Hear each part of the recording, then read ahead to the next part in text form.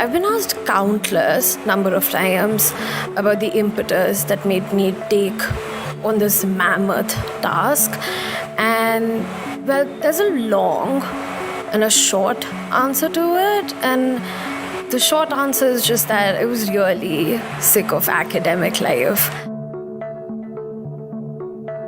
With Academy, my initial aim was to establish a publication that would be able to provide a thoughtful print antidote to the dizzying, fast-paced news cycle, one that would engage with, or rather even make central aspects of public discourse which were newsworthy, but treat them reflectively and slowly. A publication of social, political, and cultural inquiry, one that would help us make sense of our many histories, provide some necessary context to our varied experiences of the present, and the challenges that lie in achieving a kinder, equal, democratic future. And I'd like to believe that with every passing day, we achieve one new milestone towards these foundational goals. That being said, we're still a very, very young publication. We're a very small team. And one of the biggest challenges that we're facing right now is figuring out how to lend our platform to voices that are often marginalized in the mainstream press in India.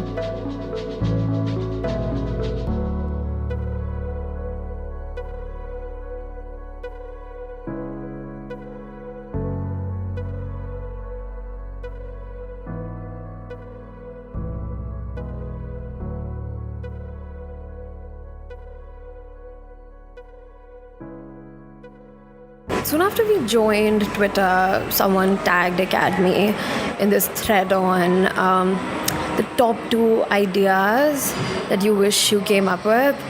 And it's not before that point that I thought that this was like some unique phenomena that we had stumbled upon. It was just a political online magazine with pretty pictures and a lot of colors.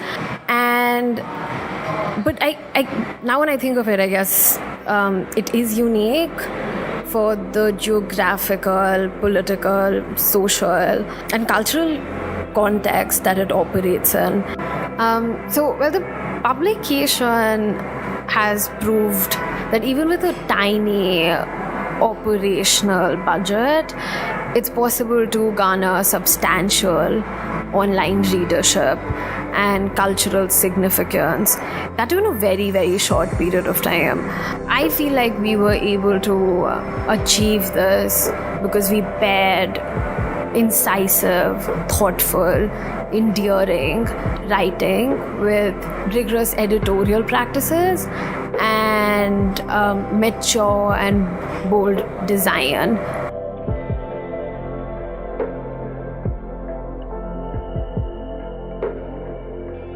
Visuals serve a very clear goal for Academy. It's to capture the reader's attention on Instagram or on web, sort of invite them into reading and hope that the writing hooks them into completing the entire article. So when Charu and I work together to figure out the cover, there's always this question of, while keeping this goal in mind, there's always this question that should it be like a subtle invitation or should it be like visual clickbait?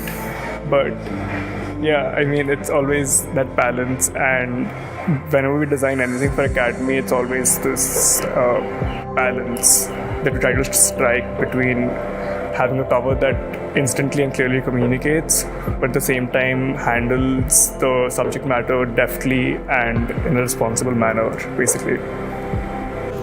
Basically, with the requisite amount of nuance, both written or visual, can deter trolls who are operating on binary concepts and seeking targets that fall within them. Yes, true, we still get some hate, but compared to other like-minded publications in India, we could say that we've been comparatively unscathed. We've been very careful to ensure that the visual depictions aren't literal or sensationalist, but rather to make a visual point with the design that complements the writing. So those who want to hate, don't go beyond the first side.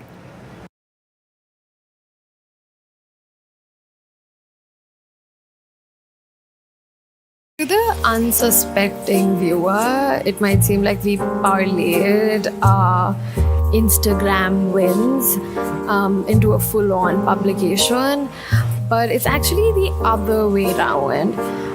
And we were quite ironically never interested in the cyber hustle.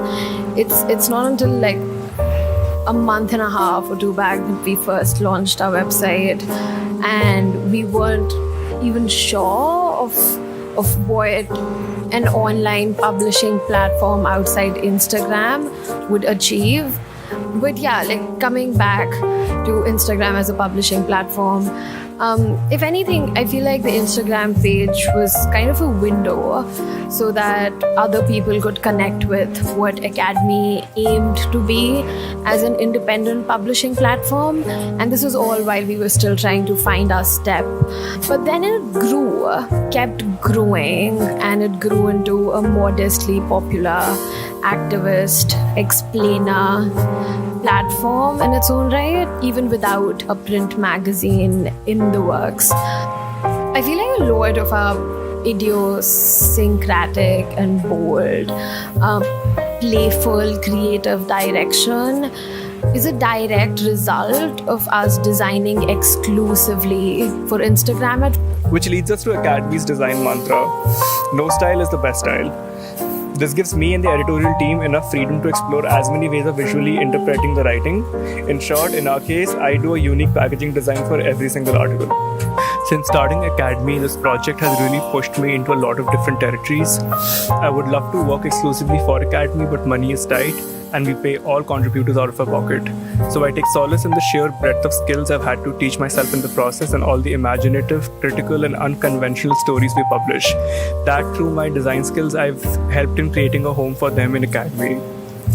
I know that this is a type event, but I really just want to use this opportunity to talk about texture, which has become a core tool that I rely on when I design covers for Academy. While I mainly use it as a stylistic element, adding another dimension to what are currently digital-only artworks, it also creates an interesting contrast. Since most of our viewership accesses the published material via mobile devices, crafty use of textures lends the visual effect of tactility. This is why we wanted to start a print magazine. Tactility, the touch, the feel, and the look of the material objects is extremely interesting to me as a designer. By texture, I don't mean a layer with overlay blending mode in Photoshop, but how being sensitive to textures can manifest itself as a design choice throughout, like in the way you can combine mediums. I've used pencils, inks, crayons, and cut paper for covers for Academy. Here is a recent piece where I wrote the title with soft pastels. This was for a translation and transcript of a video recorded by an activist right before he was jailed by the Indian government. I wanted the type to be suggestive of how urgent this monologue was, like a note scribbled very hurriedly.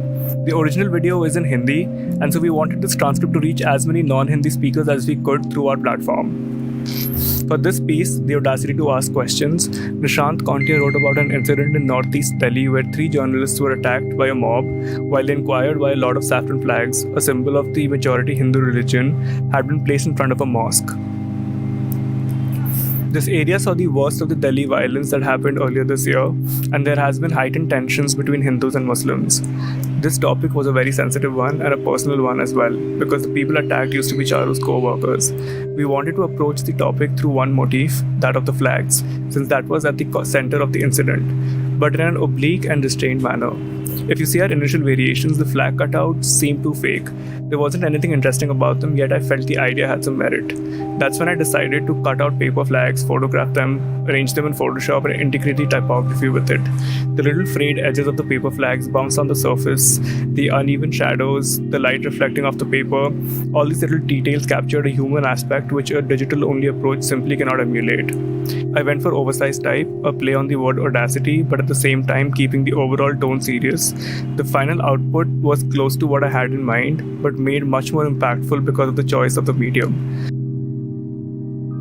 while meeting deadlines is super important.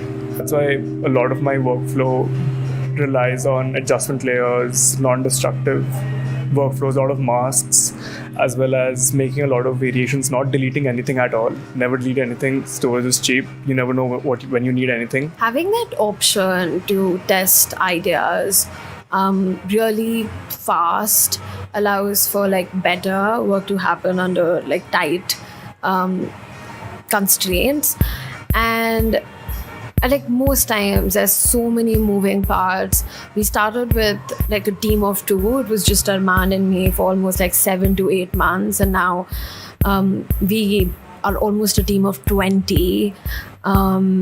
And most of us are volunteers, and most times we have multiple stories in the works at all times, but often it's a really, really quick turnaround. Like Aarman said, we're not a news organization. We publish commentary, opinion, personal essays largely, but yeah, most of them still have to in some way or the other respond to what's newsworthy. So it's important to be mindful of those tight deadlines and at least attempt to keep up with the news cycle. I actually didn't know this world of design and illustration existed until Charu showed me all these publications in my first year in New York. It obviously blew my mind. In my second year, I had the pleasure to attend classes taught by Gail Anderson, Pablo Delcan, Ben Denzer, and John Newman. I'm very thankful to have their unending support for this project, especially Ben Denzer. He took a very keen interest in academy and said that this was a very fresh approach to politics and design. Hello, I'm Utkarsh and I'm the photo editor at Academy magazine. Our approach at Academy has been one that emphasizes on working with our contributors rather than looking at their work in isolation. From the piece that we published on the anniversary of the revocation of the special status of occupied Kashmir with photographer Masrat Zara, we look at the editorial elements of text design and photography in conjunction such that these elements and the processes behind it remain in constant conversation. As a photo editor, perspective and context are integral components towards approaching photography at Academy. Love Pavemented is Academy magazine's bi-monthly newsletter focusing on progressive politics, philosophy, and internet culture. We offer deep dives into issues, share weird and wonderful excerpts from history, offer free resources and gems from the internet that we love, and more. Our past editions have covered Black Lives Matter, the crises in Yemen and Beirut, cancel culture, digital silencing, fake news, and so much more. The newsletter has a few defining aspects. Firstly, there is a strong visual design element, and a lot of thought goes into the aesthetics that manage to speak to all 8,000 of our readers and represent the theme in a compelling yet sensitive manner. Secondly, the newsletter relies on research and a strong narrative and expert opinions, and we have an exclusive blurb, for example, by an expert for our readers every edition. Lastly, and most importantly, I think, the Love Pavemented newsletter embodies Academy magazine's spirit of social justice, progressiveness, championing the truth, and really allowing the reader to think critically along with us using research and design. Hi, I'm Sky Arundhati Thomas, and I'm one of the editors over at Academy Mag. At Academy Mag, our editorial and also design policy is first and foremost to create a supportive, nourishing and encouraging environment for our contributors, whether they're writers, photographers, artists, illustrators. From an editorial point of view, we create an atmosphere in which the writer can go as far as they want to go with their argument, with their ideas. We don't want them to feel reserved or shy from critique or nuance, which is very important to us during this extremely binaristic and polarized contemporary political moment.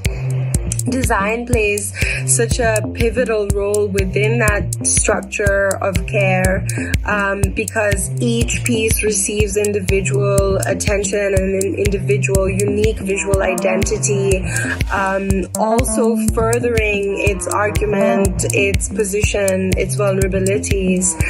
And we're also working with the kind of short attention economy created by the social media landscape. And so having a strong visual identity certainly allows for our pieces to have a broader reach and also have a much more engaged audience. We're also working during a time when intelligent media landscape, and so having a strong visual identity certainly allows for our pieces to have a broader reach and also have a much more engaged audience. We're also working during a time when intelligent algorithms are trying to, take things down or censor certain points of view. And so by taking a very playful but also, again, rigorous approach to the design identity of each piece, we're able to develop a level of visual sophistication that hopefully isn't that easy to either predict or track. So yes, we take what we do very seriously, and we have some big plans for the days and years to come. So thank you for your support, and please read us.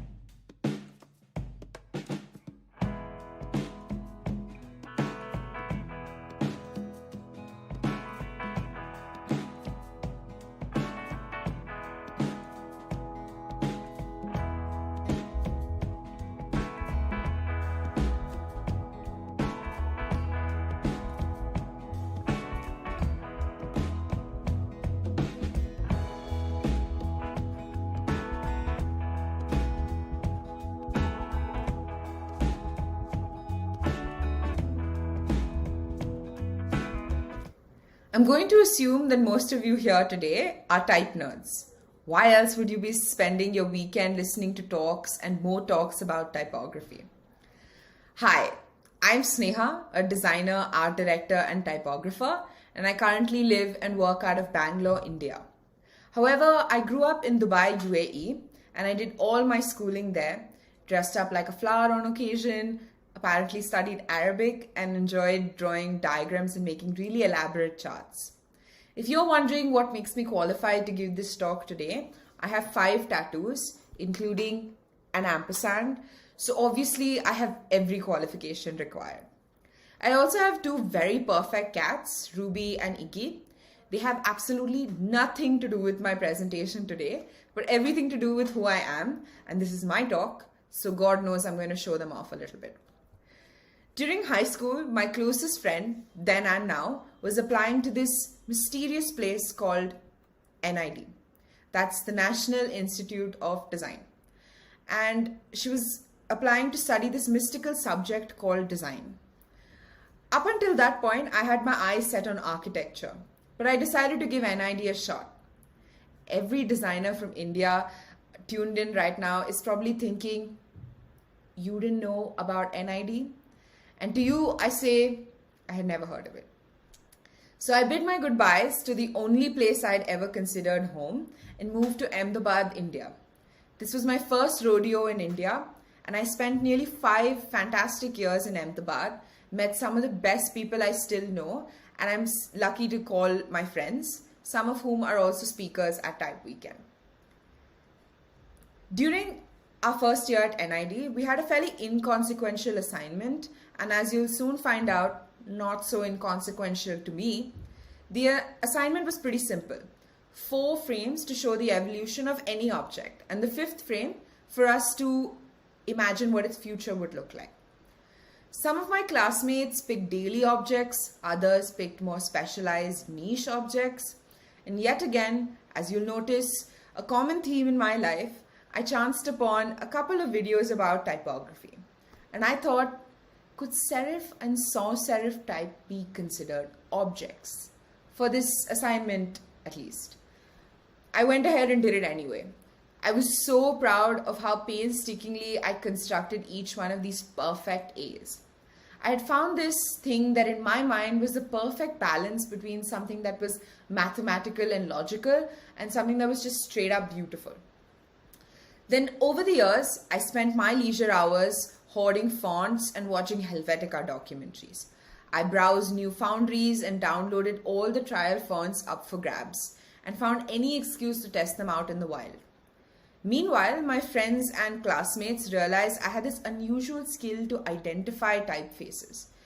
They would ask and take my advice on their font choices for their designs and documents. I never paid too much attention to this. All I kept thinking was, why is this so hard for everyone? They're just letters and words. How and when did I give myself the permission to love type? So finally, in the summer of 2018, almost as a joke, but also because I finally had some time to work on my silly ideas, I sent out the first unofficial issue of Tip Top Type Tips to 10 of my most non-judgmental friends, including my sister. It was a single-page PDF newsletter in the form of an email attachment. And if you know anything about me, I had the identity and branding of Tip Top Type Tips well before I ever knew what to do with it. The contents were pretty straightforward. Some typographic basics, new and interesting foundries for readers to check out, free and paid typefaces I enjoyed trialing, details and trivia about their creation and design, most importantly, why I recommend trying these out, and finally, some articles and longer reads for those who might be so inclined. The general feedback was that the articles and the items needed to be more actionable and that the newsletter was a little too heavy with content. So I got to work, learned just enough HTML to code a weekly newsletter, figured out how to host and post it, built a simple landing page for people to sign up, and the new and improved Tip Top Type Tips newsletter was out. I sent it to a little less than 100 subscribers. This new version and the issues that follow are bite-sized. Just 3 tips an issue.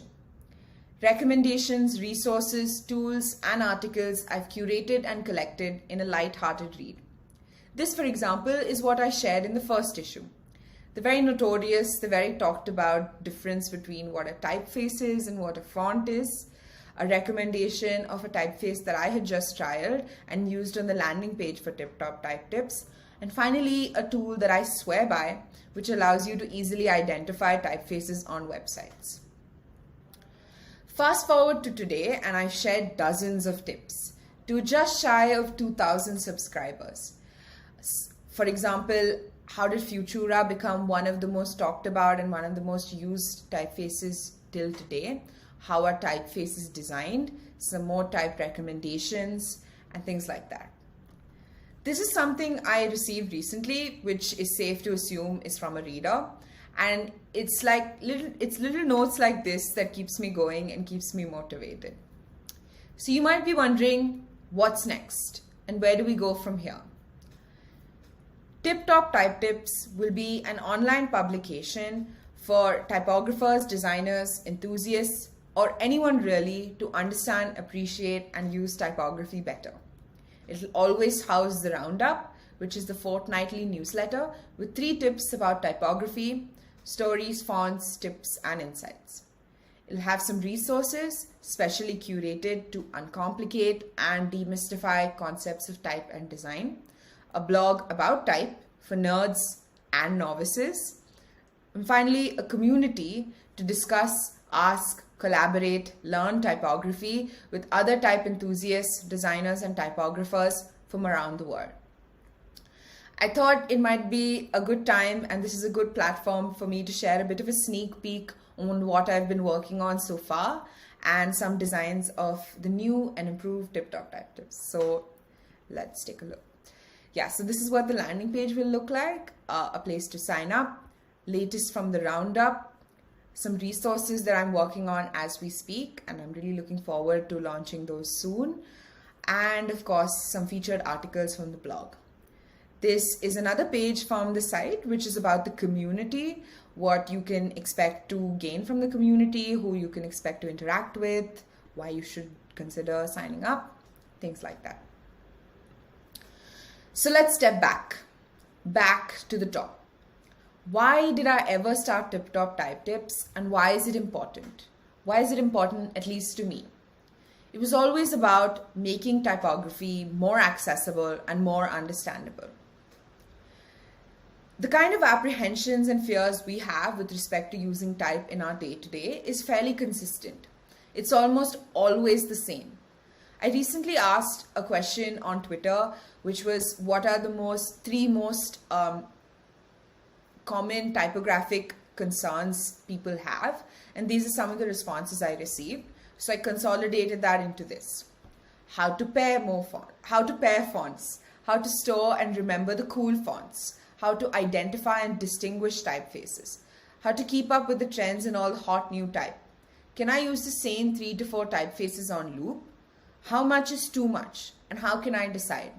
How to typeset for screens, and how to use color and weight to create hierarchy. So if you're someone just getting into design, or want to appreciate or understand design or use typography better, if there's one thing I want you to take away from today, it's this. It's a quote by the great and seriously underrated Kevin Napur from the cult classic and a personal favorite, Mean Girls. Don't be afraid to try things. Keep a few rules, ask for and take feedback. Fight for your right to use Comic Sans. Experiment and have fun with type. Don't let the haters stop you from doing your thing. That's it for me. Hope you enjoyed the rest of the talks and workshops at TypeWknd. I would love to hear your thoughts and feedbacks in the Q&A session we'll be having post this. Feel free to drop me an email. And if you'd like to hear more from me and Tip Top Type Tips, follow us on Twitter. And please do consider subscribing to the newsletter at tiptoptypetips.com. Because why should the nerds have all the fun? Bye.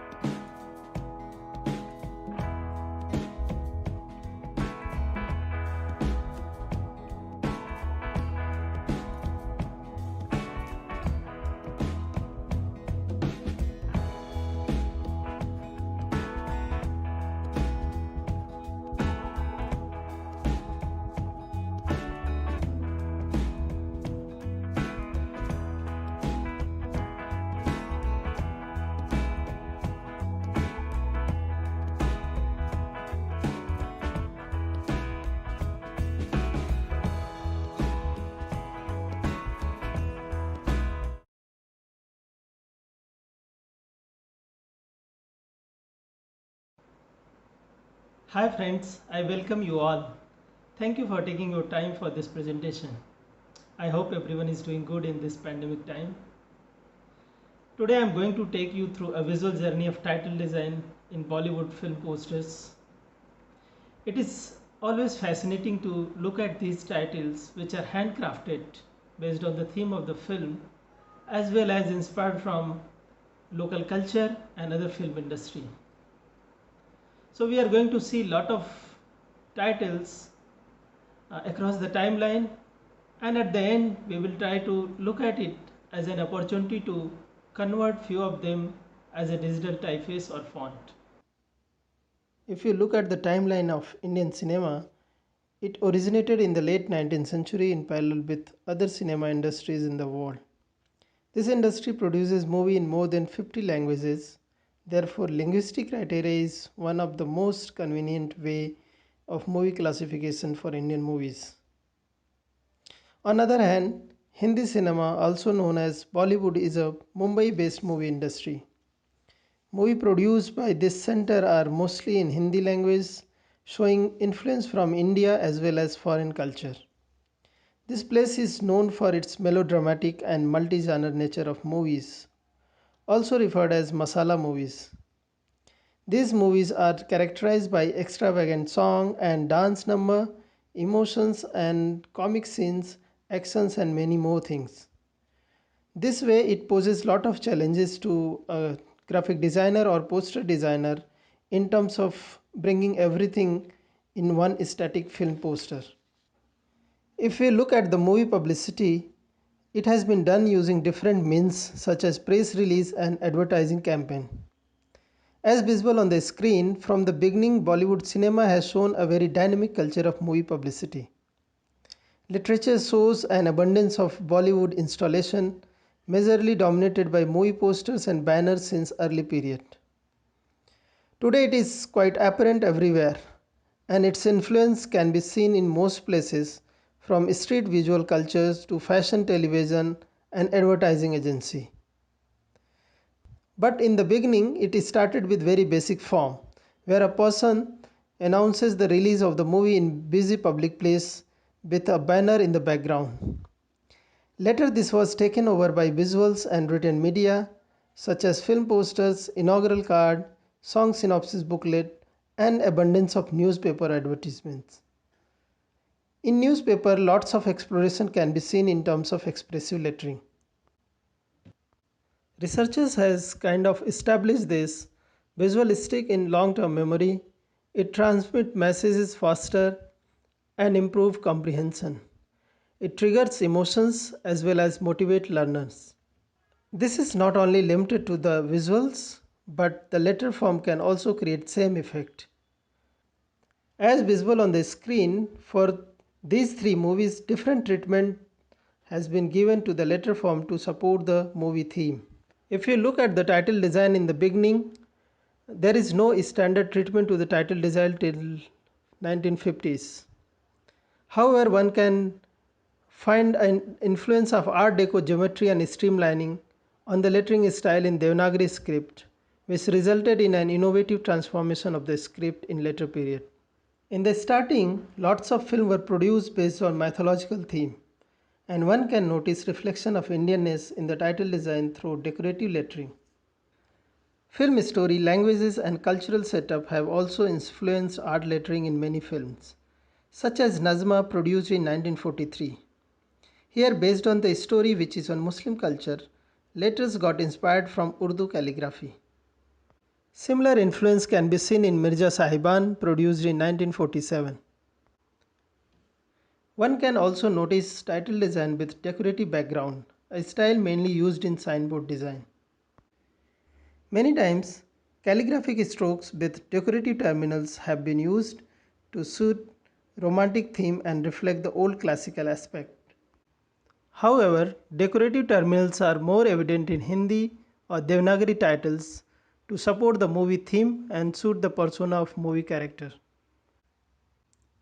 As visible in the title Kanhaiya, juxtaposition of image and text has been used as an unique tool for creating many movie titles. It helps in intensifying the meaning as well as makes title as an integral part of the composition. 1965 release guide have used very unique lettering style where letters were flat and simple, which became an inspirational source for the future design. Sometimes letters attributes are directly inspired from the literal meaning of the title. As visible in the title of 1965 released Kajal, where it appears that letters have been written using fingers. The same process used to apply kajal as eye makeup, especially in the eastern countries like India and Pakistan. Many titles like 1970 release Purab or Pashchim has used staggered lettering to communicate the central theme of the movie based on the values and lifestyle in two opposite cultures, that is Indian and Western. Monumental 3D lettering style, along with juxtaposition of image and text, was key feature of titles designed during 1970s. This is another example where visual used in the poster and title complement each other and exaggerate the meaning out of the poster. Another example which shows decorative lettering. 1982 release Angur have used flowy and curved stroke to give a sense of comical and jovial mood. One can also notice letter forms directly inspired from the literal meaning of the word, that is grapes. The red color and broken texture in Earth title reflect the darker side of extramarital affair. Coolie is the another significant film from 1980s, where for the title design, letter O has been replaced with Coolie badge to exaggerate the meaning and create a direct connection with the main character and his nature of work in the film. Monumental 3D lettering with broken texture was a characteristic style from 1970s. It influenced many movies titles released in later period across the timeline. One can also notice overlapping letters arranged at different positions, highly popular in comedy genre. Figurative lettering was also popular to communicate direct meaning and support the movie theme. Digital technology brought revolutionary change and opened up many possibilities in Hindi cinema. Now one can see elegant design with smooth superimposition and visual effects such as transparency and glossy look. Use of 3D software became very common. It also provided opportunity to use 3D software to achieve realistic look in the title design. Now, if you look at these titles from genre perspective, one can notice a very distinct approach adopted from one category to other in terms of using different visual attributes for designing the title.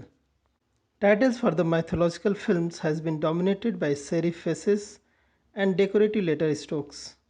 In many cases, letters has been modified into icons or symbols to provide a direct connection with the story.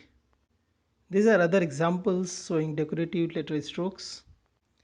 In case of mythological films, it is interesting to notice that all the primary titles has been designed using Devanagari script, and all shows decoration in their terminals and stems. This is quite opposite to the other genre, where primary title has been designed using Latin script. This is another example of titles having decorative lettering. Title design in romantic movies can be characterized by decorative and rounded letter strokes, abundance of red color, use of symbol and icons, especially flower and heart.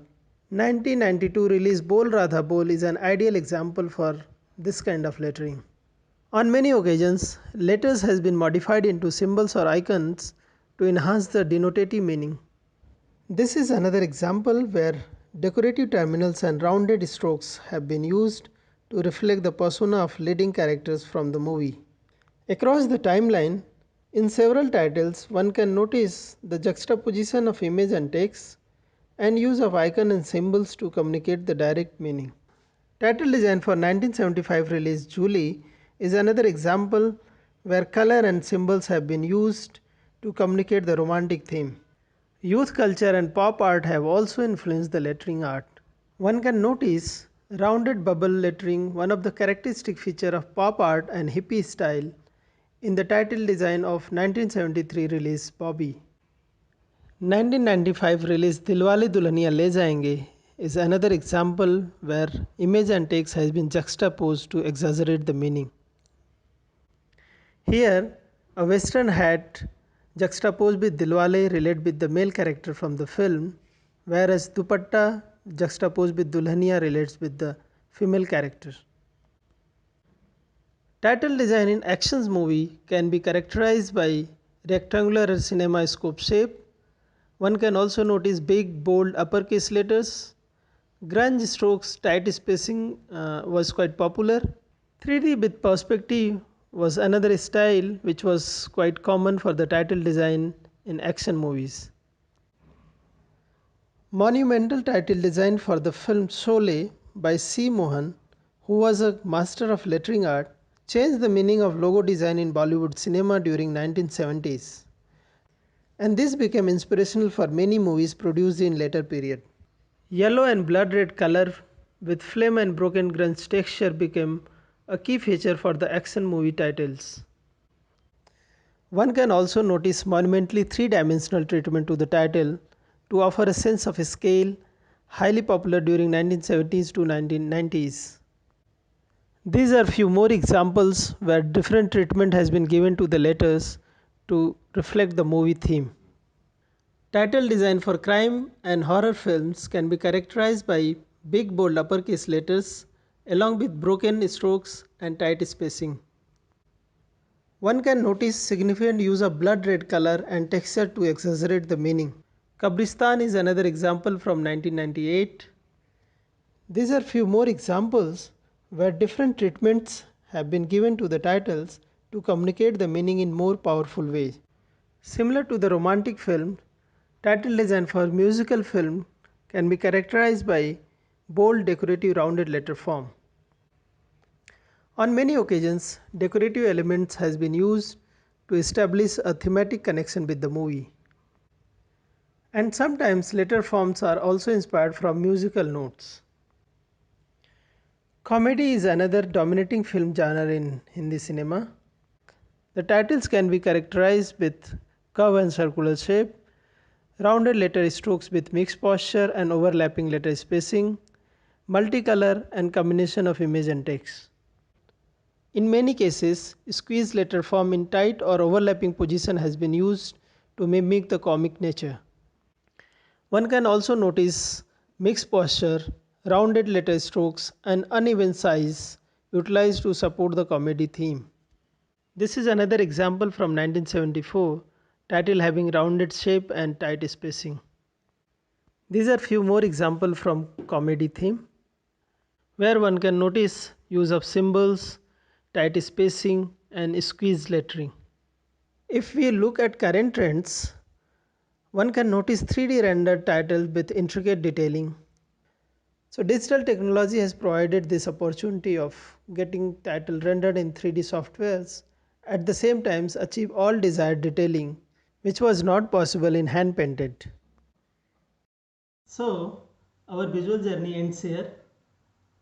We have seen lot of titles across the timeline where letter form has been given special treatment so that it can reflect the movie theme and exaggerate the overall effect. Now, if you can plot some of the letters from these titles across the timeline, we can clearly see there is a kind of trends, and letter has evolved depending on the available technology as well as getting influence from the movie theme. Initially it was very flat 2D structure, gradually it changes to 3D with a lot of decoration and texture. Colors become very prominent, and in the later period, because of introduction of technology, it become very easier for a designer to achieve a realistic look in the title design through 3D rendering and intricate design. If you look at these letters, some of letters shows a very unique style and have a kind of potential to be converted into a digital typeface or font.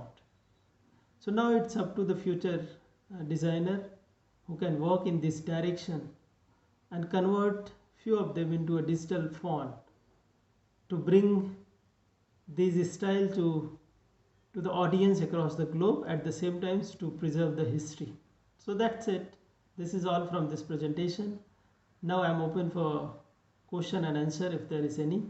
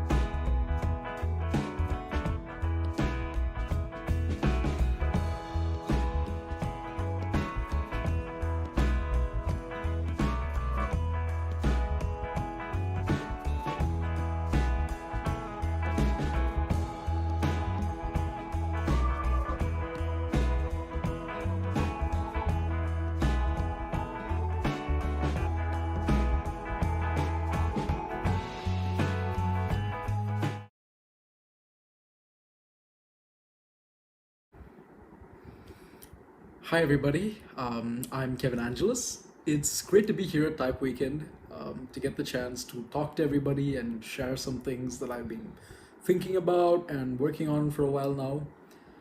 This is the first time that I'm ever doing something like this. I've never really spoken at a conference before, so I'm sorry if it's a bit awkward. Anyway, I'm a designer from Chennai, which is a city in the southern part of India. And today I'm going to talk about a project that I started a couple months ago, around the beginning of 2020, back in the before times when things were a lot more optimistic and the world didn't seem to be on fire all the time. The project was called Indian Ephemera, and I really hope this isn't going to get too preachy, so I'm just going to try and keep it concise and not just ramble off into space. So Indian Ephemera is a repository of design objects and design solutions from the Indian subcontinent. At present, you can find us on Instagram at Ephemera India, and there's a website, a zine, and a bunch of other cool stuff in the works, so please check us out.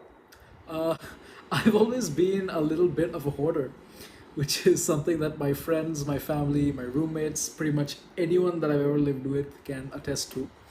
And collecting random tiny little things, from coasters and bus tickets to posters that were, let's just say I borrowed them from places like street corners and tea shops. But collecting these things that I found interesting was something that always fascinated me. So this project is kind of a manifestation of that. This massive visual hoard of things that I can draw from and I can look at from a specific context when I want to. So a little bit more about myself. I am a recent graduate of design college. I finished my final semester of design school from the DJ Academy of Design, which is a college in Coimbatore, another city in the south of India. And while we had a great curriculum, we did learn a lot about design history in class. We were taught predominantly about the Bauhaus and design movements that happened in places that weren't India. It was this very white people centric way of design, almost as if nobody else anywhere else contributed anything to design. This for a while ended up influencing my entire outlook of design, since for the most part that's what I saw as design, something that's ordered and minimalistic and created in a studio on a laptop running the Adobe suite. See, for about 4 years ago, I barely had a clue what design was, that this thing is a career and that people could make a living out of it. And even though I had a ton of fun doing a lot of stuff that would technically be considered design, from drawing letters for a made-up language that I did as a kid to putting together posters and branding for events in high school, this sanitary, studio-bred kind of version of design seemed to be at odds with that. In my second year though, I was shown a TED Talk by Chimamanda Ngozi Adichie, who is a brilliant writer who grew up in a university campus in Nigeria, who talked about the dangers of having, a single story, like one particular narrative, which kind of prompted a later discussion with a group of my friends in the hostel that we stayed in, who all lived in the same corner. And we talked about representation in design, which kind of led me to think, to me, I believe that design is essentially just a tool of communication that solves problems. And in some cases, I began to feel that by designing in a specific way, I wasn't necessarily approaching the problem in the right way. And that doing things the way they had been done so far isn't and wasn't the only way that they should or could be done. So Indian Ephemera was born out of this looking for roots, trying to define what Indian design is as something that is pluralistic, as an amalgamation of all of its influences. We draw these lines between design and craft, between design and what we call vernacular design, and we tend to create our own little designer bubble that tends to influence itself. Like I've seen Indian designers from design schools get influenced by and inspired by other Indian designers from design schools. So that ends up being like a little self-fulfilling circle that just goes around. So Indian design can root itself in our own needs, in our own materials and our own traditions to solve our problems. And by looking at the way that we've solved these problems since forever, we can find better ways to solve new problems. So there's this strange dichotomy between the ideas of what is good and what is bad design. But I personally feel that bad design is just good design in the wrong context. If we look at design as a whole, as a problem solving paradigm, then by nature, if it solves a problem, it is good. And we as designers, and maybe this is just an Indian thing, we often end up designing devoid of the context of everyday and local use, which is to say that the vast majority of design and design solutions that we interact with on a regular basis, or for that matter, commissioned by design clients, are not really within the magic circle or the Lakshman Rekha of what we call good design by good designers, or even for that matter, immortalized in the canon of design education that we learn from, even if it is from an Indian school. At best, we tend to selectively pick and choose, maybe even appropriate aspects of one of the many visual vocabularies in the subcontinent that are seen as quirky or kitschy.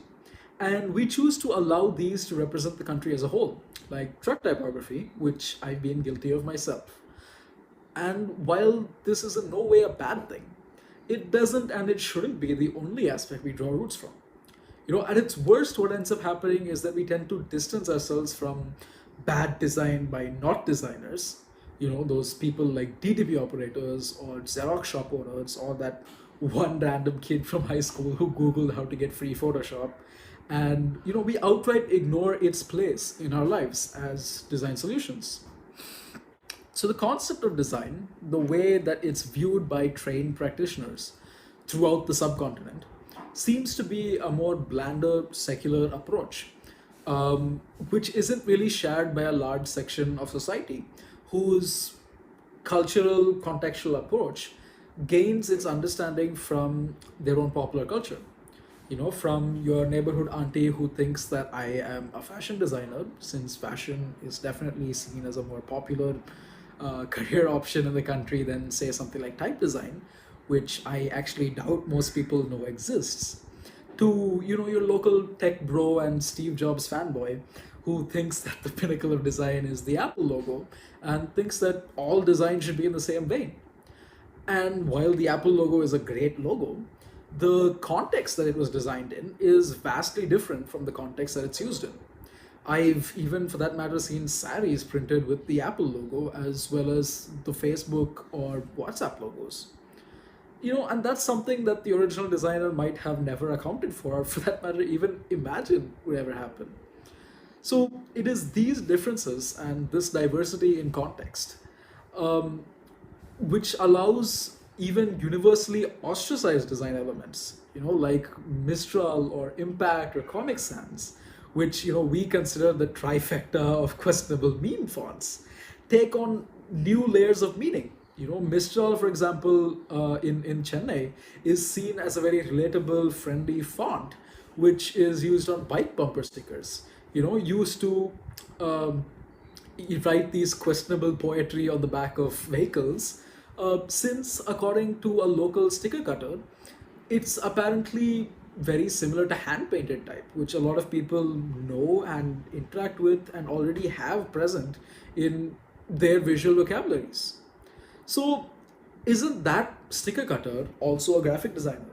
He does create the solution to a given need. He combines information and a visual to communicate something. It's just that he lacks the vocabulary to call himself a designer. Our own history in the context of design is fairly limited. But what if we drew context from different roots?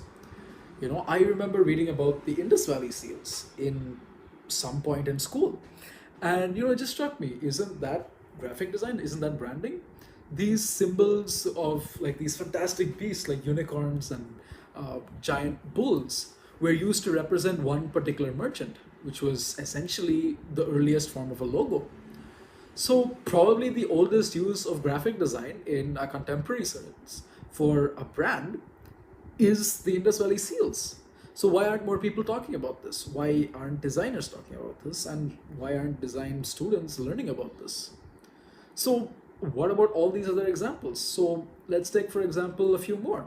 What about these bricks that convey information about the manufacturer? So the initials are embossed into the brick itself, and in a very specific form follows function kind of way to identify the makers of a substandard brick. That might be adulterated clay, or that might be large chunks of gravel in the bricks, and that could cause property damage. And once the property is damaged, it's just a very easy way to find out who's responsible, since you can just see the name on it. Or these hand painted posters, which are painted by Rama Chandraya, who is a sign painter from Hyderabad, and he designed these to be photocopied on these massive sheets of copy paper, and we pasted on street corners and under bridges, and these are made for some of the biggest movies in modern times. But they serve as an alternative to traditionally printed posters, which some smaller single screen theaters can't really afford in India. Or what about these brutalist Xerox labels, which are used for disinfectants? They're packaged in a very iconic design element on its own, which is the Coke bottles. And they are just the furthest thing from minimalist. They go so far as to visually depict every single possible use of the disinfectant right there, right up front in front of you. So you've got like a car, you've got like a truck, and like a gas stove and floats and all these different things. So you see, I can only speak about the context that I know, the context that I experience and interact with on a regular basis. But the world is this massive place. It's a very diverse place, and we have so many cultures, not just based on geography, but also based on politics, based on religion, based on the entertainment that we consume, or even based on how we deal with problems. So how many different possible solutions are there? How many different ways of approaching a problem can we see? Like personally, I'd love to see, like a Cuban ephemera, or a Mongolian ephemera, or a Rwandan ephemera, or, something as very specific as goth movie poster ephemera of the 19th century in Mexico. And you get the point, right? Like, we need to look at our past. And the context that we design in needs to be looked at as well, so that we can create new movements, new solutions and new visual vocabularies for our future, and new visual vocabularies that aren't limited by the binary of good and bad design. So that brings us to the end of this talk. But before I wind up, I'd just like to thank TypeWknd for giving me this opportunity. Anaga Narayan for pushing me to do this and helping out a lot, and my friends and family who have contributed to the multitude of discussions that have eventually led to this project. So thank you all, and thank you guys.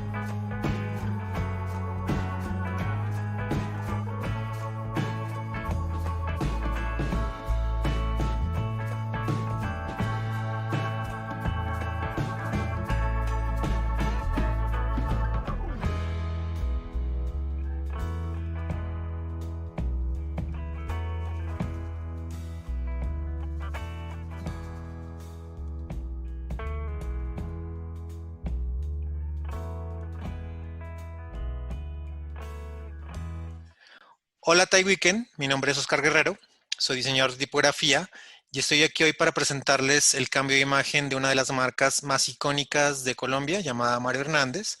Y para ellos nos acompañan Lorenzo, Sebas y Jay, quienes hicieron parte del equipo creativo. Y los dejo a ellos para que se presente cada uno.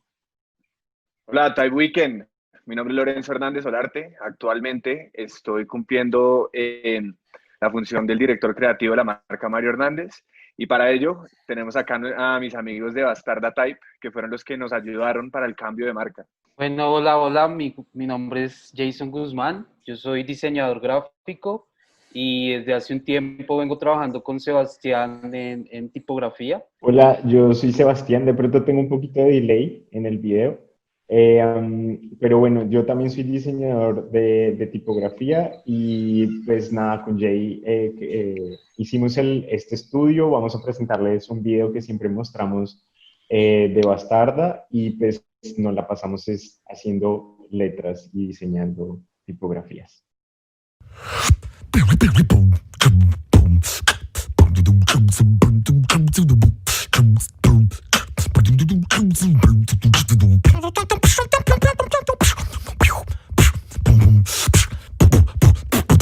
Bloody, bloody, we likes to fall.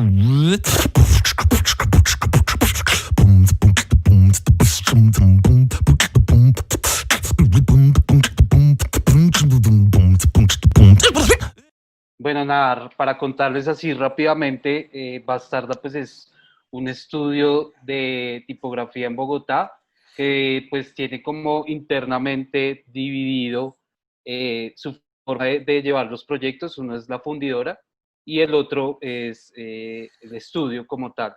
En la fundidora pues nos encargamos como de hacer tipografías custom o también retail que pues vendemos en nuestra página web. Y la otra parte es el estudio, que pues se les cuenta un poco cómo es. El estudio se enfoca en marca, en identidad de marca o branding, y esto nace también pues por el conocimiento que Jay y yo tenemos antes de formar el estudio de tipografía, pues nos dedicábamos a hacer marcas, entonces unimos como esos dos mundos en un mismo estudio que sería Bastarda. Y eso es lo que nosotros llamamos Type Branding Studio de Sonia. Y ahí fue que conocimos a Lorenzo para el proyecto que les vamos a presentar hoy. Muchas gracias chicos por esa presentación. Y ahora Lorenzo, ¿por qué no nos cuentas un poquito de la marca de Mario Hernández y de su trayectoria? Bueno, hoy en día Mario Hernández tiene 63 tiendas a nivel mundial. Es una marca que por más de que sus inicios empezaron en la marroquinería, ha, digamos, diversificado su oferta y hoy en día es una marca de accesorios de lujo. La marca Mario Hernández fue fundado por Mario Hernández Zambrano, una persona cuya historia resuena mucho con el pueblo colombiano, una persona que fue desplazada por la violencia y a los 10 años quedó huérfano y quedó encargado de una familia con 4 hermanos. Él en 1978 abre la fábrica marroquinera donde él buscaba crear un producto que no encontraba en el mercado, un producto con una calidad que no existía. Entonces, desde su principio, la marca Mario Hernández siempre ha buscado la exclusividad a través del diseño. Nosotros nos dedicamos a la creación de piezas únicas, hechas en cuero, 100% hechas por manos colombianas, acá en Bogotá, Colombia, y lo hacemos con mucho amor. Y este año nosotros hicimos una evolución de marca, que precisamente por eso es que acá estamos con los muchachos de Bastarda. Gracias, Lorenzo. Bueno, entonces empecemos. ¿Por qué no nos cuentas por qué buscaron un estudio de diseño tipográfico para este cambio de imagen? Buscar la exclusividad a través del diseño. Sin embargo, nos dimos cuenta que nuestros elementos gráficos no necesariamente estaban hablando de una exclusividad. Este era nuestro logotipo anterior, que como ven es una variación de Dido, donde no necesariamente es una fuente original, y en el mundo de la moda sabemos que esto es un sinónimo de la moda. O sea, uno lo puede ver en cualquier marca que quiere verse de moda. Entonces, ¿qué es lo que nos pasaba con esto? Uno, el logotipo no se veía exclusivo, y segundo, los altos contrastes y las serifas no nos ayudaban al marcar sobre cuero, que pasaban cosas como estas. Entonces nosotros, por tener esos contrastes tan altos en el logotipo, lo que pasaba es que la tinta como que se vomitaba. Entonces las letras ya no se podían leer bien. Si ustedes, digamos, ven en este momento, la M no se lee bien, la A, creo que no hay ninguna letra que se lea bien. Entonces estamos buscando dos cosas muy claras. Una, exclusividad, tener letras propias, y dos, que marcara muy bien sobre cuero. Y en cuanto a los requerimientos, ¿qué nos puedes contar? Claro, Oscar, digamos, nosotros estábamos buscando es sí o sí tener un logotipo exclusivo. No queríamos un logotipo que existiera como una fuente, queríamos que las 10 caracteres de Mario Hernández estuvieran únicas y que no existiera en ningún momento como una fuente. Vimos la necesidad de tener un monograma más con el fin de poder tener y crear herrajes para producto. Y último, era muy necesario tener toda una tipografía complementaria que podría empezar a construir ese universo Mario Hernández y que pudiéramos tener algo que fuera únicamente y exclusivamente nuestro. Genial. Pues nos pueden contarnos, si quieren, los tres, qué se quería y qué se logró en este proyecto. Sí, perfecto. Digamos, la marca se reinventó bajo el concepto del lujo colombiano, donde la marca agarraba digamos, esos momentos culturales del pueblo colombiano y exaltarlos a un nivel de lujo. Entonces vimos la necesidad de no solo crear elementos exclusivos, pero que fueran creados por manos colombianas. Acá fue cuando yo contacté a los muchachos de Bastarda, que digamos creo que es interesante que ellos nos cuenten cómo fue ese primer contacto y nosotros qué fue lo que le pedimos a ellos.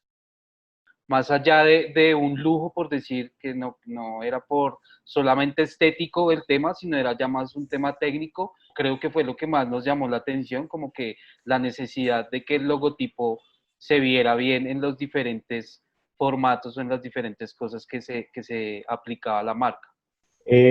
Sobre el logotipo, que fue como por donde arrancó el proyecto, o sea, realmente esto es casi que como la línea de tiempo, igual como surgió en el proyecto.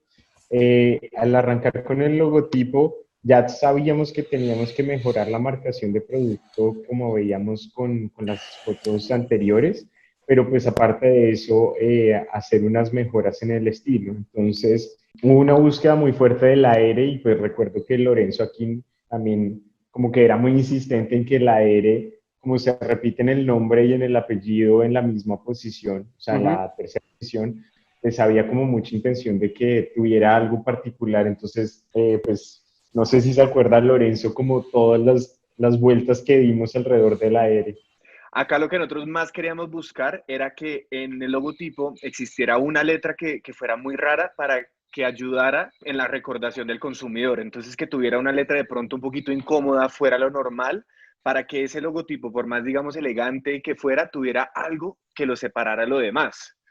Sí, igual siempre tratamos como de llegar a una forma rara, por llamarlo de alguna manera, pero sin salirnos como de esa estructura que ya veníamos del dibujo del resto de las letras. Ya la R tenía que tener ciertas características que tenían las otras letras, entonces ahí fue cuando encontramos como esa parte que se podía jugar un poco para salirnos de lo común, era de esa salida, ese trazo de salida de la R. Y digamos, ¿se acuerdan, muchachos, que cuando yo les llegué con el tema del logotipo, yo lo que les decía es que el logotipo original de la marca, cuando se hizo pues el branding en el 95, era un poquito a eso a lo que le queríamos apuntar. Ese logotipo en ese entonces estaba pues typeset en Fritz Quadrata, y nosotros agarramos Fritz Quadrata y básicamente la transformamos en algo que fuera nuestro. Entonces ya sabíamos que las serifas no nos estaban funcionando.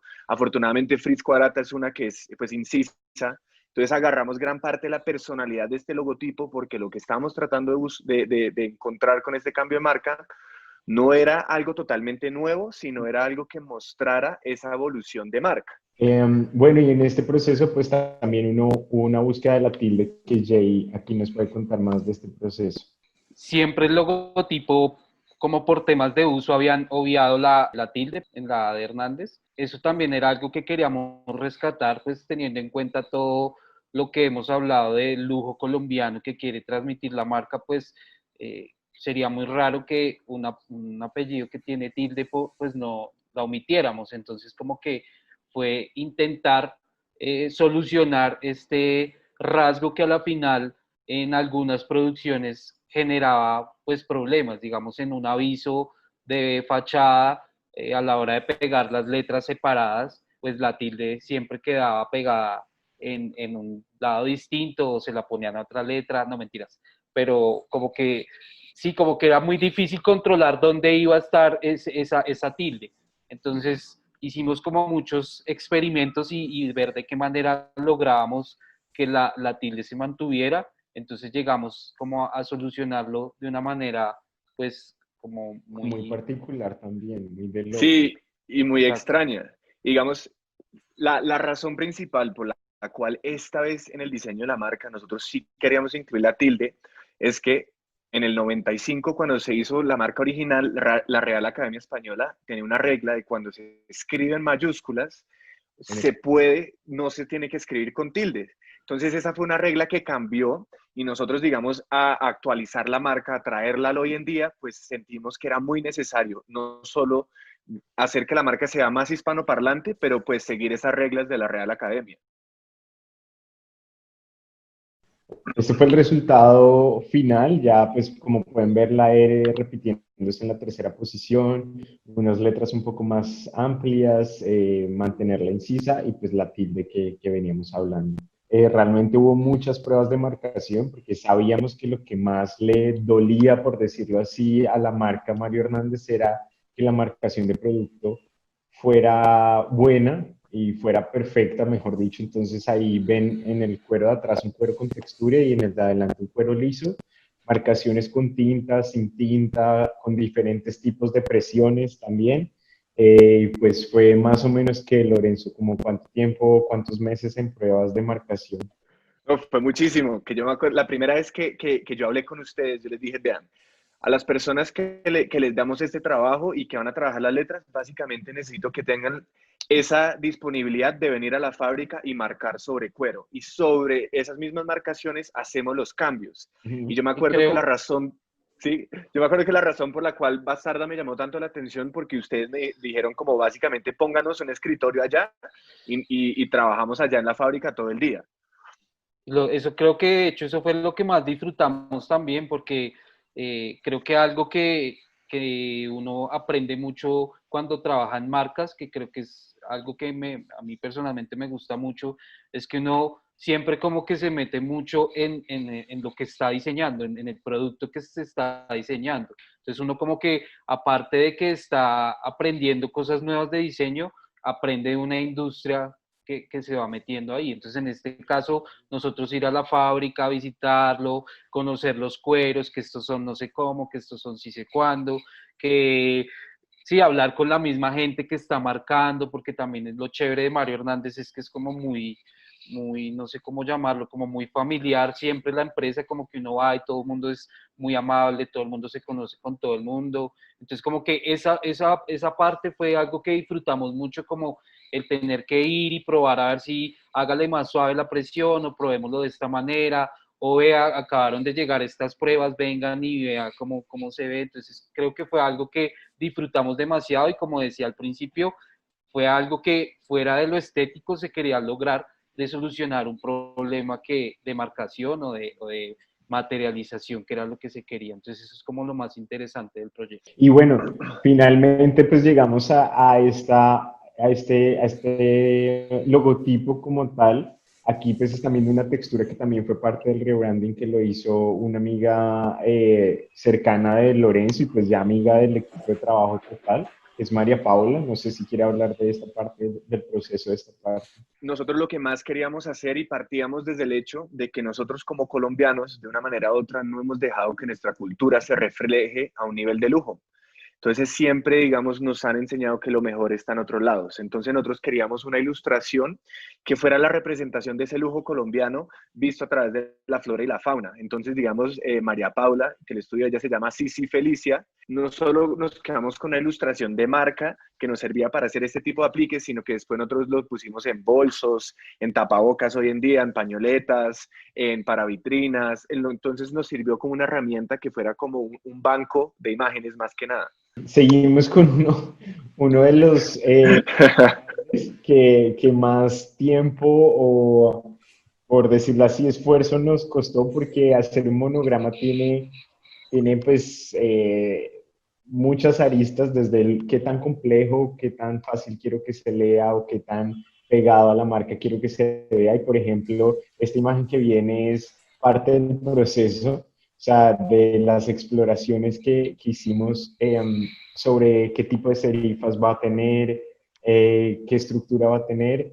Y bueno, en ese proceso, pues la verdad hicimos 1000 intentos, fue Todas las una pruebas búsqueda que muy... pueden existir, yo creo. Sí, sí. Sí, ahí fue chévere también porque como que había muchas dudas en el momento de arrancar también. A veces se quería una cosa, pero en el momento de aplicarlo de pronto no tanto. Entonces como que hay muchas decisiones que fue probemos y vamos viendo qué funciona, qué no funciona.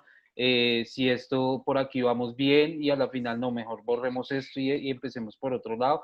Esto es como un resumen súper pequeño de la cantidad de cosas y pruebas que hicimos, pero pues siempre la idea era como darle ese lujo y no sabíamos cuál era el equilibrio de qué tanto quería verse igual a las letras del logotipo o qué tan alejado quería estar. Entonces ahí fue como el vaivén, por decirlo así. Que de hecho, en este ejemplo como tal, fue que nosotros casi que hicimos borrón y cuenta nueva, porque esa fue la vez que ustedes vinieron a la fábrica y yo les decía, pues, de hecho lo decíamos todos, como no, esto se parece a los Yankees, esto parece como, nos estamos pareciendo más a un equipo de béisbol que una marca de lujo. Y era lo que nosotros estamos viendo que pues puede que sea por las terminaciones que tenía o digamos por ese juego, las letras, pero básicamente este que ustedes ven acá marcó como ese borrón y cuenta nueva para lo que ya fue el resultado final. Sí, total, Percy. Este es el resultado.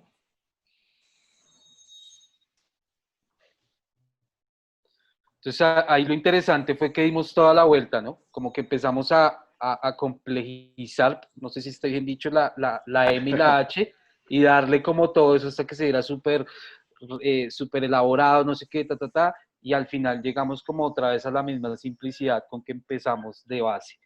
Como que no llegamos a esto por querer hacerlo más fácil, sino dimos como toda una vuelta para definir realmente qué era lo que necesitaba la marca y a la hora de materializar qué era lo que más iba a funcionar. Es como algo que decimos siempre en el estudio, es como tratar de subirle mucho el volumen y después comenzar a bajarle el volumen. Es más interesante trabajar así porque ya uno sabe que fue muy lejos y comienza a devolverse.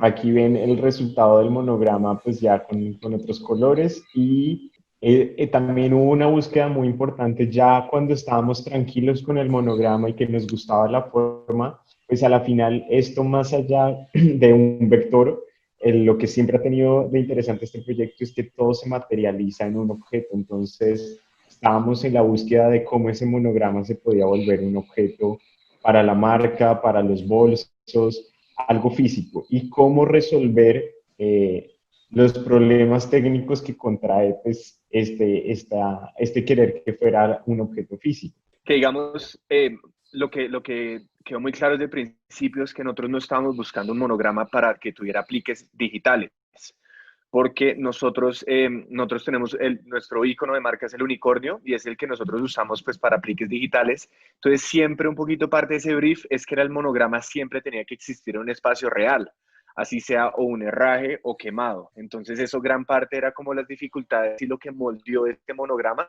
para que sea lo que es hoy en día. Pero a la final creo que también para el estudio fue como lo más emocionante, saber que eso que Sí. estaba ahí uno nodo a nodo tratando de cuadrar se iba a ver después en una pieza hecha, eso era chévere porque Lorenzo nos mandaba fotos y no nos aguantábamos las ganas y íbamos hasta la empresa a ver las Cuando piezas. llegaban los herrajes, Entonces que básicamente sí, cuando llegaban los herrajes importados, porque nosotros fabricamos herrajes afuera de Colombia, cuando llegaban eso era pues, era como unos niños abriendo las cajas de Navidad porque era ver qué tal había funcionado, porque era algo muy interesante ver como una letra al cambiarle el contexto y digamos, por ejemplo, a cambiarlo a que está hecha en plata, está hecho en metal, se empezaba, digamos, como a volver como más gordita, no era tan definida. Acá hay otras pruebas ya del monograma también aplicado, algunas impresiones del logotipo que también pues en esto sí, afortunadamente para Sebas, que disfruta mucho gastar papel, imprimiendo y haga pruebas, pero creo que es algo que en este caso era indispensable para lograr lo que se quería. Acá lo interesante es que con todas estas pruebas de marcación y sobre todo porque sabíamos que iba a haber un tipo de marcación en el mismo metal, terminamos diseñando una versión para tamaños micro de un monograma que pues obviamente era la primera vez que hacíamos esto a este nivel, por supuesto. Entonces, como que este proyecto de querer marcar algo y saber que funciona bien nos llevó a este extremo de diseñar estos dos, en donde pues estuvimos como muy a la búsqueda de que sobre todo esas contraformas triangulares pues se vieran bien. Entonces, realmente como que todo este proyecto abarcó en cuanto a funcionalidad e identidad, pues muchísimo trabajo. Sí, que digamos, cuando esto pasó, porque nosotros estamos, era algo de 3 milímetros, que necesitábamos hacer un herraje El que de tuviera el mono. las Exacto, cremalleras. ajá, que era para los pullers, que básicamente era un Eso. monograma de unos 5 milímetros o 3 milímetros, no me acuerdo cuál. Y cuando ensayamos con el que nosotros teníamos, la parte de la mitad como que se desaparecía porque ya era demasiado chiquito. Entonces, pues los muchachos se echaron esa investigación de ópticamente cómo podía funcionar eso, y la verdad es muy bonito porque en verdad se ve muy bien puesto cuando uno ya lo ve en ese tamaño micro. Bueno, aparte también ya empezamos pues a jugar un poco con estos elementos de marca y nació como esta textura que se hizo para la marca también, como para aprovechar ciertas aplicaciones que tendría la marca también de forros y todo este tipo de vainas. Yo aquí antes de que Ya. comiencen con la parte de tipografía, yo tengo un par de preguntas. Sí, sí, Me Listo, parece súper listo. interesante el tema del monograma y el logotipo. Y yo por experiencia, pues yo sé que cuando uno trabaja con un logotipo, digamos, o el monograma posteriormente, uno trabaja como en un ambiente controlado, ¿no? Donde hay unas cantidad de letras limitadas y uno tiene que tomar decisiones concretas en ese contexto, ¿verdad? Entonces, mi primera pregunta acá para que ustedes me respondan es, ya empezaron a trabajar en la tipografía corporativa. Primero era, ¿qué necesidad había de diseñar una tipografía especial para la marca y no escoger otra del mercado que se acomodara a los conceptos detrás del logotipo? Y lo segundo, ya entrando en materia del diseño de tipografía como tal, ¿cuál fue el reto de traspasar esos valores de marca que ya tenían definidos en el logo y en el monograma a una tipografía que es un sistema mucho más amplio? ¿Saben lo que a mí me pasaba? Antes de tener la tipografía que ahorita les compartimos el nombre, la marca usaba Montserrat. Y ustedes saben que Montserrat es la tipografía que más se ve, pues es más usada a nivel web en el mundo. Entonces, ¿qué es lo que pasa? Otra vez la marca no estaba comunicando exclusividad.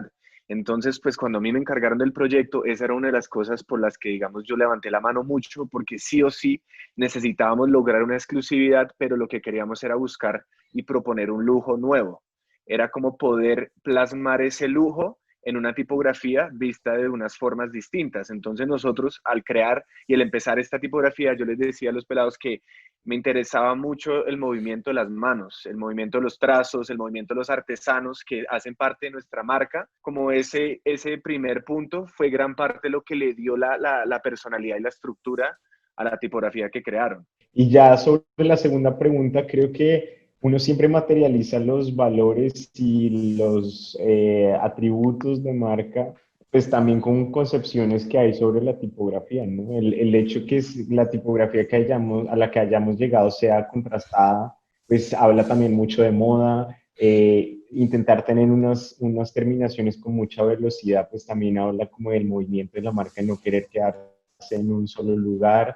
O sea, como que uno trata de bajar conceptualmente esos atributos a trazos, más o menos así. Sí, el tema de que sea una sans también como que fuera algo más contemporáneo, entonces ya si se hacía una contrastada serifada, de pronto nos íbamos a mantener en algo muy clásico y se le quería dar un poco como una frescura un poco también a la marca, entonces por eso también se tomó la decisión de que fuera sans. O sea, como que hay ciertos rasgos que van como cumpliendo estas características que tiene la marca.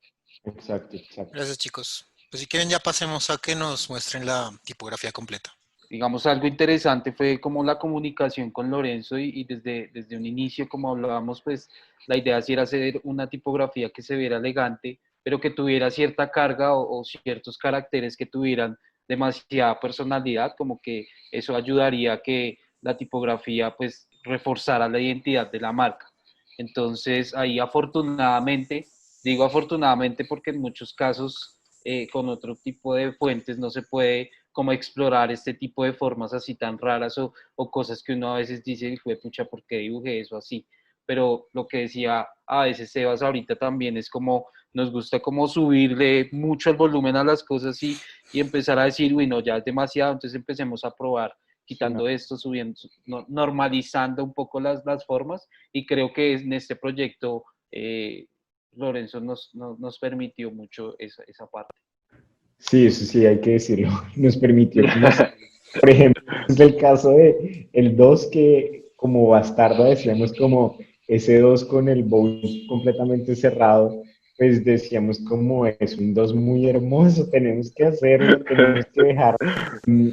Claramente pues haciendo pruebas en tamaños pequeños para marcación de precios en tienda, pues dijimos como ese 2 se confunde mucho con un Sí, 9. ahí empezó a ser un problema grandísimo para nosotros, pues porque hacer las pruebas y poner un precio a tamaño pequeño, pues es fuerte que a un cliente se le confunda un 2 con un 9 al mirar un precio o digamos al comprar unos zapatos y que se confunda eso. Entonces yo ahí sí, digamos, sí me tocó como ponerles el freno a los muchachos y decirle, no, ahí sí no podemos hacer ese 2. Sí, no sean tan loquitos, bájenle un poquito, bájenle un poquito. Sí, sí. Y bueno, aquí llegamos a algo muy definido, Jay. Aquí nos cuenta más o menos de esta estructura a la que llegamos como tal. Sí, pues más o menos era lo mismo, lo que veníamos hablando ahorita, como que se manejaron alto contraste y se le intentó dar como ese rasgo o esa rapidez de la mano con estos rasgos más rectos, por llamarlo así, en la parte de arriba de la A, como que esos cortes así daban como esa sensación de rapidez. Y aquí ya seguimos entonces como podemos ver otro uso de la fuente, ya los números, y acá se empieza a ver un poco como ya los pesos, de que regularmente los pesos uno los nombra por la irregular ball, y en este caso pues fue como ligera, fina y irregular, pues teniendo en cuenta como más el contexto en que se iba a usar y fue como de esos caprichos que digo, oiga, bacano, esto está chévere, hagámoslo. Sí que, de hecho, ya se había finalizado la tipografía, yo ya la tenía, todos nuestros diseñadores las estaban usando y nosotros habíamos hecho un esfuerzo muy grande por eliminar cualquier tipo de inglés que existiera en la marca que no fuera una traducción. Entonces nos dimos cuenta que pues tener regular, light y thin no nos funcionaba con el discurso de marca, entonces fue ahí que llamamos a los muchachos de Bastarda como no, toca cambiar eso a español. Sí, y de hecho, o sea, le dio más identidad a una la tipografía, o sea, en cambio, aquí se ve en este slide como la extensión completa, también para la marca hicimos unos iconos que se están usando en la página web que ahorita los van a ver y también están incluidos en la fuente. Y pues nada, la intención también era lograr una fuente que fuera compatible con muchos idiomas, así su idioma principal sea el español, pues hay que siempre dar la flexibilidad de escribir o pues no cualquier, pero que sí sea compatible con la gran mayoría de lenguajes del alfabeto latino. Bueno, y como veníamos hablando acá, está como que se ve todo el set de la fuente con los tres pesos que hablábamos ahorita, fina, ligera y regular. Acá podemos ver ya como en uso toda la fuente, como haciendo pruebas de idiomas para verificar que todos los acentos estén bien. Y acá vemos un video pequeño también que hicimos con Gilman, un amigo que ha trabajado con nosotros para hacer los videos.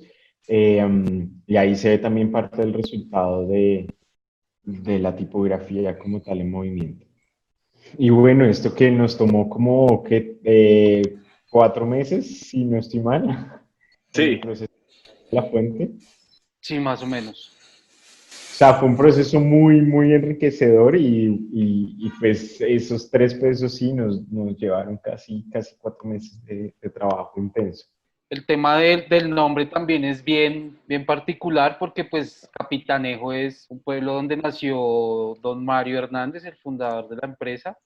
Sí, era básicamente una forma de hacerle homenaje al pueblo donde nació Don Mario, poniéndole el nombre así de la tipografía. Listo, y entonces vamos a ver acá como un poco el resultado de todo lo que estábamos viendo, de todo lo que estábamos hablando, todos estos detalles que se tuvieron en cuenta como para el resultado final.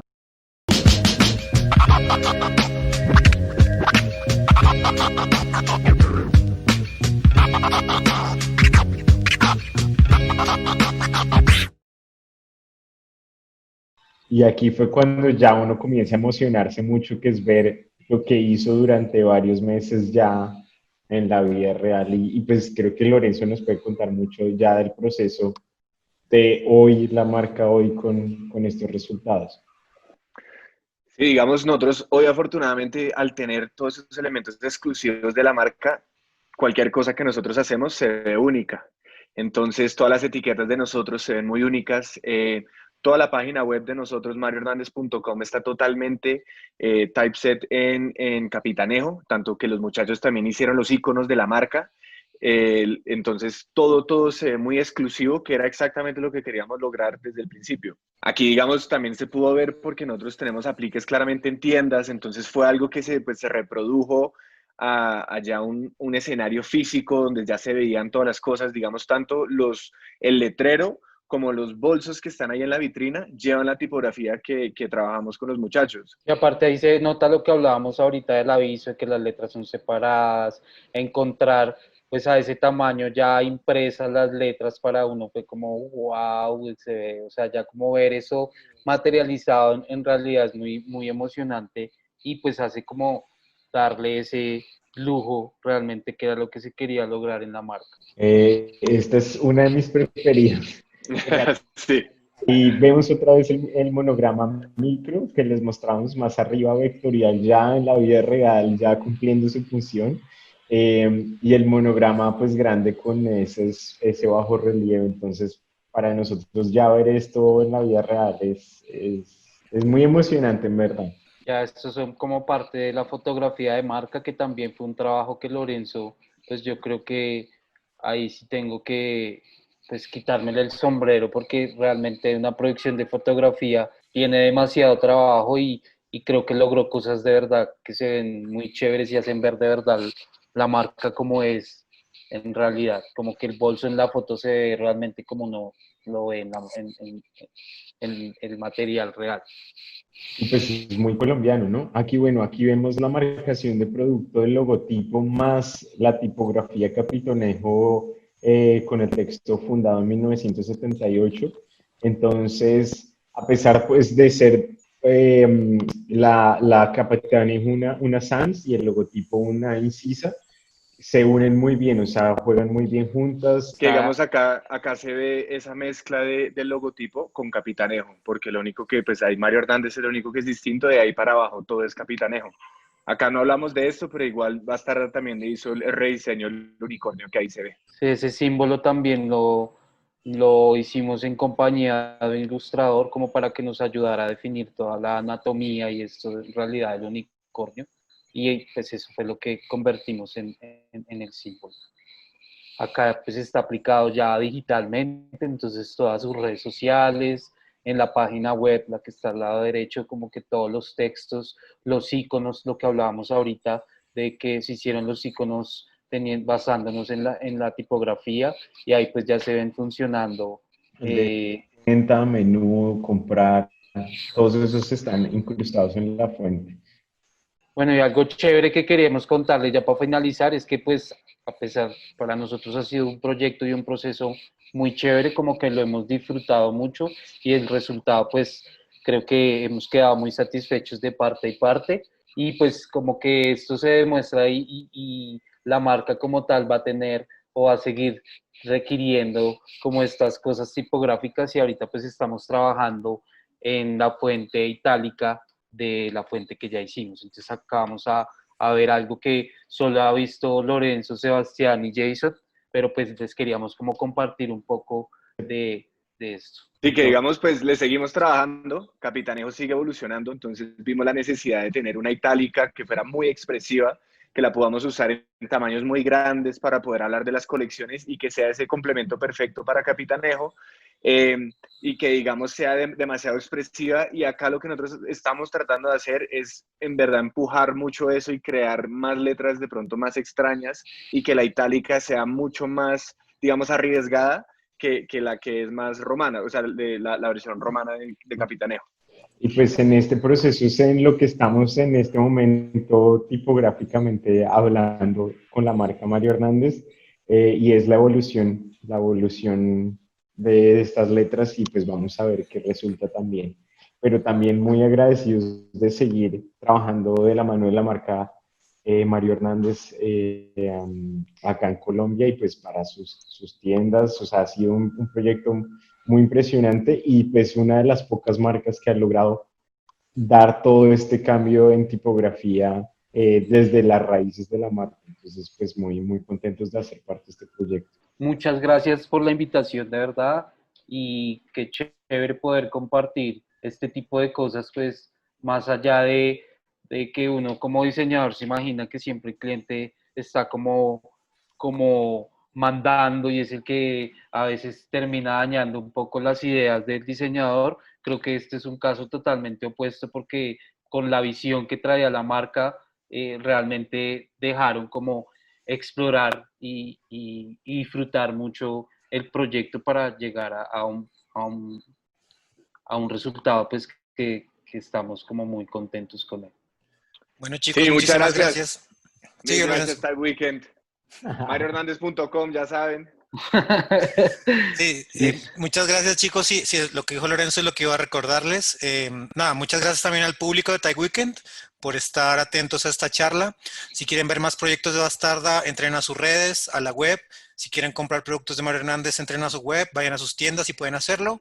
Y nada, muchísimas gracias y que estén muy bien. Nos vemos a la próxima.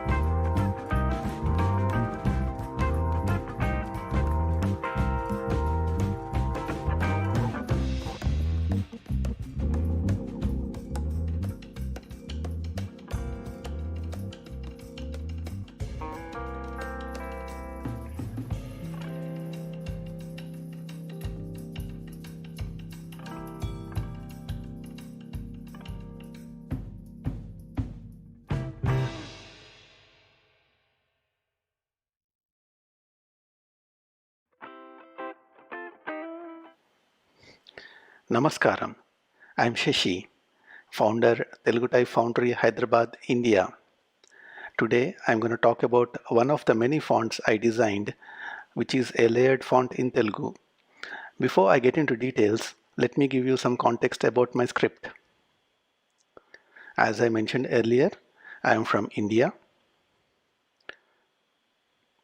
If you were to look at India from a language perspective, on a broader sense, you can divide it into two parts.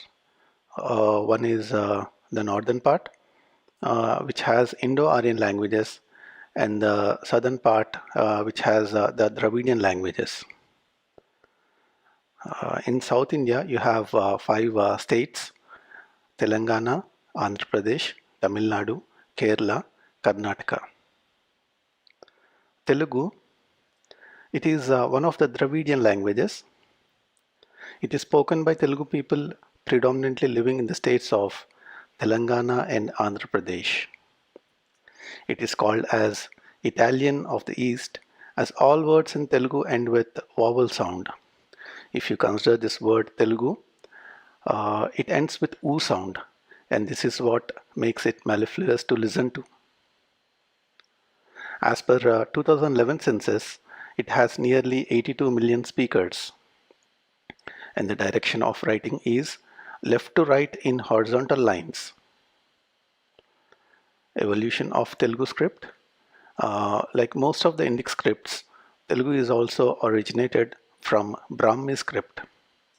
Like the languages, even the script also follows the similar pattern. In the north you have North Brahmic, and in the south you have South Brahmic. In the northern script you have languages like Hindi, Gujarati, Bengali, Marathi, Punjabi, etc.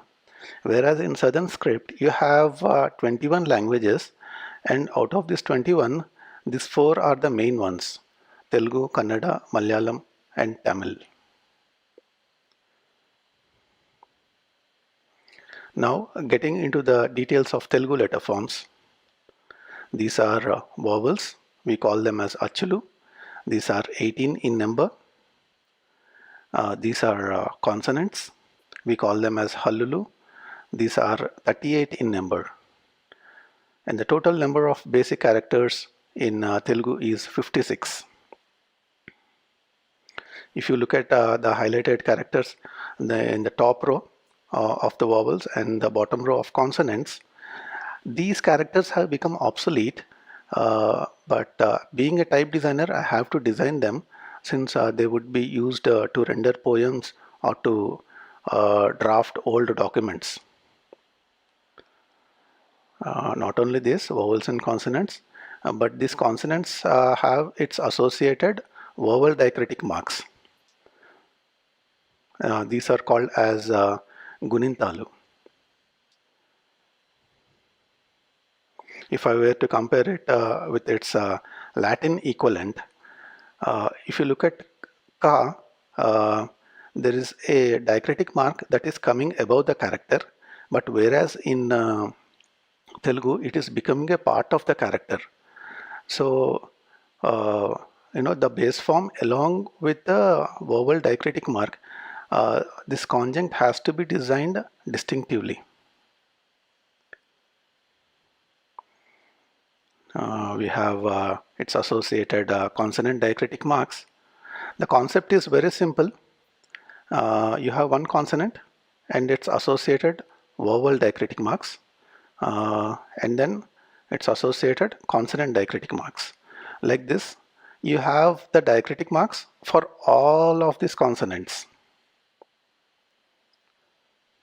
And not only this, over here there is only one consonant diacritic mark is shown, but there would be instance wherein 2 marks would be applied, one below the other or one beside the other. If you consider this word called Lakshmi, it is a very common name in India, and this is the way we write it. This is La, and this is a base form of Ka, and this is the top diacritic mark. This is the first consonant diacritic mark, and this is the second consonant diacritic mark. And if you combine all this, you would be able to compose this word called Lakshmi. Numerals, these are the numerals, and even for the fractions also there is a designated symbol. So those also have to be designed distinctively. Considering all this, the basic number of glyphs for a workable font in Telugu is more than 1200.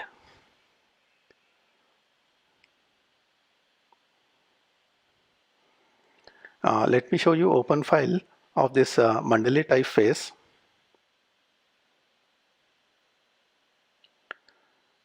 As you can see, there are vowels, consonants, vowel diacritic marks, consonant diacritic marks, numerals, fractions, and not to forget the punctuation marks.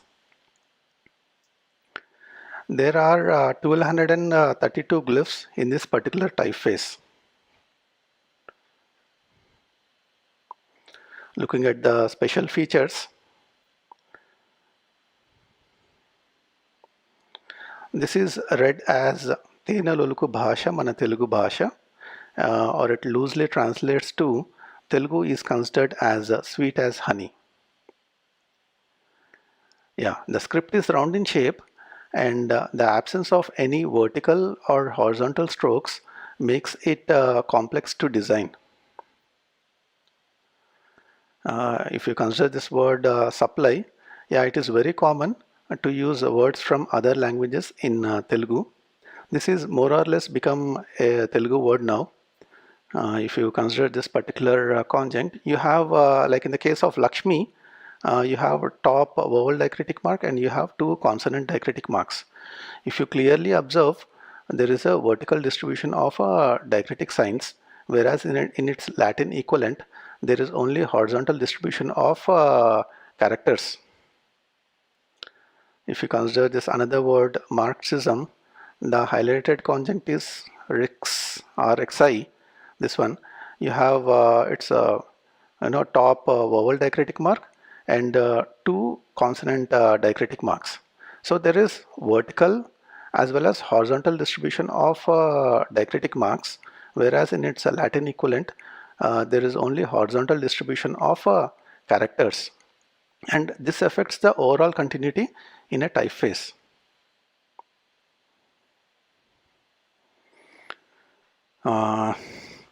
In these words, the highlighted Ottu or the diacritic mark is Ra Ottu, and it is represented in different ways depending on the context. And one of the reasons this is done is to enhance the beauty of the characters. In this particular conjuncts, if you look at the highlighted diacritic mark, it does not sit in one particular place for every character, but differs from one character to another. If you look at this first conjunct, there is a vowel diacritic mark that is come above the base form. In the second one, it is placed on top of the base form, but the shape of it is totally altered. In the third, it is come as a, it is become a extension of one of its arms. In the fourth, here where the base form and the diacritic mark are meeting, there is a knot that is forming. And in the fifth instance, the diacritic mark is sitting on one of the sides of the character. And yeah, all of these examples I have shown is for you to understand what goes into designing a Telugu typeface in terms of character design, spacing, both vertical as well as horizontal.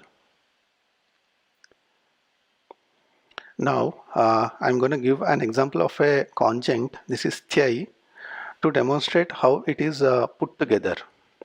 This is the base form, and on top of it is a vowel diacritic sign, and there is an extension to the vowel diacritic sign, and there is a dot that is there inside the base form, and at the bottom of the base form there is a vertical stroke, and below that is a consonant diacritic mark, and onto its one of its sides is the second consonant diacritic mark. So if I were to break it down, if we consider this as the baseline, this would be the main character, or we can equate it to x height in a Latin script. And this would be the top diacritic mark. This would be the bottom consonant mark. This is the second consonant mark. So basically these are the things I look for while computing grid for designing characters for a Telugu typeface. And coming to font design inspiration, I've been looking at shop front signboards since childhood, but a year back I looked at them from a different perspective. This gave me inspiration. I researched further and realized that the art of signboard lettering is becoming obsolete.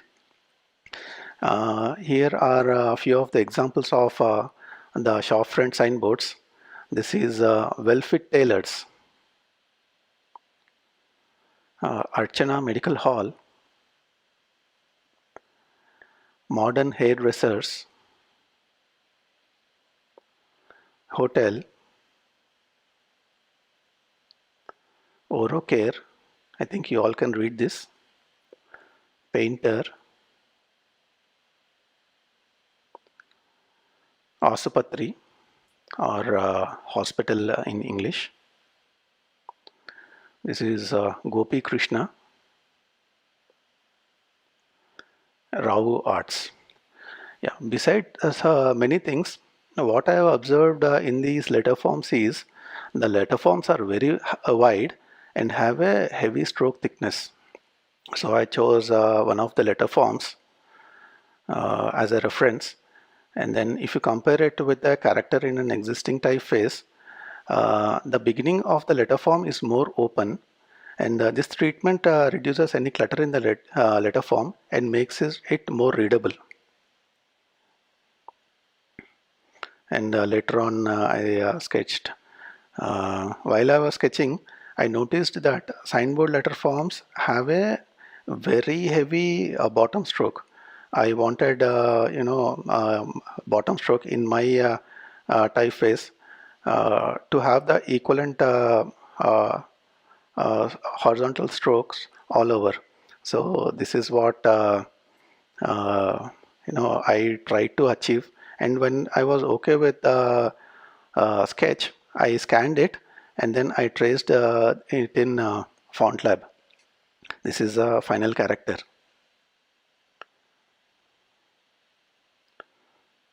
And later on I designed the other characters also, vowels and consonants. I named it as Sri Curry. Curry means elephant, and since this is wider and it's got very heavy stroke thickness, I thought it would be appropriate if I had named it after elephant. This particular typeface has got 1227 glyphs in it. And comparing with the convention fonts, this is the most popular font in Telugu called Mandali. It is designed by Mr. Purushot Kumar, and he is the one who has helped me with the backend coding of Sri Curry. So these two typefaces are set at same point size, and if you look at the stroke thickness of Sri Curry is thrice the stroke thickness of Mandali. And if you look at the width of the character, the width of characters in Sri Curry is 1.5 times the width of characters in a Mandali typeface. So these are a few of the special features of Sri Curry. But when I was looking at these shop front signboards, there was something missing in my typeface. So I noticed that these letter forms have a distinctive hairline shadow. So I again went back to FontLab and then drafted the shadow. And if you remember, the shadow and letter forms are rendered in different colors. So what I did in my typeface is I separated the letter form and the shadow. So in my typeface, I have 3 variants now. One is Sri Curry combined. If anybody wants to use a single color for the letter form as well as for the shadow, they can use a Srikari combined. And if they want that signboard dramatic effect, they can use Srikari title as well as Srikari shadow in combination. And this particular typeface, it's got 1227, and then again the shadow, it's another 1227. So the total number of glyphs in this particular typeface is 2454 glyphs. And now I'm showing one of the ways of typesetting Srikari.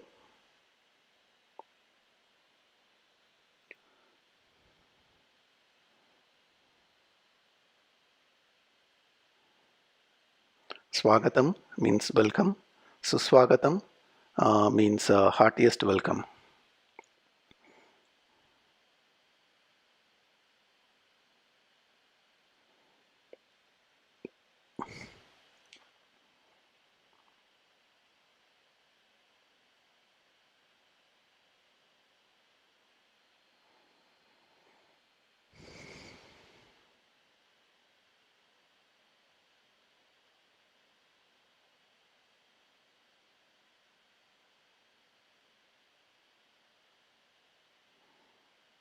Yeah, this is one of the ways of typesetting Srikari.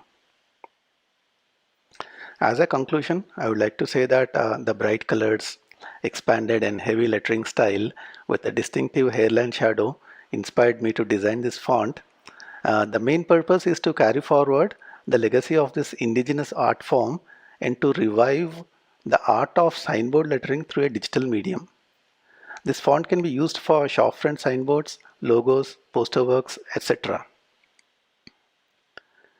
This is my journey into designing this typeface, Srikari. It took me 6 months to design and I enjoyed every bit of it. Thank you. Krutagnatalu.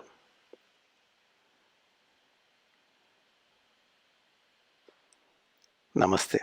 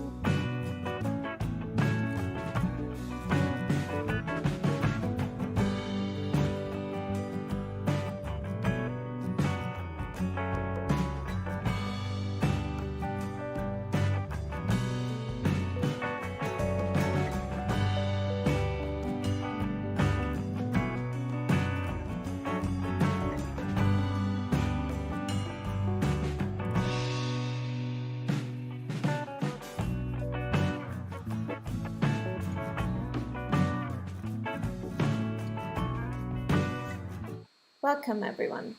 My name is Helene. I am a type design student at the Academy of Arts, Architecture and Design in Prague. And today I want to talk about my experience of how typography and type design have been taught and are taught to young aspiring design students such as myself today. The title, Now Where Are Our Role Models, is coming from a question deep inside of me, where I was always wondering why I felt like there was something being left out in my education. I was and am missing something, or more precisely someone, female role models I can relate and look up to. And I think I'm not alone with this feeling. Everyone has a different reason why they got into type. No matter what the reason is, something has drawn us to it. Type is an essential part of all of our lives and plays a peculiar role as carrier of our cultural DNA. It can show who we are, what group we belong to, and how we interact with each other. With the help of a good type designer, type is capable of doing exciting, sometimes even revolutionary things. Unfortunately, people's perception of the field often gets restricted or somewhat limited by the use of stereotypical labels. So when a singular perspective dominates an industry, in the end, there can only be one way of thinking, one type of education and creation. In my opinion, this lack of diversity in terms of, for example, race, ethnicity, and gender is leading to a lack in diversity in thoughts, in systems, ideas, and, most importantly, creation. Typefaces and type development do not exist in a vacuum. They're responses to many other typefaces that already exist, and they're influencing our way of design and how we produce it today. I got into type design because I knew for myself that words and their design matter. And because of its immense impact on all of our lives, I found it to be crucial to understand the mechanisms of where the shapes of type are coming from. I was interested in the historical, the socio-gender relations, and cultural environments in which typefaces influence our interpretations and how we perceive certain designers and their designs under this influence. I wanted to understand why type was at this point of history and where it was going. And that is why I got into this education. But while studying type design, I realized that the overwhelming majority of designers presented to students are men. And when I asked my teachers on what basis they choose the designers they present to us, they were mostly reacting by telling me that those were the most important and influential ones, or simply the only ones from this period. Getting deeper into the topic, I very often figured out that this was in fact not really the case for many bespoken periods. Many women typographers and designers are simply not they simply do not receive the same recognition. But as you can see, there's an extensive amount of works done by female type designers, and I think I haven't even listed all of them here.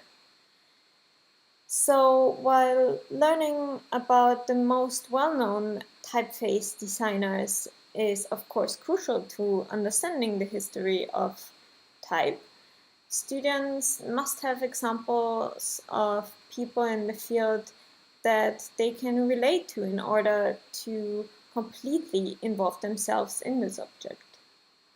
In my personal case, it's by gender, but this is open for interpretation for every single person. There are many impressive projects by now which are focusing on women's historical and contemporary role in type. Many of them are dedicated to raising awareness for a double-sided telling of history, and all of them are simply inspiring. Still, in the mainstream education process, many influential women hardly ever get mentioned, and if they are, then very often in combination with their male partners or simply just as side notes. On top of this, the ones you are able to follow up on are mainly from England, Germany, and the United States. I made this experience myself during my research. And I feel realizing this is very important. So I want to speak with June Purvis at this point that it is essential to integrate women's experience into mainstream accounts, and more importantly, to question the terms and points of reference of the established male-oriented historiography itself. So okay then, let's go back in history. Let's talk about the first women in type, the ones who ran the first printing presses. Women have been involved in the printing process and the making of books ever since these crafts were first developed. Three of the most influential ones over time were Ripoli Press, Victoria Press, and Koala Press.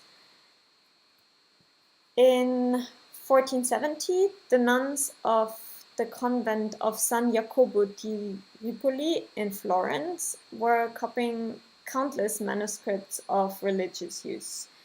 And this is one of the first documented evidences of women working as printers, at least in Europe. And both the Victoria Press, founded in 1859, and the Koala Press, founded in 1903, were exceptional in terms of supporting women in the printing field. Both the founders and most of the workers in these presses were female, which was extremely unusual for the time. The printing union was, in fact, denying women access to compositors' work, using the justification that women lacked the mechanical ability and the intelligence to work as compositors.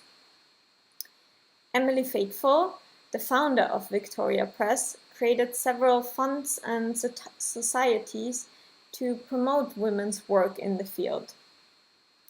Koala Press provided training for young women in a number of occupations by which they might earn their own living, such as bookbinding, weaving, embroidery, and printing. These were the beginnings of women entering the typographical and printing fields. But what about design? Who has set the way for us there? And focusing on the very beginning of type design production, I want to talk about three specific exceptional personalities, starting with Beatrice Ward. Beatrice was a trailblazer for women in her profession. During the 1930s, most designers were men, and in the printing industry, women were still not allowed to enter the trade as an apprentice. So for me, it was really exciting to discover Beatrice Ward as being one of the very few exceptions. As editor of the Monotype newsletter and the first female member of the Type Directors Club in 1960, she opened the doors for many more to come. And I can very much relate to this quote of hers, that the most important thing about printing is that it conveys thought, ideas, images from one mind to the other. Ward was contributing a lot to the theory of typography. Her influential article, The Garamond Types, published under her pen name Paul Bouchon, proved that the Garamond typefaces in the royal printing offices in Paris were in fact not cut by Claude Garamond himself, but Jean Janin more than 50 years later. One of her greatest contributions was her essay The Crystal Goblet, in which she argues for a more quiet and unobtrusive form of typography, revealing rather than obscuring meaning. And I feel like this is still relevant today. Another influential designer was Elisabeth Friedlander. She was the first documented woman ever to design a typeface. She designed Elisabeth Antiqua for the Bauer Type Foundry in Germany, which was published in 1927. And although her practice hasn't been widely recognized, the Elisabeth typeface has been an ongoing critical and commercial success.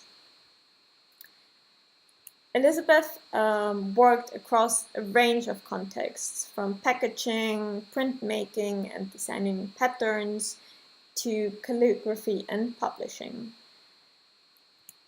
And I want to show her astonishing pattern designs at this point that she did for various clients and share this feeling of fascination and respect with you that her dedication for detail is creating here for myself.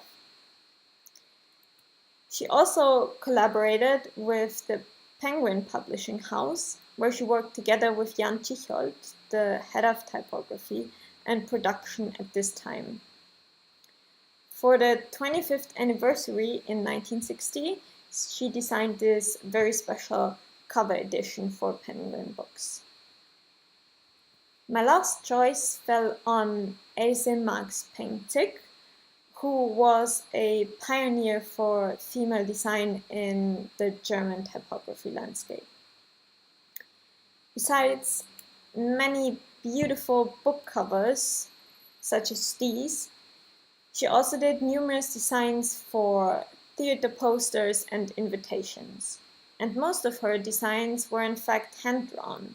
She wasn't really so very involved in the typesetting process, but preferred to design individual letterings for each of her projects.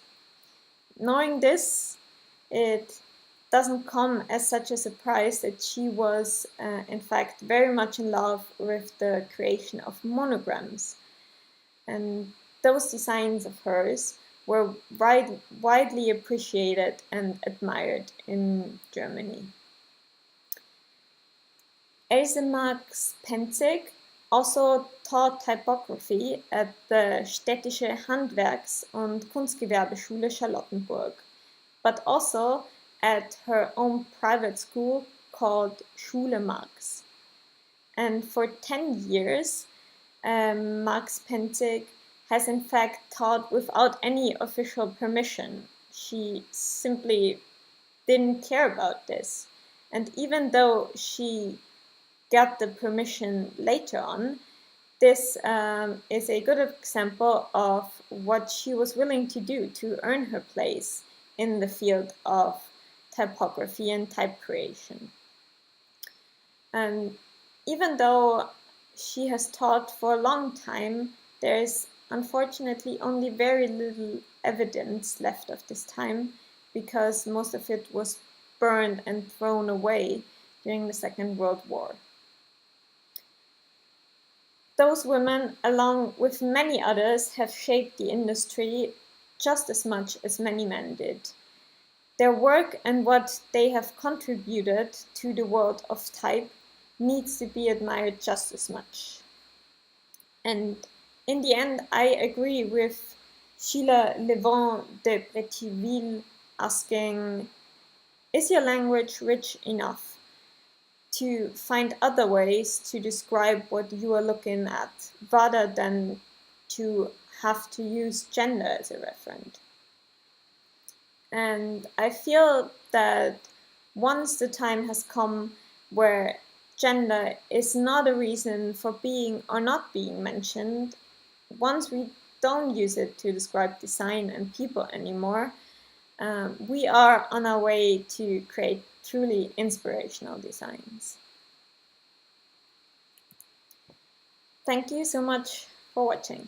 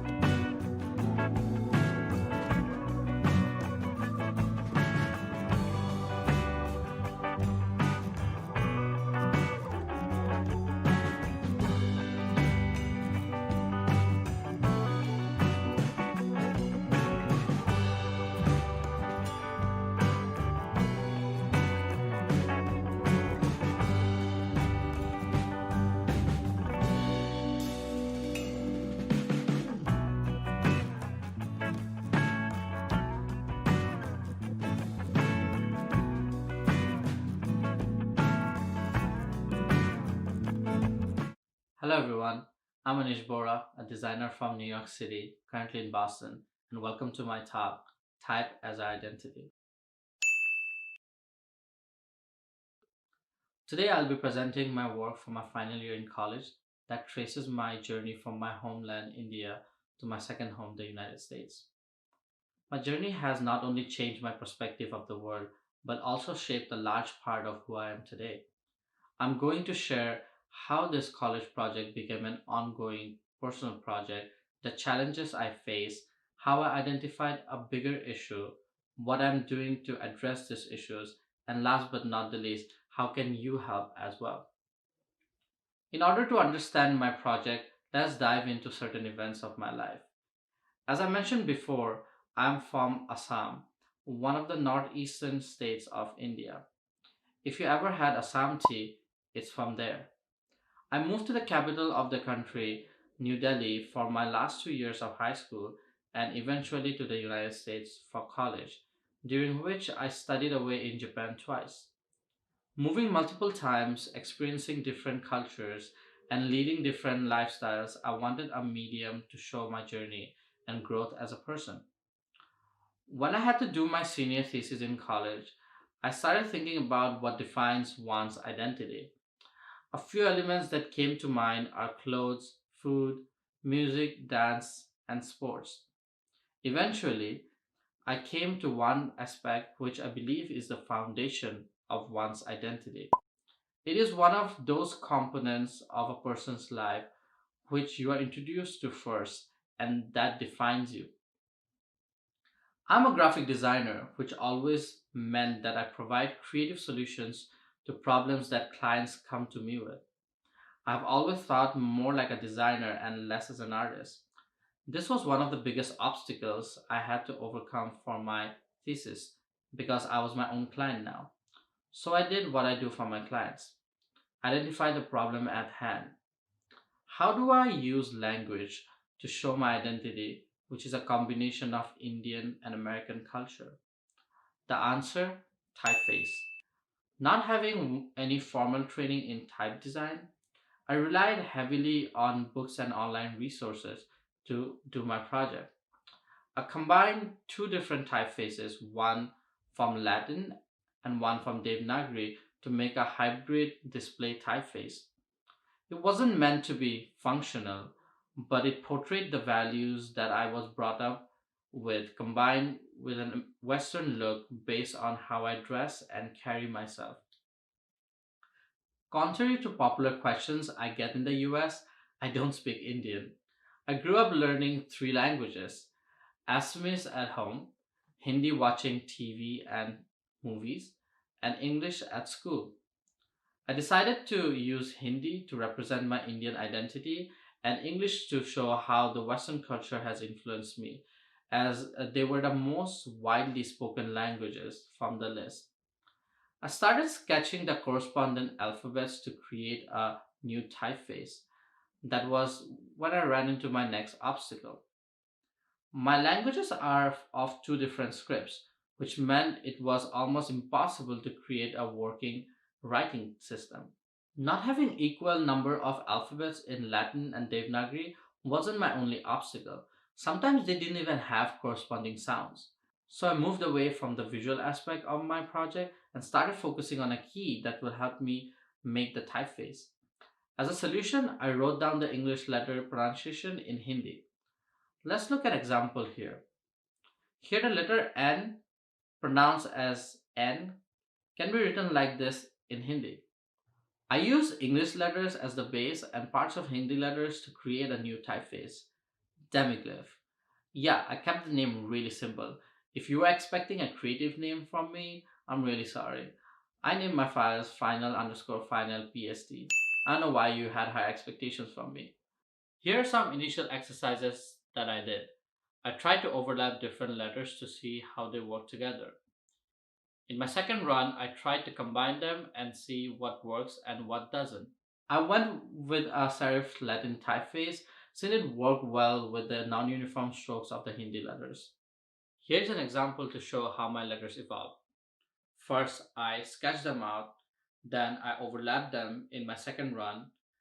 tried to put them together, then cleaned them up, and then decided to go with serif instead of sans serif, and there you have it. But I was not done yet. One of the distinct differences between Hindi and English is that Hindi doesn't have a lowercase. So I created a lowercase in the impression of the upper. Now, Demigif perfectly showed my identity, a person who looks Western from the way he dresses, talks, and walks, but with core Indian values. Here are some of the posters I made to showcase some of the letters in my final exhibition. But this type project was only the beginning. Soon I graduated and moved to New York City, where I met a ton of type designers during an event called Type Thursday. I slowly learned more about type design and made a lot of friends. Shout out to you guys if you're watching right now. I also got a chance to present my project and get valuable feedback. My next goal was to make this abstract art into a functional typeface. But in order to do that, I needed to understand more about Indian typography, especially Assamese since it was my mother tongue. Here is when I faced challenges finding information and materials not only about Assamese but Hindi too. Most designers that I talked to who designed Devanagari typefaces never pointed me to a source that was consistent or that had all the answers I was looking for. Fast forward to December of 2019, there were mass protests in India due to the Citizen Amendment Act enacted by the government, with protests starting in the home state of Assam. I don't want to get too much into the protests, but one of the main concerns of the Assamese people was the decline in local culture and language due to the high influx of illegal immigrants from another ethnic group. This got me thinking that some of these concerns might well be in place. Cultures evolve quickly, and the state of languages change or some die out. You might wonder if I have a solution. In fact, I do. It's pretty simple. We need to design more typefaces for languages that may not have enough active speakers. This is not something that hasn't been done before. You might be thinking of the Google Noto font project. It's when this guy partnered with this guy to create some fonts to make knowledge more accessible. This is amazing, but this issue is too big for even a corporation like Google to solve single handedly.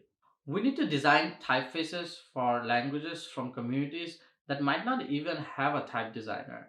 Languages that don't incentivize big corporate industries to put their capital and resources in. Even though Assamese is not from a very small community, let's take it as a point of reference for the following discussion. Here's the Google Noto site. When you look for Assamese, they point you to Bengali. This is because Bengali has 250 million active speakers compared to Assamese, which has only 15 million. Moreover, our scripts are almost identical with a few differences. Similarly, Microsoft has the Vrinda font family, which is also a Bengali typeface and is used alternatively for Assamese. If a language like Assamese, which has around 15 million active speakers, doesn't even have an exclusive typeface in a project like Google Noto, then it might be too late for smaller languages that are even less accessible to the world. Google's project was aimed to make the knowledge they present more accessible. This possibly means that they were focusing on languages that their data showed didn't have digital accessibility and were being used by their users. This makes me wonder, what about languages which have never transitioned into the digital world? Now, let's look at Apple. The iOS 13 Apple keyboard added support for Assamese along with 22 different Indian languages only last year to appeal to the Indian smartphone market. Their motivation wasn't from a welfare perspective but a financial one. Moreover, since these tech giants are trying to dominate the world, there might be some lack of collaboration. Fortunately, Assamese has a typeface, and I grew up seeing Assamese print material and in the recent years digital material. But I have my doubts if these typefaces are accessible to all kinds of operating systems and are kept up to date. Most typefaces just use Bengali to substitute for Assamese. These days, I've been trying to find out more about how Bengali and Assamese typefaces differ, apart from their obvious character sets. If you design Assamese typefaces or know more about this, please hit me up. My concern is not only the lack of typefaces in different languages, but the lack of type design education which is accessible to all. Most of the books I have or that you might own are probably for designing Latin typefaces. I have found a few helpful links online for designing Devanagari typeface, but they're mostly geared towards type designers, and there's a learning curve to it. And a lot of them also assume that you already know to design a typeface in Latin first and go from there. My primary concern, however, is not for Devanagari typefaces. That's just my point of view since I'm more familiar with it. Like I mentioned before, I'm more worried about languages whose information is probably recorded by hand or traditional offset printing, and that they haven't even gone digital yet. I don't have all the answers. Maybe some of you do. Please share those with me during my Q&A session or connect with me later. But at the time of this recording, I have two things going on from my end to help with this issue. First, to help with the distribution of these typefaces and make them more accessible to the world, I'm working on creating a project, a website with resources and guidelines that one needs to keep in mind while making these typefaces. I've been talking to a lot of designers from different countries to identify the challenges they face. This would help even designers like me who don't have a formal type training. I don't have more information regarding this project while I'm recording this, but hopefully future Aneesh will have the answers. So make sure to roast him during his Q&A. I will also be posting more about this project on my Instagram if I haven't already. I like your help and contribution, so please reach out to me there. Second, I recently created an inclusive community called Creative Huddle, where creatives from all domain and backgrounds can come together and collaborate. I believe that a lot of us only know the American and the European narrative of creatives, which I hope to change with this community. Hundreds of people have joined since the group started in July, and I would like to invite you too. It is not limited to graphic design or type design, so feel free to spread the word. I hope that these initiatives help me break language and cultural barriers and make information and design more accessible to the world. Okay, so I understand that there might not be enough resources or monetary incentive for you to design a type for a language that's almost extinct. But as a kid, I always wanted to change the world, save the world rather. And being in the design industry, I seldom get those opportunities. So I encourage you to design and develop a typeface in your native language, or a language close to your native language if a typeface in your language already exists. First, maybe start with one weight each for print and web, and develop it further to have a complete character set with different weights. I do want to put an extra emphasis on making this type web friendly as we are going more digital day by day. This will help save languages, revive languages, preserve cultures, preserve history and knowledge for the future generation, give voices to oppressed communities, give you a chance to be a hero, and most importantly, this will allow us to use type as identity. Thank you.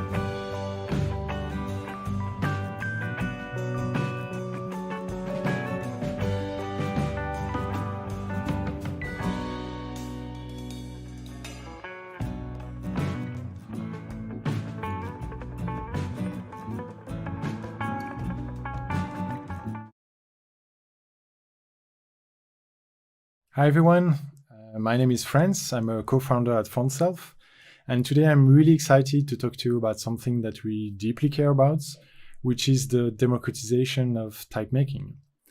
So you might ask yourself, why in the world should we bring very easy font creation to everyone? There are already thousands of fonts out there, but if you look closer, it turns out that most of these designs have been made by a small elites of makers. And we truly believe that if you put something that's really anyone can embrace, if font creation could be as easy and fun as playing with pictures or illustrations, then this opened up a lot of opportunities, not only on the creative side, but also on the business side. So I would just like to tell you a few stories here, a few user stories. So let's have a look, for instance, at Tracils, who's a young designer in the US, and who has, over the beginning of his career, who was really interested into the social protests from the 60s, and who wanted to capture that and the messages that people would put on banners into actual fonts. And so he managed with FontSelf to create entire families of such typefaces. And he became so good at it that he even received one of the most prestigious type awards. So this is, just one of the examples that we're really proud of. And another one is from a designer in South America, Vanessa Zuniga, who has been, combining her passion for intricate patterns and actually making visuals and illustrations based on these patterns about, very strong cultural items in her country. And so she actually was leveraging color font technologies to turn her, crazy way of making illustrations into an art form that, she was also recognized for. At the same time, on the other side of the world, there's, Tom Cunningham, a designer in Australia, who, started from a design boutique and actually turned it into a full font foundry, but actually releasing tons of different, very striking title typefaces that he would, just start selling on creative markets. And it became so successful that over the past 12 months, he has generated over $500,000 in revenues, which is, again, for, most designers, the ability to sustain yourself with your artwork is something that's, very motivating. So again, very, very interesting story about empowering designers by making their own fonts. And then just the last example I wanted to show you is again, somewhere else in the world. So Viktor Pushkarev in Russia, who again has been combining his, passion for handmade lettering, especially with around the Cyrillic scripts, and who, digs into advanced OpenType features to create alternates and ligatures that really stand out as typefaces. And this project actually landed him a contracting job about a physical presence of his typefaces. And so he designed a font that was uniquely designed for a cathedral. So the typeface that he designed was engraved on giant panels of metal. And this is, ended up on a monumental building. So again, a lot of different stories that we were very, very happy to see that, just giving the ability to make their own fonts to these people in a way that was, just quick and fast really helped them write new stories into their lives. Now, to demonstrate, how easy it was actually for them to create their own fonts and how you could potentially do this yourself, I will make you, a quick demo of FontSelf Maker. So I'll go here in Illustrator, and this is the kind of project that we've seen so many designers work on, trying to lay out their own alphabet, and then they would like to use them on their own designs.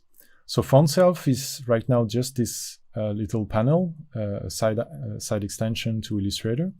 And the idea is that you would simply select a whole set of letters that you've drawn, and drop them on the extension. And here you can see that I can assign them as uppercase letters, and instantly the software is linking each selected object into an actual character. So you can have, all the boundaries around the letters, and you can instantly have a preview of the design that you've created. And basically, that's the only thing you need to know to create a font. You could actually quickly install it. So let's call it KND.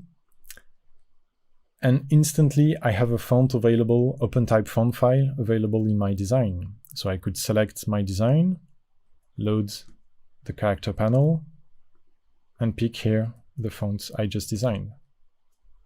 And that's it. So that you can really understand what we mean about making font creation experiences that are as frictionless as possible. You can see that the font was very quickly created, but it can take some time once you dig deeper into the process. As you type some specific words, you will see that there might be some spacing adjustments that needs to be done. And that's something that's quite lengthy if you have to do it manually. And actually in FontSelf, we provide you ways to do spacing and kerning manually. But we think that as designers, that's not where we see the most value from our time. So we've been working on algorithms that will do all that work for you. And here you will see the smart spacing and smart kerning feature in action, where basically by pressing this single button and entering just a single value, the system will analyze all your shapes, all your characters, try to find the best spacing around each of them, and then create all the kerning pairs to fix all the spacing that you might usually have to fix manually. So here again, you see in one click, I just created a font that had different spacing settings up to 166 kerning pairs just in one click, just in 1 second. And that's it. You can go from 0 to hero in just a few seconds. Now, this might have looked, quite easy and fast to do, but it turned out that to get there, to get this simplicity, it took us quite a while. And when we look at font creation, usually when we asked designers, what they thought about this, there was a lot of frustration, because when designers are taught that font creation is something that takes a lot of skills, takes a lot of time, requires complex software, that's really something where people are put off. So if you really look why this happens, let's try to envision the problems that we have initially when we look at font creation. And this is typically what people feel when the first time they open a font creation tool. They're a little bit overwhelmed by the complexity of the software.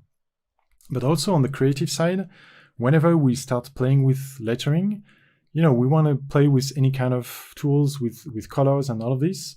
And when you usually turn this into a font, usually, everything would be lost. And that's again, a source of frustration. So at FontSelf, we were like, okay, how could we go back to the pleasure that we have when we play with letters? How could we remain that creative freedom and get to something that really, that's an answer for us designers and makers? And it all started actually 15 years ago in 2005, where we try to challenge all of these frustrations, and basically we had to do everything from scratch. So we started by creating our own font creation tool, which was a basic software where you could actually import images of letters that we had drawn. And from there, we were able to capture all the richness that we wanted and the expressivity that we wanted as digital typefaces. But the workflow was very complex. I mean, we actually hacked many different tools together, and it was lengthy. So the user experience was, really not something that you could do quickly and very intuitively. But we felt like, okay, this is interesting enough so that we should bring this to the world. And we decided to create software that other people could start using. So a few years later, we decided to do something quite radical, which was to actually release a product that would be designed for everyone, for casual users, and as well to release it as a free software, because that's one way to really push something into the open. And really the experience was that you would be proposed with an online font creation tool where you would have to fill with your handwriting a template. You would scan it, import it in the software, and then we created bridges in different apps so that you could use your fonts in many different contexts. And despite some traction and some interests, again, the user experience was quite challenging because you had all these different steps, different devices. And so really we could say that there was an interest, but the challenges about the usage, we didn't have revenues, so it became a bit more challenging. But most importantly, we didn't really fully understand that we needed a complete user experience that was we had to create something that was truly compelling to get adoption. So again, back to the drawing board. That entity actually was closed, but we felt like, okay, we need to keep pushing that idea because there's really something behind that. So again, a few years later, we were like, let's start something again different to bring it to the markets. And this time we really try to focus on a niche segment, creatives, designers, and trying to bring them products that brought value, from day one. So what we did was simply, rethink the whole workflow and try to focus really on the last mile. So once you've played with some lettering and you go into a tool like Illustrator, you want to turn that eventually into a font. So we just went to the Kickstarter community and say, hey guys, what about if we could bring font creation right within Illustrator and Photoshop so that you could, make fonts in a tool that you are already familiar with? And people loved it. So that really, was for us first an incentive. We finally had money, to finance this project, and we had the certainty that people were, willing to spend money and to spend time to turn this into something that they would be able to use on their daily workflows. So that's when we launched the first version of Font Self Maker for Illustrator, which was a very simple panel. And intentionally, we wanted to make it very accessible. So a fair pricing, free updates, and basically two key features. The first one was the ability to drag and drop your letters from Illustrator into this tool to make open type fonts.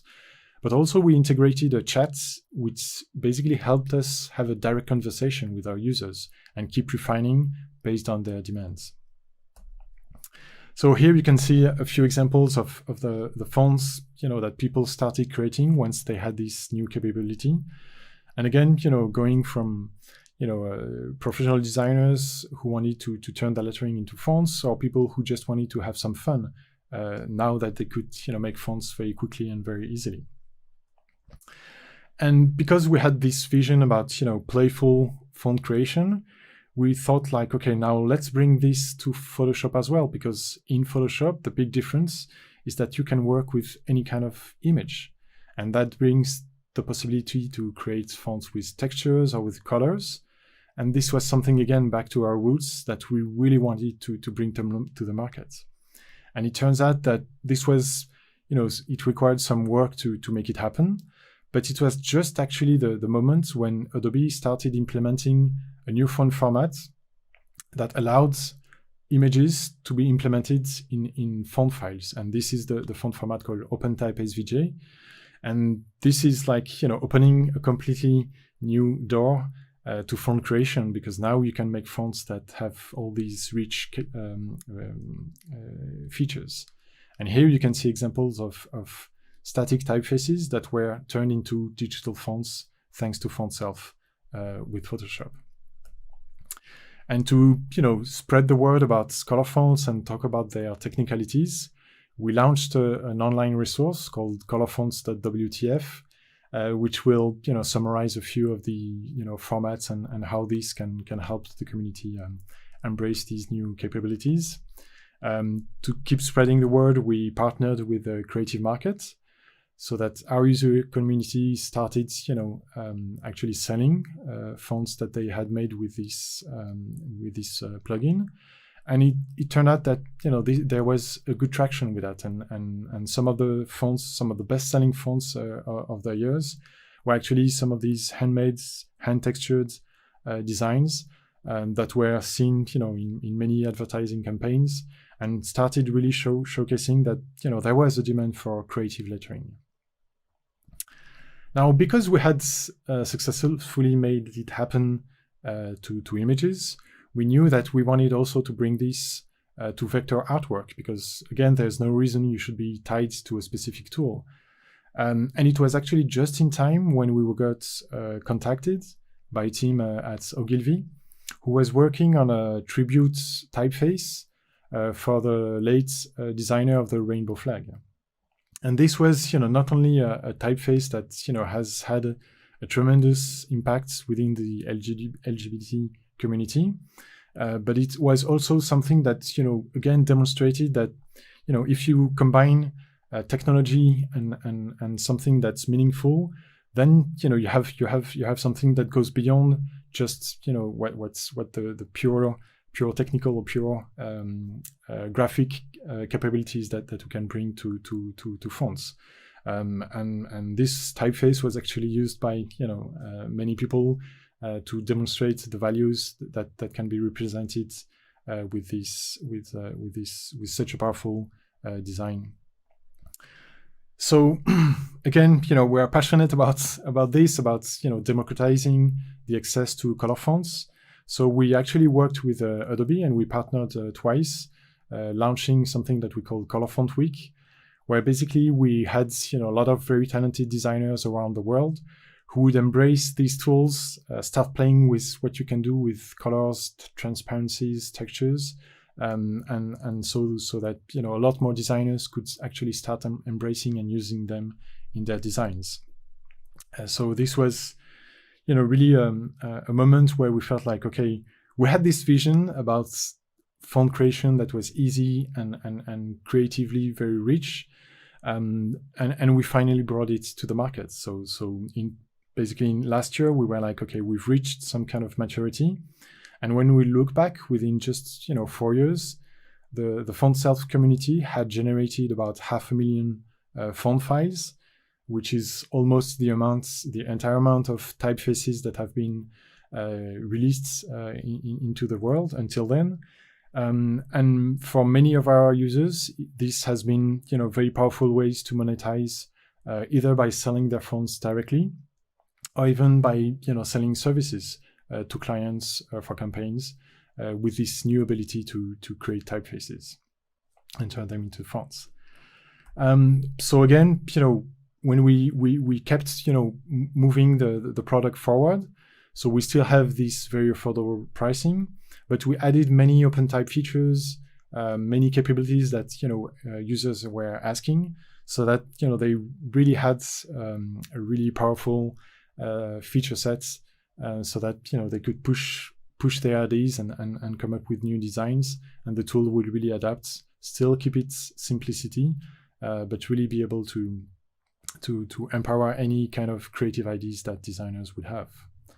And so we've been also extremely pleased to see the adoption, not only by the professional designers, but also by teachers, by students, and even by schools, who have seen that such a very simple approach to type making was something that could really be a first step for aspiring type designers. And so we've been really thrilled that the educational community has seen this as a great new approach to font creation. And again, because we've seen so many people use font self in many different ways, we wanted to showcase the breadth of the creations that people have been making.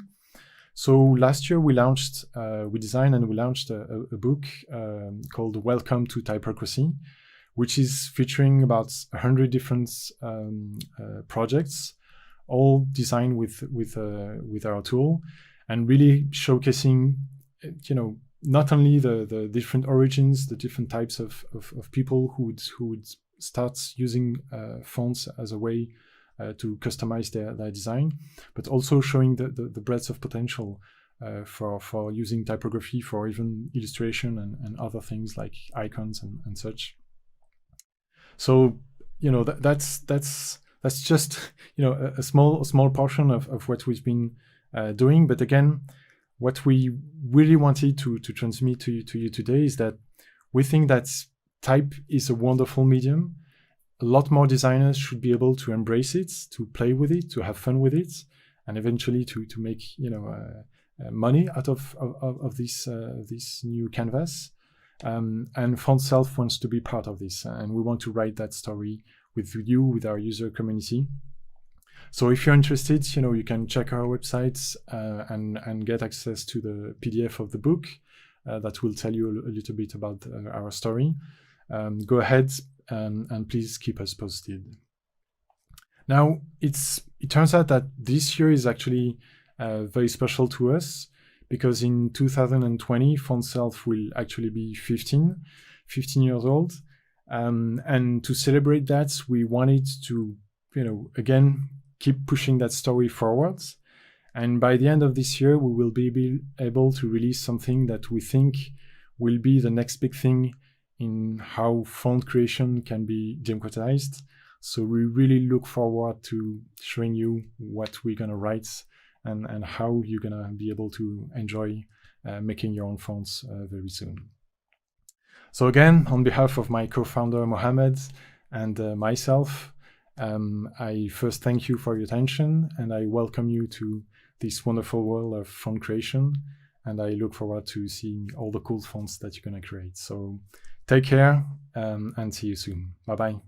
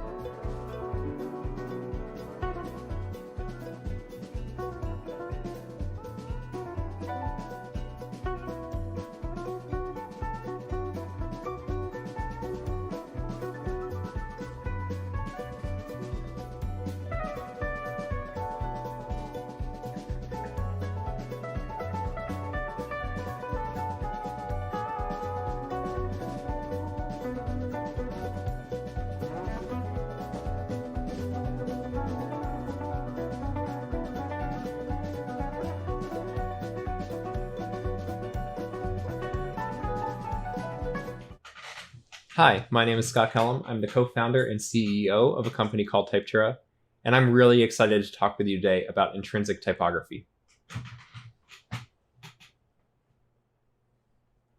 So what is intrinsic typography? Well, it's something brand new, so it's probably something you've never heard before. Intrinsic typography is text that self-adjusts to the area in which it is rendered. So that's really different from what we currently do. We currently typeset for every module that is on a page.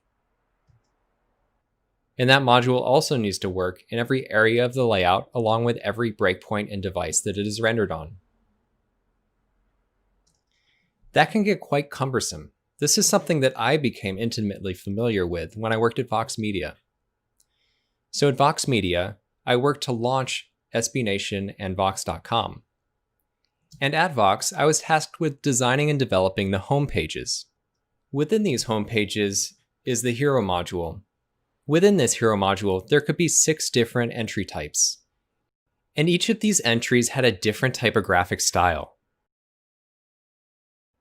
In this hero section, we had all of these different layouts. And all of these entries could fit into different slots inside of these layouts. Additionally, this had to be responsive, so it had to work across the breakpoints we were using on our website. Now, if we're just looking at the headlines, the result here is 78 unique headline styles just for the hero section of this website. And that is just an astronomical number for what we're trying to do here. This is too much. This is too much to design and too much to develop. And there has to be a better way to do this. But there's really nothing you could do with the current paradigm of typesetting on the web. It would be really nice if we could just create 6 headline styles here and have those respond to the areas of the layout and the breakpoints in which they appear. And that's what intrinsic typography is. It enables you to create typography that adapts to the various contexts that we have on the responsive web. And this problem isn't limited to Vox Media websites. It's everywhere on the web. All of these websites have typography that needs to work within various areas of the layout across multiple breakpoints. We have all of these tools that make our websites more flexible and dynamic, but we need more tools that make our typography more flexible and dynamic. Now, you might be thinking that variable fonts are the answer here. But while variable fonts themselves can stretch and expand, we are limited by CSS in what it can do to make our typography more flexible. Intrinsic typography bridges this gap as well. It provides us with the tools we need to typeset more flexibly. So you might be asking yourself, what does intrinsic typography look like? Well, it looks something like this. So here we could see all of these different articles on this page. And along with that, there's what looks to be a lot of different headline styles. But these are intrinsic headline styles. So there is one single CSS rule set that is defining all of these at once. To better see how this works, let's just adjust the size of the top 2 headlines. You could see how this expansion and contraction expands and contracts the headlines themselves. And this expansion and contraction is all defined within this one intrinsic headline style.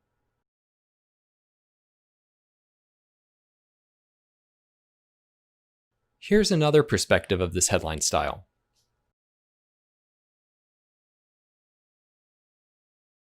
And it contains all of the different possibilities for this headline style extruded into one shape. And depending on the area your text occupies, an instance is pulled from this and used as your typesetting. So when we're creating a website, Instead of typesetting every piece of text individually, we could define more broadly what our text is doing and draw on intrinsic typographic styles. So this completely changes the way we look at our typography. We start to look at what our text is communicating as opposed to how it is typeset in each individual module of our website. When starting a new project, as opposed to looking at all of the typesetting for each individual module, you start to think about the typography more holistically in terms of your communication needs. So let's identify what this typography needs to do everywhere. And as you get to implementation, that becomes a lot easier because you have all of the styles you need for all of the contexts in which your content shows up in.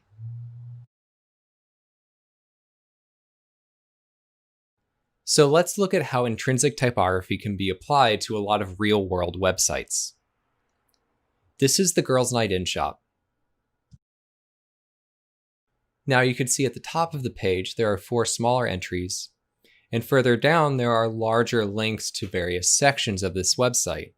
But the typography here follows a similar pattern. So as we create intrinsic typographic styles, we can consolidate these modules and make a more compelling page with way less code.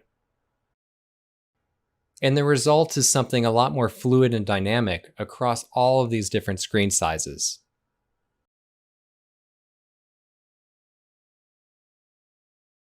The outline has also done a fantastic job with typography. It's really elegant and purposeful, and it changes to become more dynamic as the page scales up. But you could see in this before example where all of the breakpoints start to affect the typography. Whereas after, with intrinsic typographic styles, all of these breakpoints are smoothed out. There is no chance to have an awkward in-between size for your typography.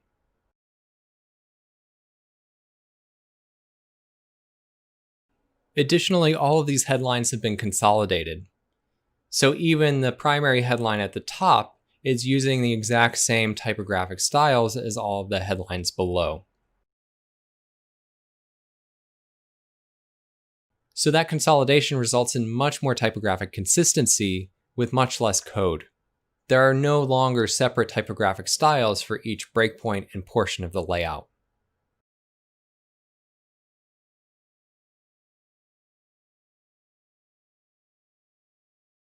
So with intrinsic typography, your website looks better in more places. It becomes far more dynamic and flexible.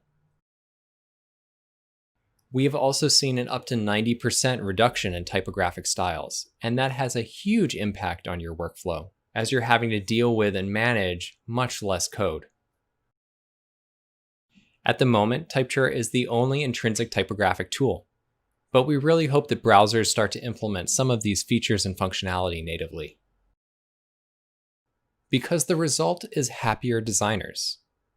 Designers designing with way more flexibility, creating far more dynamic layouts than ever before. Developers are also happy. They get to write way less code and get to implement things more consistently with less tech debt. Managers are happier as well, because all of these efficiencies result in projects being executed more quickly at a higher level of quality. So intrinsic typography is the future of typesetting. It enables far more typographic richness with far less complexity. So now we have a basic understanding of what intrinsic typography is. Let's dig a little bit deeper into the mechanics of it and maybe answer some questions you might have. So here we have a website and all of this text is typeset with intrinsic typography. You can see as we scale this up and down, this text responds to the different containers that they're in as opposed to the viewport itself. Over here on the right, we have some CSS, and this is what an intrinsic style looks like. Up here at the top, we have some styles that might look a little bit more familiar to you. And these are our fallback styles for if somebody's not using a modern or up-to-date web browser. Below this is where things start to get interesting. Here, in these keyframes, we have our intrinsic styles. And up here at the top, we reference those keyframes with the TT key custom property. Just below that, we define the rate of change across the different areas the text might be rendered in with this cubic Bezier function. And then below that, we define the area or range of which we are defining the text. So as a result of these styles, the text responds and adapts to the area in which it is placed. There's no need for layout-specific styles or breakpoints.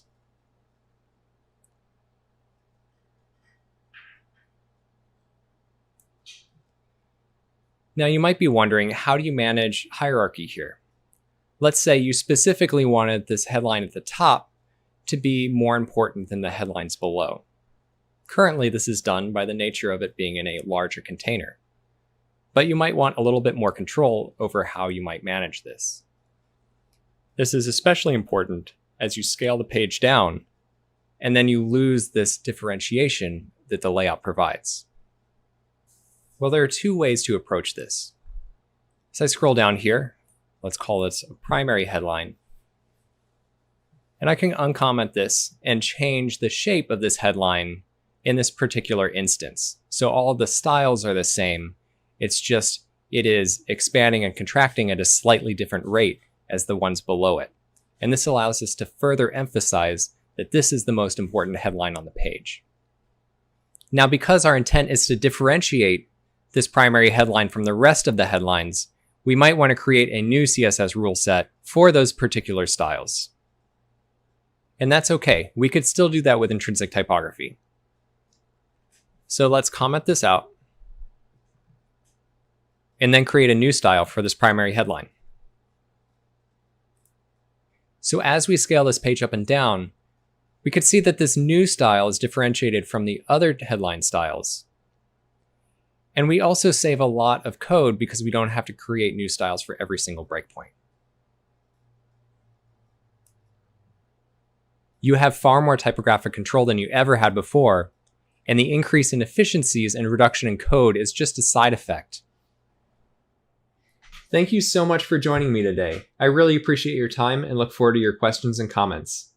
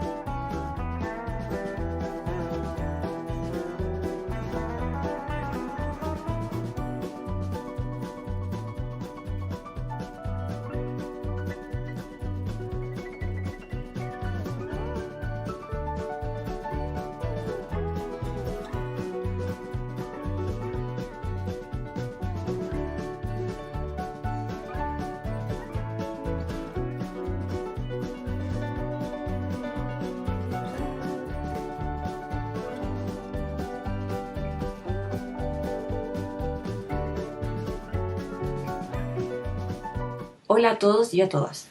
Mi nombre es Carolina Ruiz Ibáñez, soy chilena y diseñadora gráfica, y actualmente vivo en Santiago. A continuación, quiero mostrarles cómo fue el proceso para diseñar una tipografía de texto y con serif. Sin embargo, no pretendo con esto entregarles alguna receta o algún método infalible, sino más bien que vean mi experiencia y que ojalá los pueda guiar, ya que como muchos de ustedes, yo continúo aprendiendo. En mi proceso para diseñar una tipografía de texto y con serif, primero estableceremos objetivos funcionales y de uso, de aplicación y conceptuales. 2. Para diseñar una tipografía observaremos la letra y su morfología a través de la caligrafía tradicional y referentes tipográficos, estableciendo relaciones entre las letras. Y como 3, algunas conclusiones. Para comenzar, una breve explicación. Las tipografías para textos son aquellas que hacen cómoda y agradable la lectura extendida. Sus formas deberían pasar desapercibidas durante la lectura para no distraer del contenido al lector. En cambio, las tipografías display son aquellas que por su forma sí llaman la atención y por lo tanto dificultan y no son apropiadas para la lectura continua. En este caso tenemos tipografía de texto, Stempel Garamond y tipografía display, Bello Script. El diseño de una tipografía puede ser un proyecto a realizar tanto personal o por encargo de un tercero. Habrá que considerar función, uso, aplicación y estética. En mi caso, el diseño de esta tipografía comenzó como un autoencargo, ya que se enmarcaba dentro de mis estudios en la maestría en tipografía de la Universidad de Buenos Aires. Sin embargo, tenía claro 3 puntos. Quería hacer una tipografía para textos, con serif y que fuese aplicada en un libro. Dentro de las tipografías para textos existen serif y sans serif. El serif es el trazo corto que remata con un trazo principal. Ayuda a guiar el ojo en la lectura. Y el sans serif, por lo tanto, es sin serif. La legibilidad es que las letras se reconozcan en su estructura como tal. Para ello se necesitan contraformas amplias que distingan muy bien los llenos y vacíos de la letra. Rendimiento es la cantidad de caracteres que puede incluir en una línea. Y la lecturabilidad es la comodidad de leer un texto.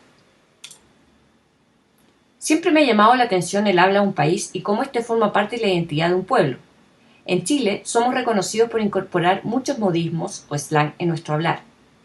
En palabras de Cristóbal Enestrosa, tipógrafo, las características visuales de la tipografía no son invisibles. Son forma y contenido a la vez. Pero, ¿cómo puedo representar la identidad de un país a través de una tipografía? ¿Puede haber una tipografía que refleje la chilenidad? Este cuestionamiento en tipografía es muy reiterado. En lo personal, es muy difícil cumplir con este objetivo, pues también dependerá de quién use la tipografía, los medios masivos para su penetración social, entre otros aspectos. Indagando mucho, llegué a algunos autores de la literatura local, pues en sus escritos intentan plasmar la identidad del país a través del soporte libro. Algunos de estos exponentes son Gabriela Mistral, Pablo de Roca, Pablo Neruda, Enrique Lin, Gonzalo Rojas y Nicanor Parra. De los escritores seleccionados, escogí a Nicanor Parra y su antipoesía como género literario. ¿Por qué Nicanor Parra y su antipoesía? Los estudiosos de la antipoesía postulan que es el reflejo del hablar y la identidad chilena. Osvaldo Ulloa, docente de literatura, define además al género antipoético como un movimiento que persigue quitarle el carácter serio, solemne y tradicional a la poesía que se venía escribiendo. El lenguaje es reemplazado por un lenguaje de la calle, cotidiano, irónico, empleando un discurso fragmentado de los medios como los periódicos. Por lo tanto, y en resumen, tenemos el contenido, que es el género antipoesía. Hablar popular, de identidad chilena, lenguaje de la calle, quitar el carácter serio de la poesía, es un género no tradicional, irónico y fragmentado. Por lo tanto, el contenido que transmite la identidad chilena que yo busco ya está dada por los escritos de Parra.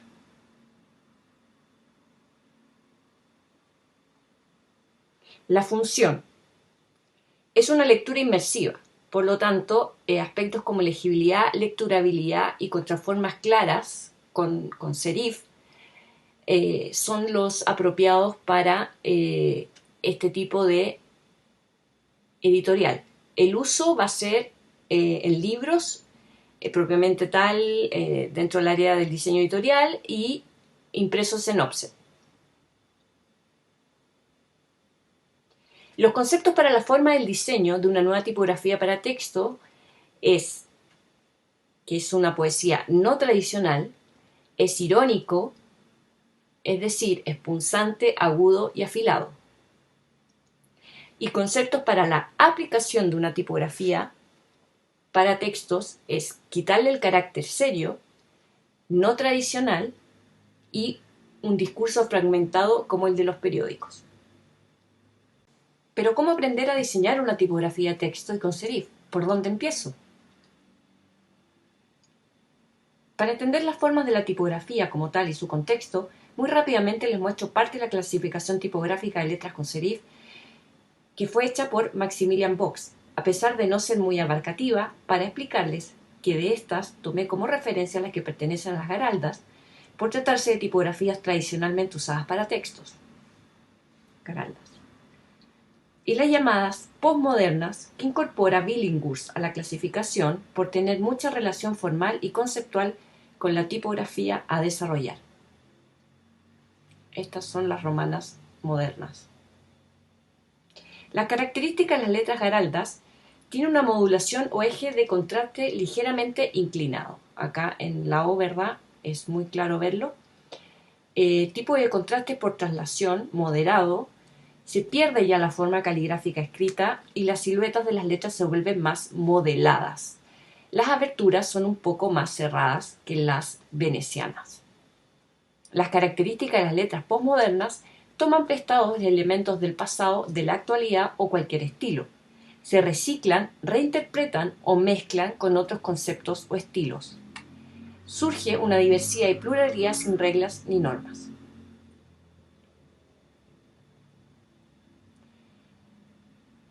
En el estudio y búsqueda de referentes tipográficos según forma y función, está esta lista que yo dividí en función y forma y función.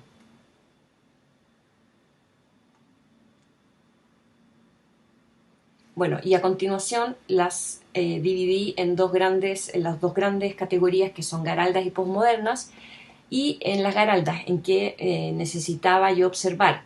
Necesitaba conocer cómo era su estructura, su proporción, ¿verdad? Cómo es el encuentro entre las astas verticales y las curvas, entender sus contraformas, su espaciado, y lo mismo para las posmodernas, ¿verdad?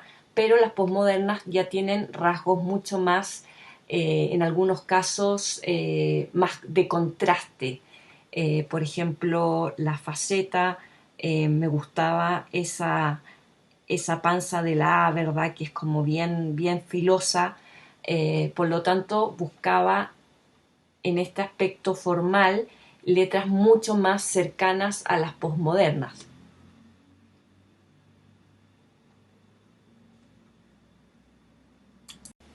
Para entender la letra, su construcción y relación entre las partes, para mi proceso fue fundamental entender y practicar la caligrafía. Dentro del programa de la maestría en tipografía se nos pedía que estudiásemos, entre otras, la caligrafía fundacional de Edward Johnston, por considerarse una escritura moderna que se basa en la escritura carolingia.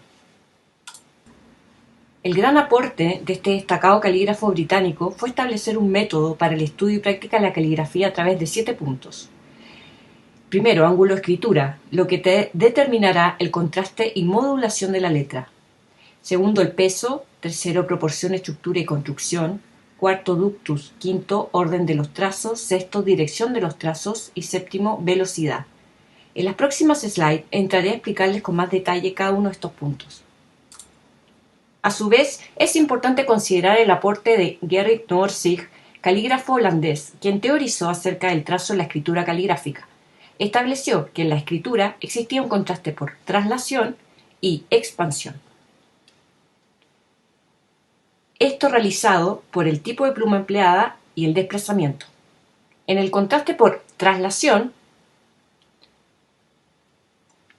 la pluma chata se traslada manteniendo el ángulo, y en el contraste por expansión, con la pluma flexible, el contraste se produce por presión. Además, estableció la denominación de trazo fluido para referirse al encuentro del asta vertical con el arco de la N en un movimiento fluido, y el trazo interrumpido para la N regular, como en este caso, lo que producirá distintas contraformas. Si bien acá la contraforma interior es muy distinta a esta. Lo mismo que acá y lo mismo que acá.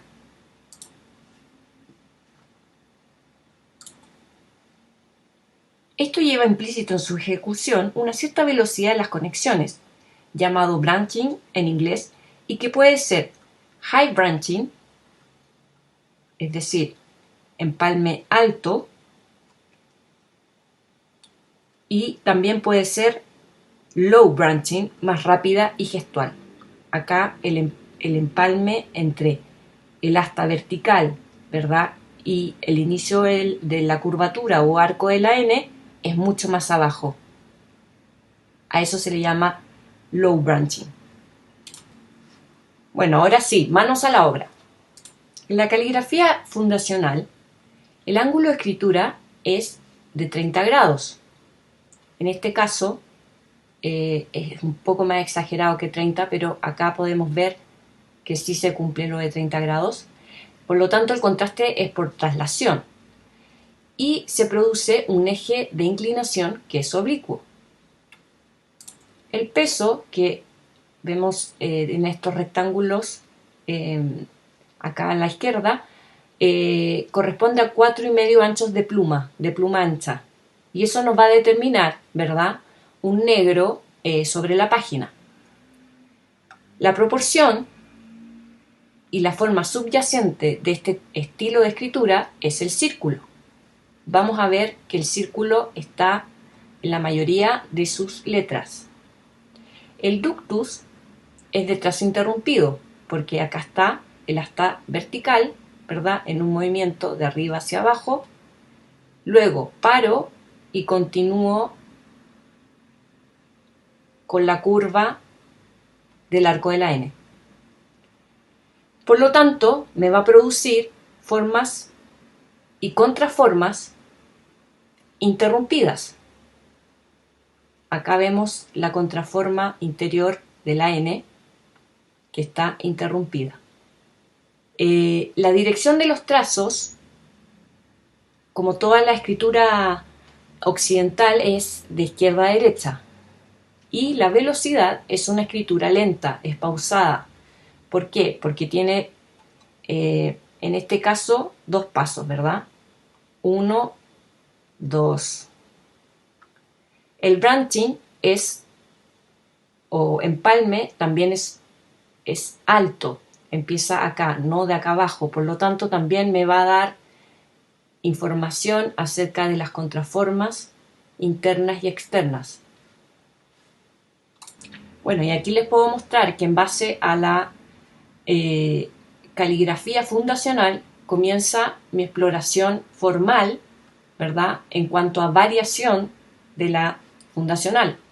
Porque como pueden observar, la forma subyacente de la mayoría de estas letras no es un círculo, sino más bien tiene una orientación más vertical, ¿verdad?, que cuadrada o circular.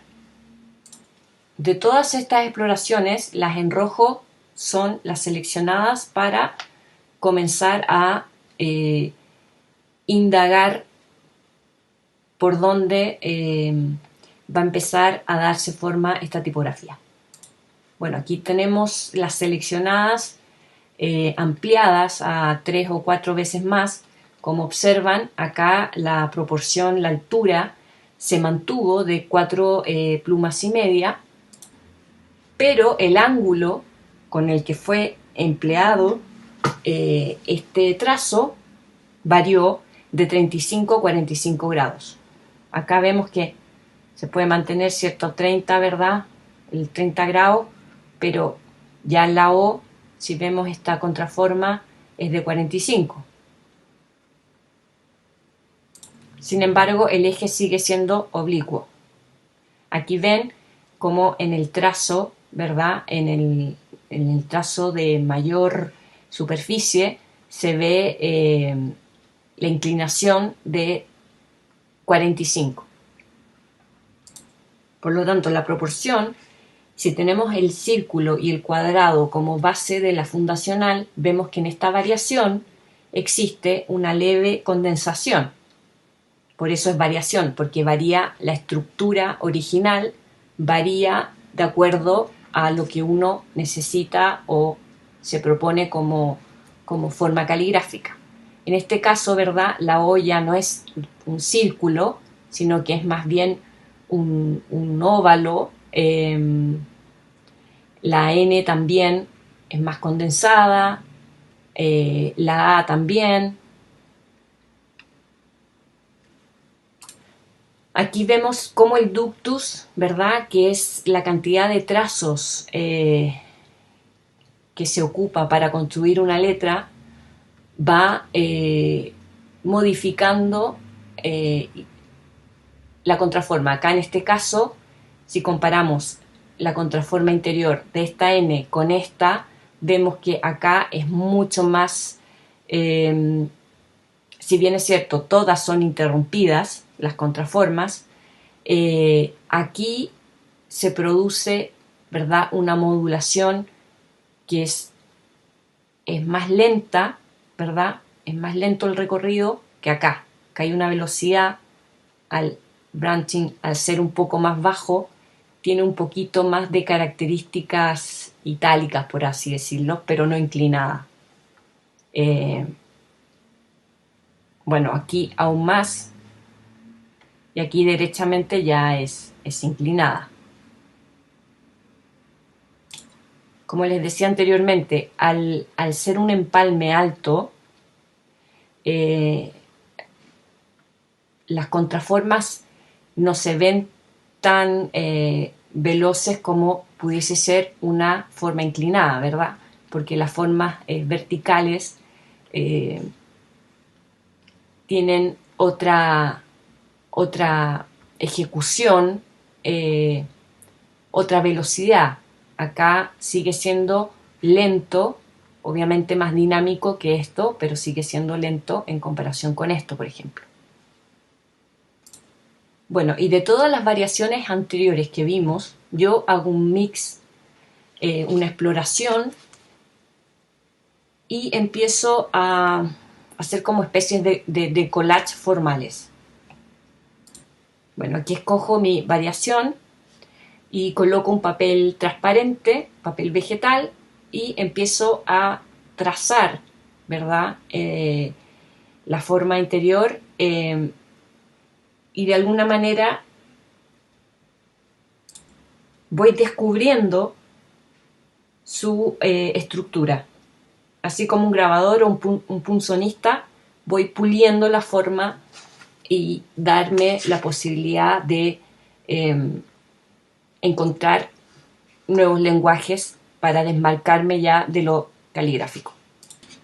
Como ven en este ejemplo, de la misma estructura, ¿verdad?, voy explorando distintas posibilidades formales. Aquí, ¿verdad?, la estructura caligráfica está al desnudo y voy incorporando elementos como serifa. ¿Qué pasa si esta serifa es de una forma y esta es una saliente caligráfica? Bueno, y aquí empieza el ejercicio de prueba y error, ¿no? De exploración de prueba y error. Voy probando contraformas distintas acá en la panza de la A, y se empiezan a ver formas interesantes para mi propósito. Si se fijan acá en esta variación, yo cambio el empalme, es mucho más abajo, sin ser bajo, pero es más bajo que el alto, podría ser un medio, por lo tanto me da acá otra contraforma interna y externa, y al optar por esta exploración, esta N también va a tener el encuentro entre esta asta vertical y esta curva del arco, ¿verdad? Ya va a ser distinta, no va a ser tan recta como podría ser esta. Es como un mix entre esta y esta. Se busca como un intermedio. Y esta, ¿verdad?, va a tener más relación con una N de esta forma. Bueno, y de la N y de la A surgen formas para otras letras del sistema. Bueno, acá todo esto es exploración, ¿no? Hay un montón de errores. Esta letra también se ve como muy madura, perdón. Pero bueno, esa es la idea de esta instancia, de explorar. Acá exploro tipos de serif, ¿no? Bueno, acá la N, ¿verdad? Aparece la H, sale la H. Sigo explorando formalmente la letra A con relación a su panza, la asta vertical, qué sucede ahí con las contraformas, tanto externas como internas. Y ya acá de lleno en la exploración digital, bueno, empieza una forma bastante naif, ¿verdad? Pero que luego fue desechada porque no tenía mucha relación con los conceptos y los objetivos que tenía planteado para esta tipografía. Así que me fui por una forma más tradicional, más garalda, y de ahí empezar a pulirla, ¿no? A darle mi impronta. Llegué a este resultado que es más o menos lo que encontré interesante, y está ya más definitoria, también pequeños detalles que van haciendo cambiar las contraformas y evaluar la letra, ¿no? Por ejemplo, acá esta panza, cuando sale acá de la asta vertical, es mucho más homogénea que esta, que tiene mayor contraste. Y lo mismo pasa acá con esta terminal, ¿no? Esta terminal es mucho más homogénea que esta. Así es que, bueno, acá hay un intento de serif, que puede ser un futuro. Acá la R y la F también me llevó tiempo llegar a un resultado que más o menos me gustase y fuese en concordancia con los conceptos y con el resto de las letras. Acá la N sigo ajustando, ¿verdad? Esta empalme entre la recta y el arco de la N, y acá hay una trampa de tinta. Por lo tanto, entra bastante luz y genera un arco bastante más dinámico que este, que es más pausado, más tranquilo, más reposado, y me decidí más por esta forma que tiene relación con una tipografía para texto.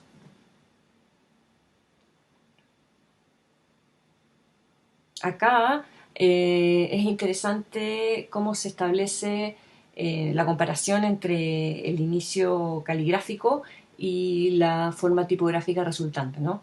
Entonces también podríamos la tipografía analizarlo bajo los 7 puntos de Johnston. El ángulo, bueno, yo acá lo varié de 35 a 45, pero igual se mantiene un contraste moderado por traslación. Hay una modulación que es de eje oblicuo, igual, bueno, se mantiene, no es igual, pero hay una relación. El peso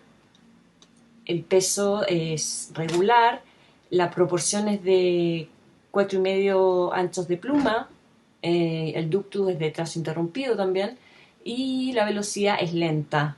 Tiene un high branching o un empalme alto. Y con respecto a la construcción tipográfica, las proporciones y la estructura en base a las mayúsculas modernas, tiene contraformas amplias y pertenece a la clasificación de las postmodernas. La altura X es mayor para dar una mayor legibilidad a la línea de texto en cuerpos pequeños, y la altura de los ascendentes y descendentes son proporcionales. Bueno, ya fase final de la N. Sigo probando acá qué forma puede ser más interesante, más dentro de los parámetros de una tipografía para texto, ¿no? Acá la tipografía para texto está llena de sutileza, entonces hay que ir casi milimétricamente ajustando cada detalle. Acá, bueno, se abre la contraforma, entra más luz, por lo tanto debería ser más legible. Acá expongo diseño de ligaduras especiales. La CH es una sigla que usa mucho el autor. La WL se usaba también antiguamente. La incorporo al repertorio, al set de caracteres. Y acá quiero hacer un análisis constructivo en relación a los conceptos de la forma tipográfica, ¿no? Que decía que era no tradicional e irónico, y esta ironía se transforma en algo punzante, agudo y afilado. Entonces, ¿cómo lograr eso irónico, punzante, agudo y afilado? Acá a través de los serif, de las astas verticales, es que propongo que sean encuentros bastante filosos, en contraposición, ¿verdad?, con este arco de la N que tiene una curva bastante pronunciada, entonces genera cierto dinamismo que no la hace tan mecánica, porque también tiene astas que son asimétricas, y serif que también son asimétricos. Entonces le da cierto dinamismo a la forma. Bueno, acá está de manifiesto, ¿no?, esta pronunciada curva que en conjunto con estos trazos rectos y quebradizos se produce un contraste que considero que es pertinente también a los conceptos planteados por el estilo literario, ¿no?, que es la antipoesía. Esta H, bueno, se replica en la L, la I, la N, M, Ñ, R, U. Acá tenemos los grupos formales de letras. Esto es espacio entre letras. Y ahora a continuación les voy a explicar que para mí también es otro aspecto muy importante de la tipografía, que es la aplicación de la tipografía en cualquier soporte. En mi caso es soporte libre. Bueno, el concepto para la aplicación de la tipografía es quitar el carácter serio, es una poesía no tradicional, y el discurso es fragmentado como el de los medios, como el diario, el periódico. Por lo tanto, se busca en la puesta en página plasmar estos conceptos por medio de la grilla el cambio de ritmo en las jerarquías de lectura, rompiendo de esta manera la lectura continua y lineal del texto. Es así como se intenta plasmar forma y contenido. Forma a través de la tipografía y su aplicación en la página, y el contenido a través de los escritos de Nicanor Parra. Bueno, estos son algunas páginas algunas puestas en página, valga la redundancia, de el diseño, la reinterpretación en cuanto al diseño del libro Poesía Política con la aplicación de Quiltra.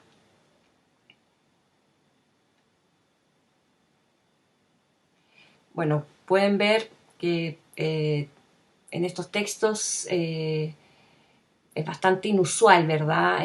Rompe con el canon tradicional de lo que uno entiende por poesía y por lo tanto yo pretendo en esta puesta en página seguir ese concepto.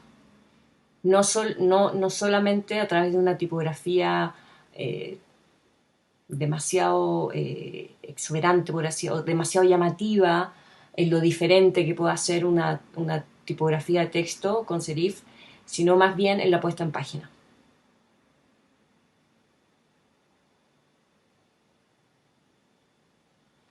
Bueno, utiliza palabras bien chilenas y otros improperios internacionales de Latinoamérica.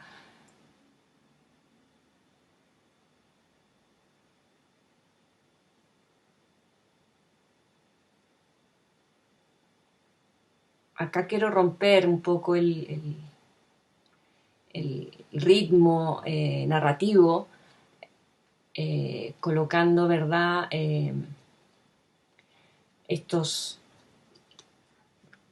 espacios en cuanto a diagramación, en cuanto a imagen. Estos son insertos que contextualizan un poco también de los personajes que habla el autor. Esta, bueno, es parte de la edición del diseñador, ¿no? Es parte de la interpretación que yo le doy a esta obra también.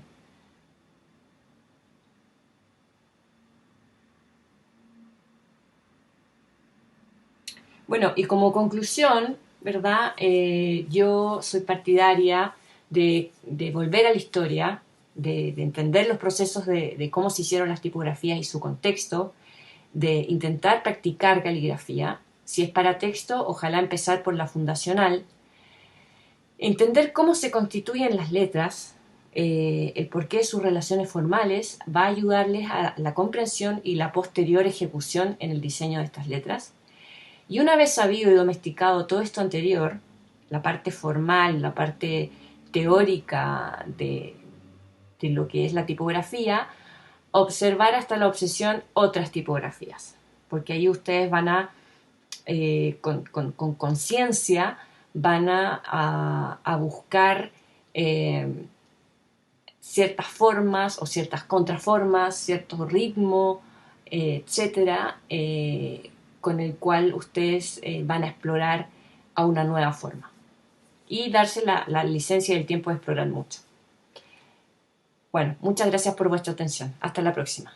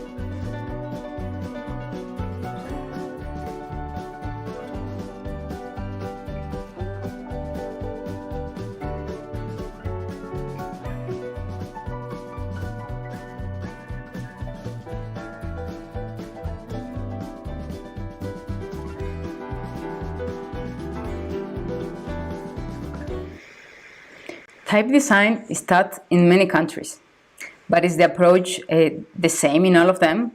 Do we have the same resources, processes, inspiration to learn and teach type design? Probably not. When it comes to teach and learn, other opinions, experiences, and perspectives can be useful and enriching. My name is Ana Michelle. I'm a graphic designer from Bolivia, and I'm grateful to have the chance to share with you my experience in learning and teaching type design in my country. In order to get in context, I would like to point some things about Bolivia. We are a country located in the middle, right in the heart of South America. I was an exchange student once, and some people told me they thought Bolivia was in Africa, so I need to make this clear, just in case. Although the predominant language is Spanish, there are other 37 official languages. The country's population is around 11 million. We Bolivians live in the most diverse geography you could imagine, from high peaks of the Andes through lowlands, valleys, and humid, warm Amazon land. We don't have a way out to the sea. We are a land-locked country, but I like to think that in compensation, we have the biggest treasure in our rich biodiversity. Our complex cultural diversity is something to be proud of, and unfortunately, sometimes it has been one of our biggest problems as a society. And of course, type design we have here reflects and that explosion of colors, shapes, techniques, but above all of a lot of this identity and handcraft work. Immersed in this land of extreme variations, there's us, the graphic designers, teachers, and the graphic design students. If you want to study graphic design in Bolivia, you can access to a college degree in 10 universities, and there are also many other training institutes which offer a technical degree in it. Only 3 universities out of these 10 have within their curricula a specific class dedicated to type design. Most of them superficially teach the use of typography, therefore they limit its use to the application of editorial and publishing projects. When I studied graphic design, I hardly had any training on typography, so basically we use it in our designs just as a complement. We didn't really study it as a separate and complex and deep field as it is. I started working as a junior graphic designer right after graduation. This is one of my first works. I work in this small ad agency. And since then, I never stopped working on graphic design. I went through many agencies and editorial houses in different cities around Bolivia. And my vision of the letters was always the same. They were just a piece of the puzzle that I had to add to a composition. So it wasn't until 2015 I noticed that there was something else going on with the shapes of the letters. One good day, as many stories begin, I accidentally made my first handmade lettering work. I was waiting for my son to finish his swimming class. I was at the Pulse cafeteria, and the lady running it had the blackboard with this on the wall with these letters.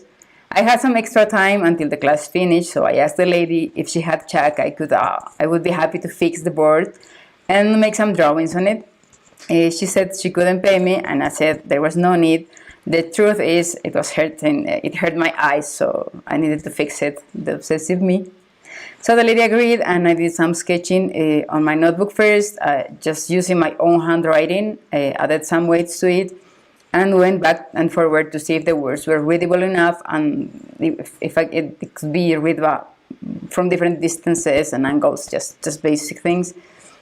And you can see the result here, a bit cleaner, no grammar mistakes. I corrected some letters, and hopefully a little more attractive. The lady was really grateful. She invited me a coffee and a donut, and I was happy for that. And also because I was listening to some customers' comments, like they would say things like, we now know what you are offering, we didn't know you had juice, and everything looked more tidy for many of them. So definitely the way the letters were drawn was affecting the message in a positive way. And I had been working many years on design without consciously realizing that fact. So this is the before and after. So basically my journey as a self-taught type designer started right there. As a designer, I felt like I needed to explore more about type design. I had all the resources, the motivation. I had a good and stable Wi-Fi connection, so I really had no excuse to go for it. All I needed was to find the will to do it and some extra time working hours for that. So most of the work I started doing was unpaid. Somewhere in exchange of services, I had cookies, coffee, milk, even Pilates classes, and other goodies as payment. But most of the meaningful reward for me was to practice, and was the practice I was getting thanks to these non-demanding clients. I truly believe that practice means progress, so that's the fact in sports, any discipline, so it had to be the same with type design. And every support was good for lettering forms, and the rule was simply the experimentation. There were no accessible courses back then, so there was a lot to learn from tutorials, online courses, calligraphy tutorials, vector drawing, so everything was right there. And I started, of course, diving into the social media ocean to follow and learn from the greatest sharks of leather construction. So after uncountable small store blackbirds and many other formats, somehow you get the confidence in what you do. And you say yes to everything, at least I do. So because of the lack of formal specialization in those fields, many training centers started to appear in Bolivia due to the demand, and they offered short workshops about specific design fields. A friend of mine was in charge in one of them, and she invited me to give a lettering workshop, so I accepted. I had never thought before, but how could it be, right? So my ego betrayed me again, and I announced the workshop as a lettering and calligraphy workshop. So some of the pictures. Two of my students were fine educated ladies, experts in Palmer calligraphy. I was nothing compared to them, of course, but somehow I managed to finish the sessions with my head up high and still looking like the teacher. But that day I realized how much I liked to teach and how much I needed to prepare myself to actually be a proper teacher. So I went back to school, found a master's degree in higher education that I could pay in installments, and went back to being a student and kept on giving workshops. And in all of them, I found really eager students, eager to learn about calligraphy, type design in general, and they were self-learners, just like me.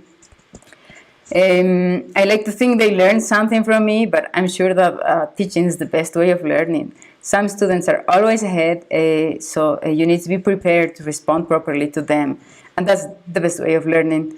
So I kept on giving workshops, invested more time in books, a little more in professional online courses, of course, and materials as well, and participating in all these challenges and personal projects. They always give you a good way to experiment even more.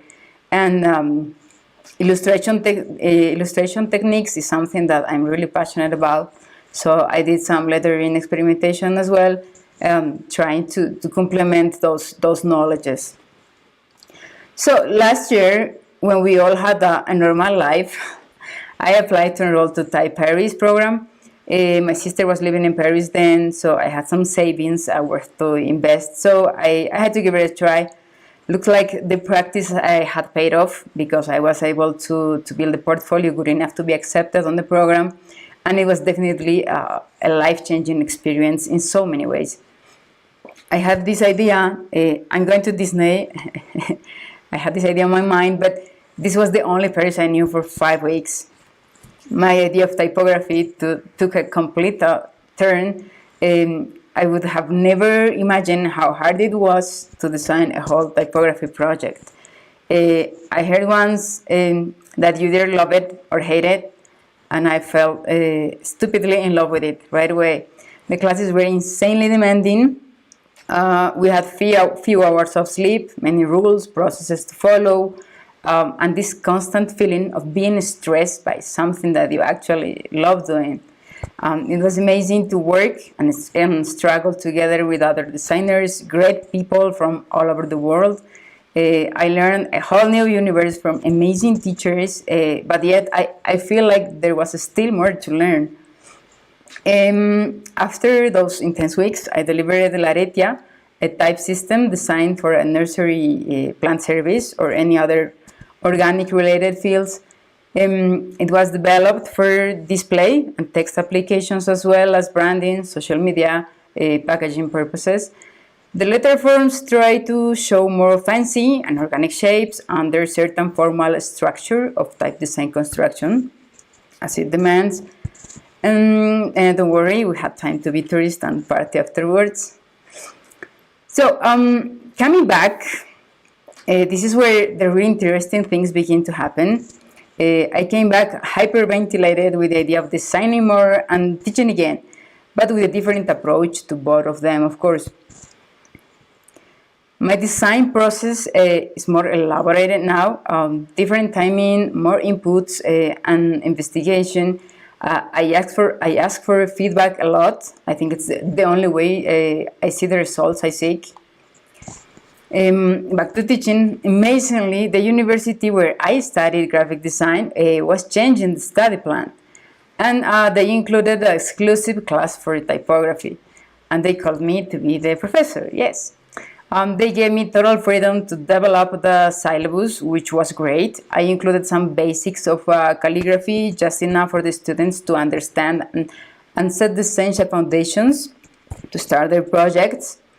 Cola pen and other recycled materials have been our greatest allies in these experimentations, since some calligraphy tools are not easy to find here or are way too expensive. We go through lettering basics as well. There's a lot of sketching, especially now since the COVID situation limit us to go to the computer labs of the university. As a result, many students have more profound understanding of typography and how to use it. They see the powerful tool they have now, and they feel able to design their own letters, expand their skills, and as designers, level up any design project as well. At the beginning of this year, we delivered some interesting projects of basic but complete typography systems using Libs. We dedicate many hours working on the details and observational skills. Each student decides the kind of project they want to develop, but lately we are working on projects of lettering and typography that somehow feel more Bolivian. The attempt is to teach typography through Bolivia's cultural diversity and identity. As many other South American countries, our daily life is a mix of these music, colors, shapes, and cultures, and all of this colorful mess is a great source of inspiration. This is an example of a couple of students that worked this lettering project from the Hablada dance from here. Most of these projects are, of course, still in progress, but they will give you an idea of what we are trying to achieve. This is a work of Santiago Salas. He's working inspired by the shapes of the monolito, Tiahuanaco sculpture. So we start with a mood board of national references, whether it's architecture, biodiversity, or any cultural aspect, of course, and also vernacular signs. We want to revalue the expressive charge existing in those Bolivian signs. This is a project from Rodrigo. He's working on the shapes of vicuña, this sweet animal here. And most of the letters, the signs we have here, are handcrafted, painted, or cut. So there's a story behind all these signs that we see every day on the streets. How they were made, the tools they were used, and the way the tool was used also. So we analyze all these aspects in order to achieve this sense of the reference. Crafted work is essential in our country, so it shouldn't be diminished in our designs. The ultimate goal I would like to accomplish with my future colleagues is that they feel they are growing where they were planted. This is an example of Luciana, also based on the chalets, this kind of buildings we have here. This is the project in process. So this is another example of the micros, the Bolivian buses, based on the shapes that they have. So we're not a country well known for being design experts. We are the new ones here, and we don't have much heritage in history design, but we are a country that keeps some sense of authenticity and that can give a fresh view to type design in the world. This is not only my story. I know many Bolivian designers that had gone through similar journeys. Despite all the difficulties, limitations we face in this developing country, we are really motivated, and we always find a way to keep learning and teaching because we believe in our talent. Thank you so much for watching.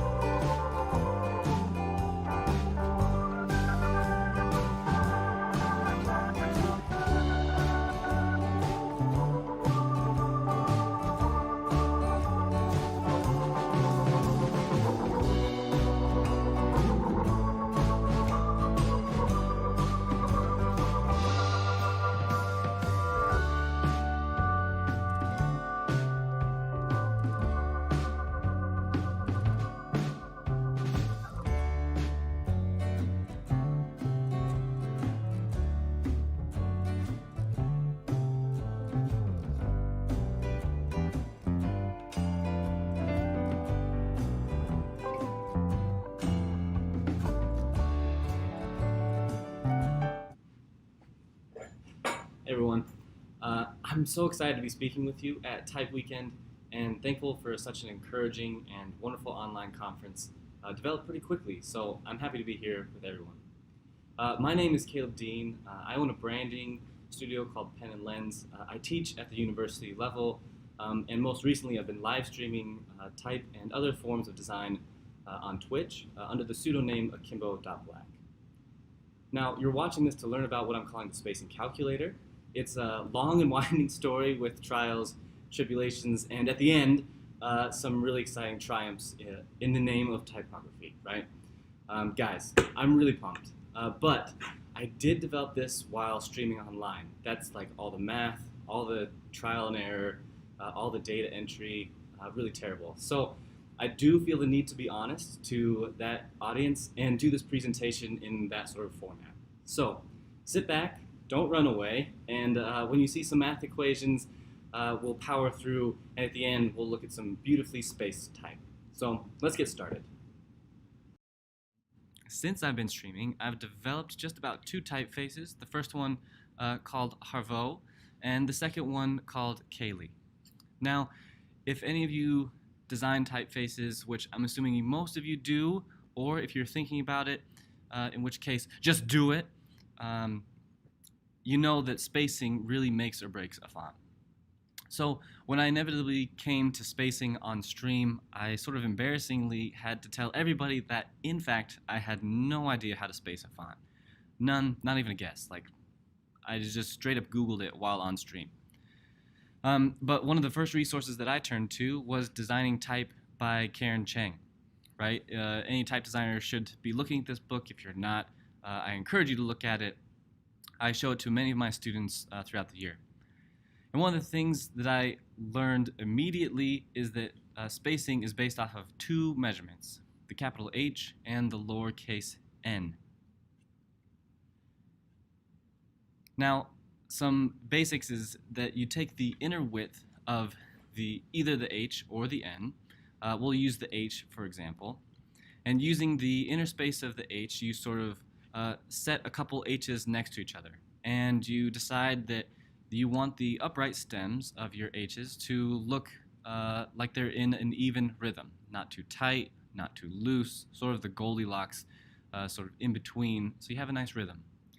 And then you take your middle H and you replace it with an O, and you do the same thing. So you space it back and forth, you change what's going on until you get a really beautifully spaced H-O-H. And then you add a whole bunch more letters and you figure that rhythm out until you have this really beautiful rhythm that's like music across the page, right? We sort of know that as type designers, that we're looking for that music look. And then you do the same thing with the lowercase n, and you should be able to apply that rhythm to all of your characters across the board, right? In Cheng's examples, she breaks down the H and O and lowercase n and lowercase o for us in Universe and Garamond, and then she gives us a sort of formula, which is an adaptation of Walter Tracy's work for how to space a main alphabet. And it looks a little bit like this.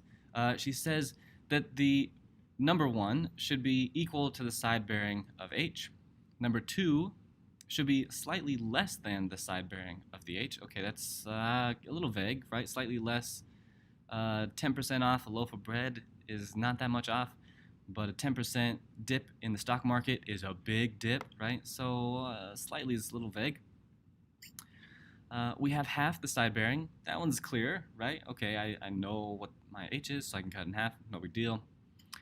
For the minimum side bearing, minimum could be a lot, right? Like, is it 1 point smaller? Is it 99 points smaller?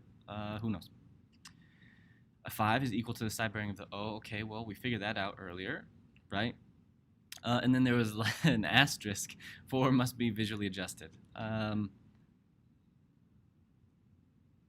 What? What? How vague, right? It feels like a John Cage or a Yoko Ono prompt.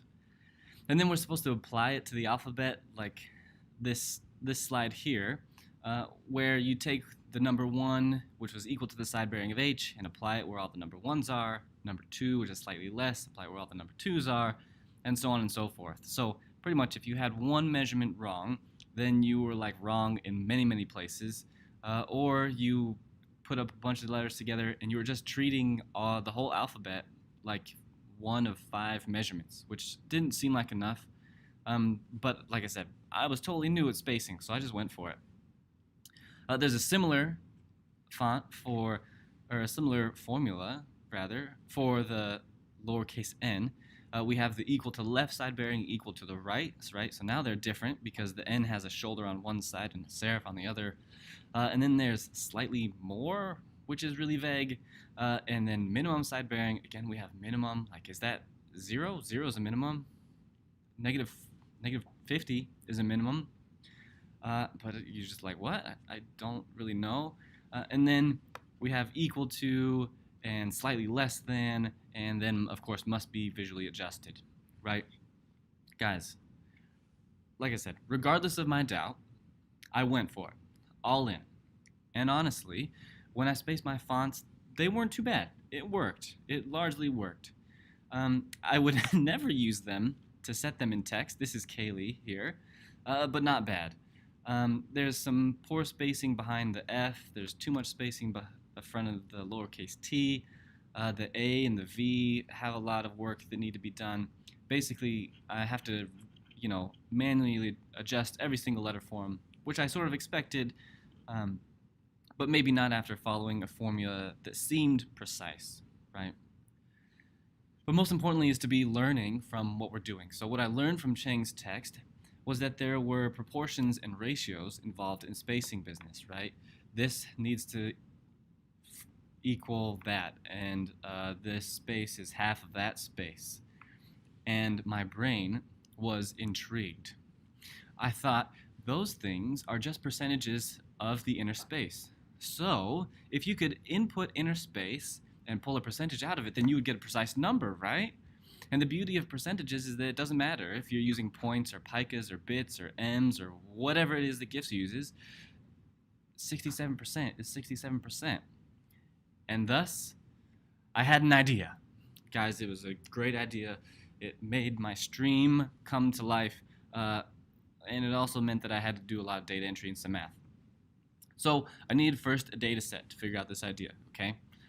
I started with sans serif with foresight to a more complicated issue, which we'll talk about in a minute. I studied 7 different fonts, some that did heavy lifting, some that we see all over the web like Roboto and Open Sans, and others from contemporary type foundries that have found a ton of popularity. And I input the side bearings for each. So basically I just opened up their glyphs, their files and glyphs. I own the licenses for all of them, have paid for them, and made just documented what was going on in the typeface. Then I divided the side bearing by the inner space accordingly to get a percent. And that equation looked like this. I have that BS there, which is bearing side. It's not S for side bearing. You'll find out why in a little bit. Over the N, I'm using lowercase n for inner space. It could have been capital H for the capitals. I used a different measurement for the different letter forms. So all of the lowercase are measured using the lowercase n, as suggested, and all of the uppercase are made using the inner space of the capital H, as suggested. And all those gave me an average bearing. So I'd get an average bearing for, say, one of the typefaces. And then, because I had 7 of them, I'd add all the average bearings together, all 7 of them, and then divide them by 7 to get an average percent of inner space proportion, right? So I had my average. And then all I had to do was apply those percentages to my letter forms, right? I've just input an inner space, and bada bing, bada boom, I've got it. But that math looks like this, right? My 2B side bearing was the inner space times my average side bearing. And what I got was this beautifully precise spreadsheet. Guys, it's massive, it's sometimes oppressive, and it's gorgeous. It looks like this. On the left here, I have my output, and on the right of this line, I have the fonts I studied. At the top, I have inputs for things I need to measure, the inner space of the lowercase n and the inner space of the capital H. And I can input any measurement here on the top where it says inner space, and it'll output side bearings for all my letter forms. For example, if I put in 100, you can see all my letters get the value. And I can change it to anything. 647 inner space, side bearings. 1,298, boom, side bearings.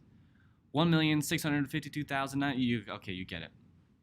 And once I entered the data into the spacing calculator, it gave me this. On the left here, you can see the design type formula, and on the right, you can see the spacing calculator 1.0. And it's pretty good, right? Like, on the right, you can see it's a little bit more even, it's a little bit tighter. Here, I'll set it in red for you. The red is design type, the white is the new text, and now you can see really where the changes are. The spacing calculator is quite a bit tighter, it has a more even rhythm, and guys, it felt really good to set a typeface that I had designed live on stream in a paragraph that looked this good, right? But I knew, as I said before, that there were going to be some trials and tribulations ahead, and that's why I hadn't done any of the spacing for Harvo yet, because of the one road bump, serifs. Oh, guys, here's a roadblock. Of course, serifs have to complicate the system, right? Because it's math-based, not visually based, right? When glyphs is measuring side bearings, it measures it from the furthest most point. So serifs would get in the way. What I wanted to do was space via the stems, and glyphs wanted to space via math.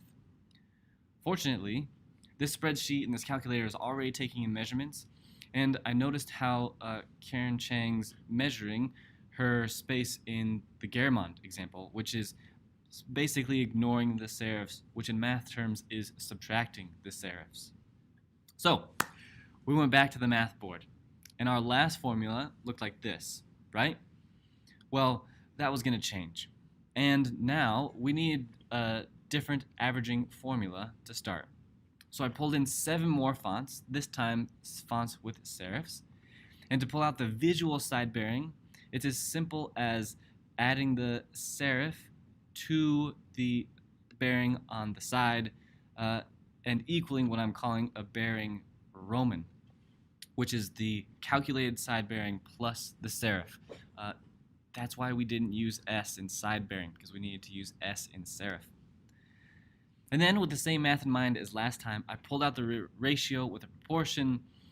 We started our first ones with the side bearing over the inner space of the lowercase n or h to get an average.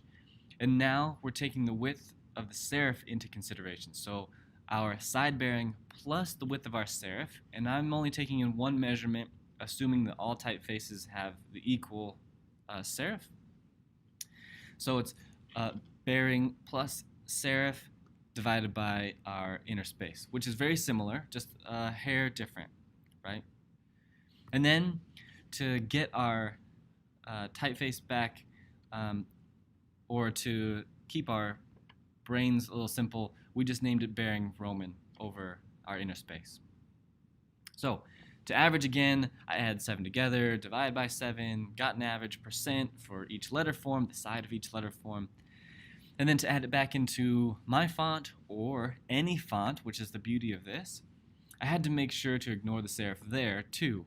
So by applying these percentages to my letter forms, I took an equation that looked a little bit like this, which is now my inner space times my average. Again, this is my average Roman that I'm calling, and minus that serif width. So we have to subtract it the same way that Karen Chang did in her book, and the same way that other typographers do when they're spacing type, right?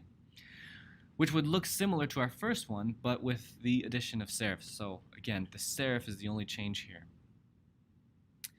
And now, some of you who are thinking ahead might realize that the letters like O, C, G, D, and B, and some other lowercase and some other uppercase, don't have serifs affected by one side, right? The curve of the C and the O and the G, D and the B, none of those are affected by the serifs. But we already have that measurement, right? We already have a spreadsheet with the serif measurements or the sans serif measurements rather, in our first spacing calculator, which means that for Spacing Calculator 2.0, I combined the first two to create a more robust serif and sans serif calculator. Here, the gray boxes show the use of sans serif formulas and averages, and the black boxes show the use of serif formulas and averages. Basically, I'm combining the equations here and the math here to get to one spreadsheet output. And again, guys, let's look at this outcome. Oh, they are so satisfying to me as a beginning type designer. They're really, really wonderful. Here, Harvo and Kaylee are spaced with the new calculator. It's probably worth noting that Harvo isn't a normal serif font either, and yet the calculator gave it a pretty satisfying color in both its modern and its grotesque versions. These fonts take the average spacing in industry-leading typefaces and come to a result for each individual character, where the formulas from Design Type only used 4 or 5 numbers. This one takes every single letter form, the sides of every single letter form, and averages it. And I think that's a pretty specific and pretty successful thing, especially since we as type designers are going to do that anyways. Why not give ourselves a more powerful tool? And note again that I haven't kerned or anything. So I haven't kerned either of these letter forms. I'm not making any individual changes. This is just raw spacing, guys. I'll keep the slide here for a moment because I think you need to indulge just a little bit.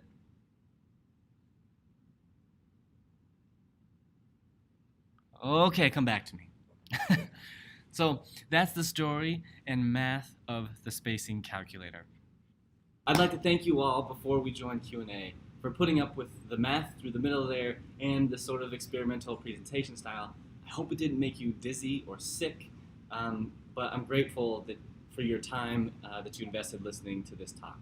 I might be a little obsessive about type, but I think that's what makes a good type designer. I'll let you be the judge of that. Thank you again. I'm looking forward to seeing you and hearing from you in our Q&A.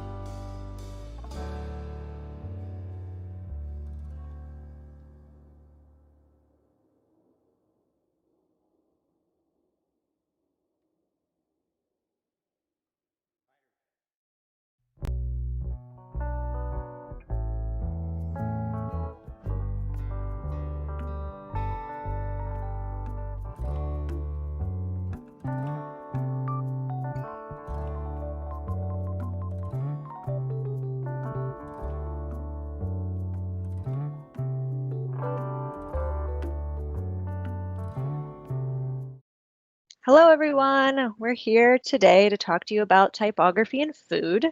My name is Krista Reeder. I am a design director at Gensler in Seattle. Yeah, and I'm Ryan Collier. I'm a graphic designer, also at Gensler in Seattle. So the name of our talk today is called Type Feast, and we're excited to share a menu with you. We're going to start with the amuse-bouche, which we will share a little bit about ourselves, our background, and our perspective on typography and food. Then we'll roll into the main course, where we will share 3 projects that are all based around food as well. And we'll end with a little minardis, which means tiny dessert. And we'll show you where we're thinking about taking Type Feast next. Yeah, so bon appetit. The amuse-bouche, as Krista mentioned, is just a little intro. Krista and I are both experiential graphic designers, and essentially what that means is we're telling stories through place, and our tools really are typography, color, and illustration. And our work really revolves around that idea of just creating narratives and being able to express a story within a space and a place. You can see our work, there's a range of scales and a range of colors and styles, but typography really is that thread that moves throughout all the projects and kind of unifies everything. Yeah. So when Ryan and I first met, we discovered that we both shared this love of food, not just cooking it and eating it, but also it was a driving inspiration behind our work through color and texture and flavor. So these are a few of our photographs of food. And you can see that color and texture showcased in all of these, that being a thread with our eye for visual communication. Yeah, and just to clarify, Krista is a super talented home chef, and not a chef, right? A cook, yeah. A cook, okay. I love to eat the food, so whatever that makes me. But we thought that our shared love of cooking and eating and just food in general was a great way to think about cooking techniques and how those relate to our design processes, especially how it relates to typography. So we've set up today's presentation to revolve around 3 kind of techniques. And the first is thinking about how you balance flavor. So that's really about how you pair and balance a type group. And then the second is thinking about recipe riffing. So how you augment an existing recipe, and that could be augmenting an existing typeface. And the third is cooking from scratch. So you're creating custom typography for a project. All right, let's eat. So main course, first up, as Ryan mentioned, is about balancing flavor, which is the equivalent of pairing typography and curating typefaces. And the story is about the first Whole Foods market in Brooklyn in the neighborhood of Gowanus. So Gowanus is a very industrial neighborhood. So this is some of the inspiration for the project. You can see kind of some of the older brick buildings in the neighborhood with these awesome ghosted signs. To the right, we have old fish market that used to be in the neighborhood. Our team was really inspired by the character of this typography. And then in the middle, you have a modern day butcher shop in Brooklyn. And you can see in this photograph, and if you've visited Brooklyn, you'll know that a lot of the graphic design is inspired by the history of New York. So you can see how those things correlate. So we started to think about the identity for this new Whole Foods. We started to look at nostalgic typefaces. At that time, Brothers from Emigre, right? That awesome typeface that felt very nostalgic but modern. Here we have Keepsake, experimenting with Gowanus as a beautiful G with that typeface, and then experimenting with something that's completely custom, right? That felt very industrial as well. So this is where we ended up. As you can see, the name was changed from Gowanus to 3rd and 3rd, which is the intersection that the store is at. But furthermore, you can see the whole type family here and how it holds together as a family and feels like a single voice, but is flexible and unique enough for each of these departments to feel like their own venue. Yeah, you can see how that identity gets adapted into the space. So that 3rd and 3rd logo starts to show up as a mural, and you can see the other Gowanus kind of accoutrement start to take a shape within the space as well. Also, just thinking about scales again, the logo gets adapted down into a smaller scale. There's obviously an apron on the right that's kind of juxtaposed between that larger scale mural on the left photograph as well.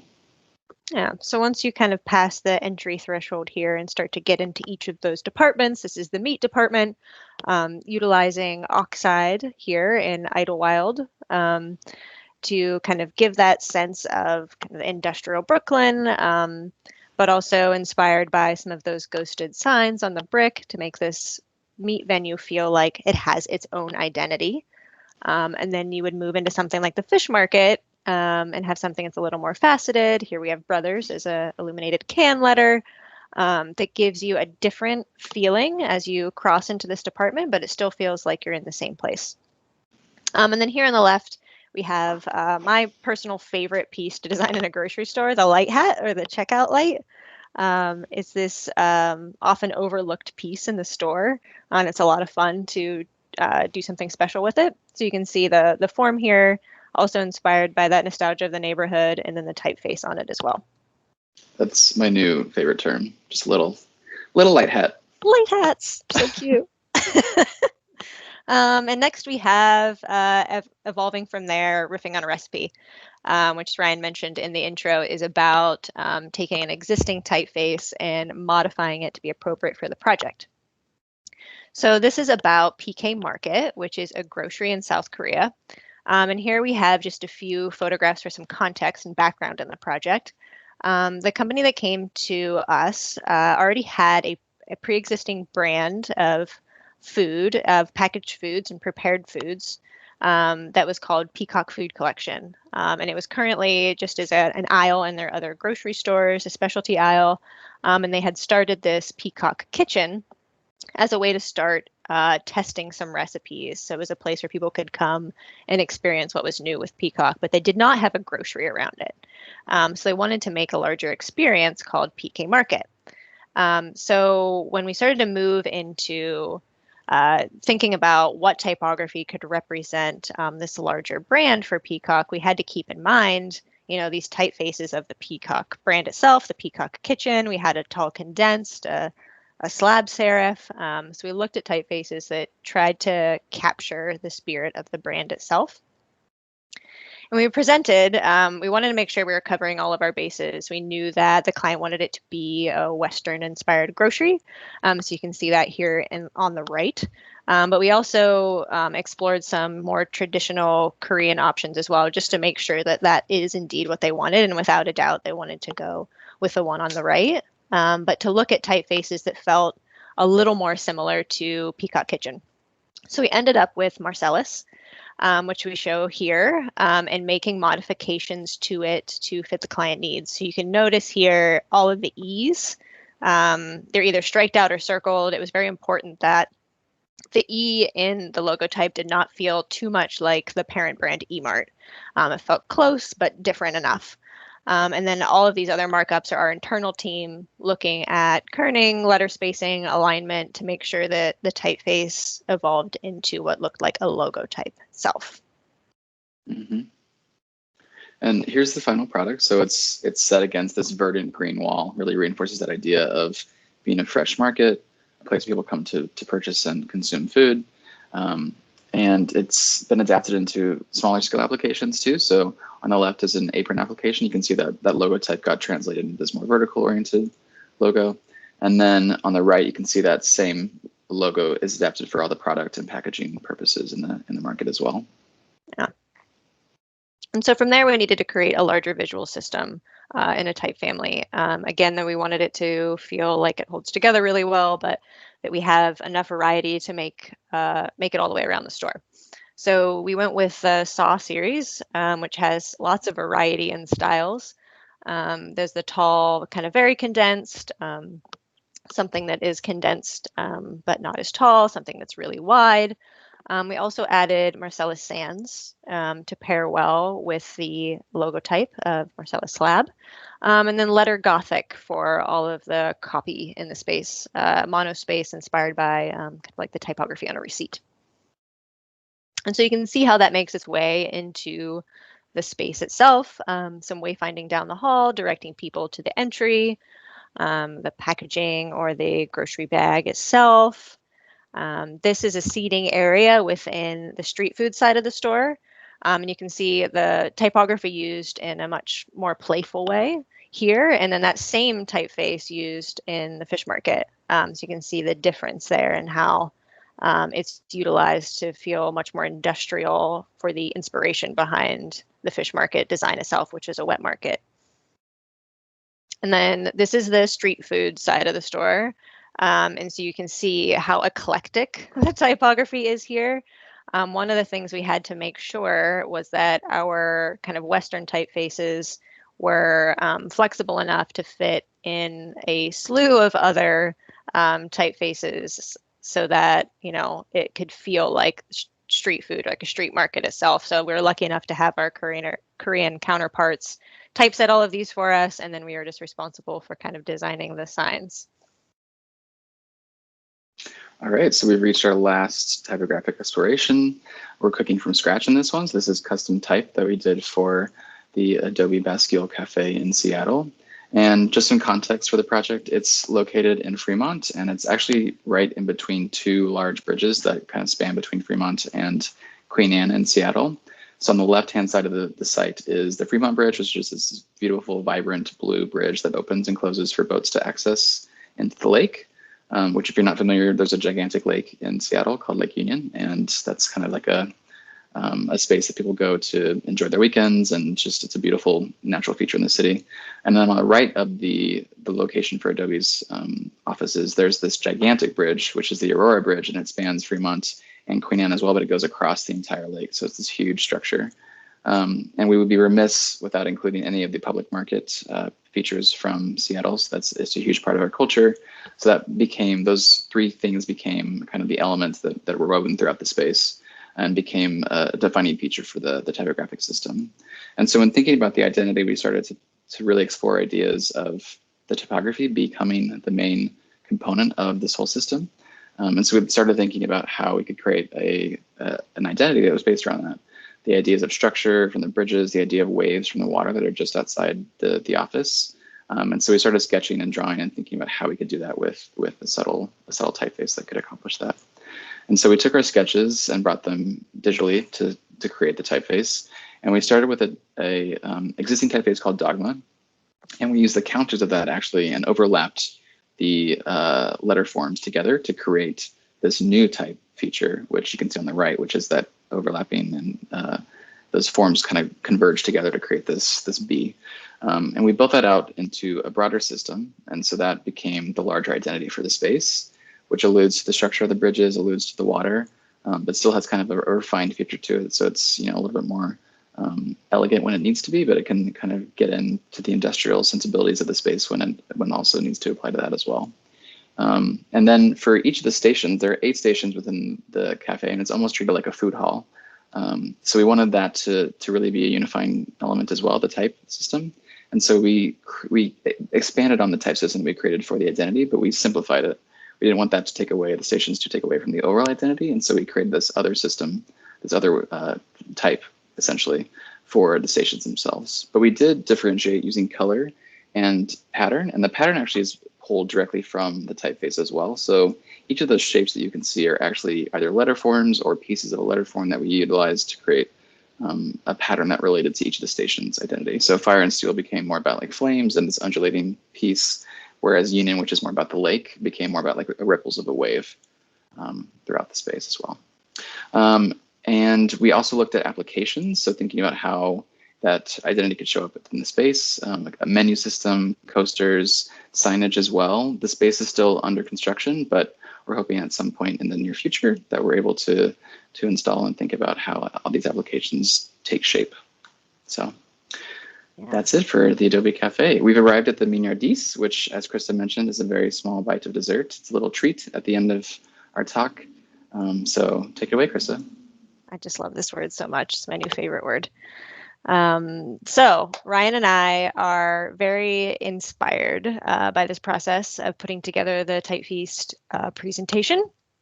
And so we've been thinking about how to use our food photography and our love of typography to make pairings, basically, and have a project of just really simple pairings for types of food. So this is a picture of homemade kimchi.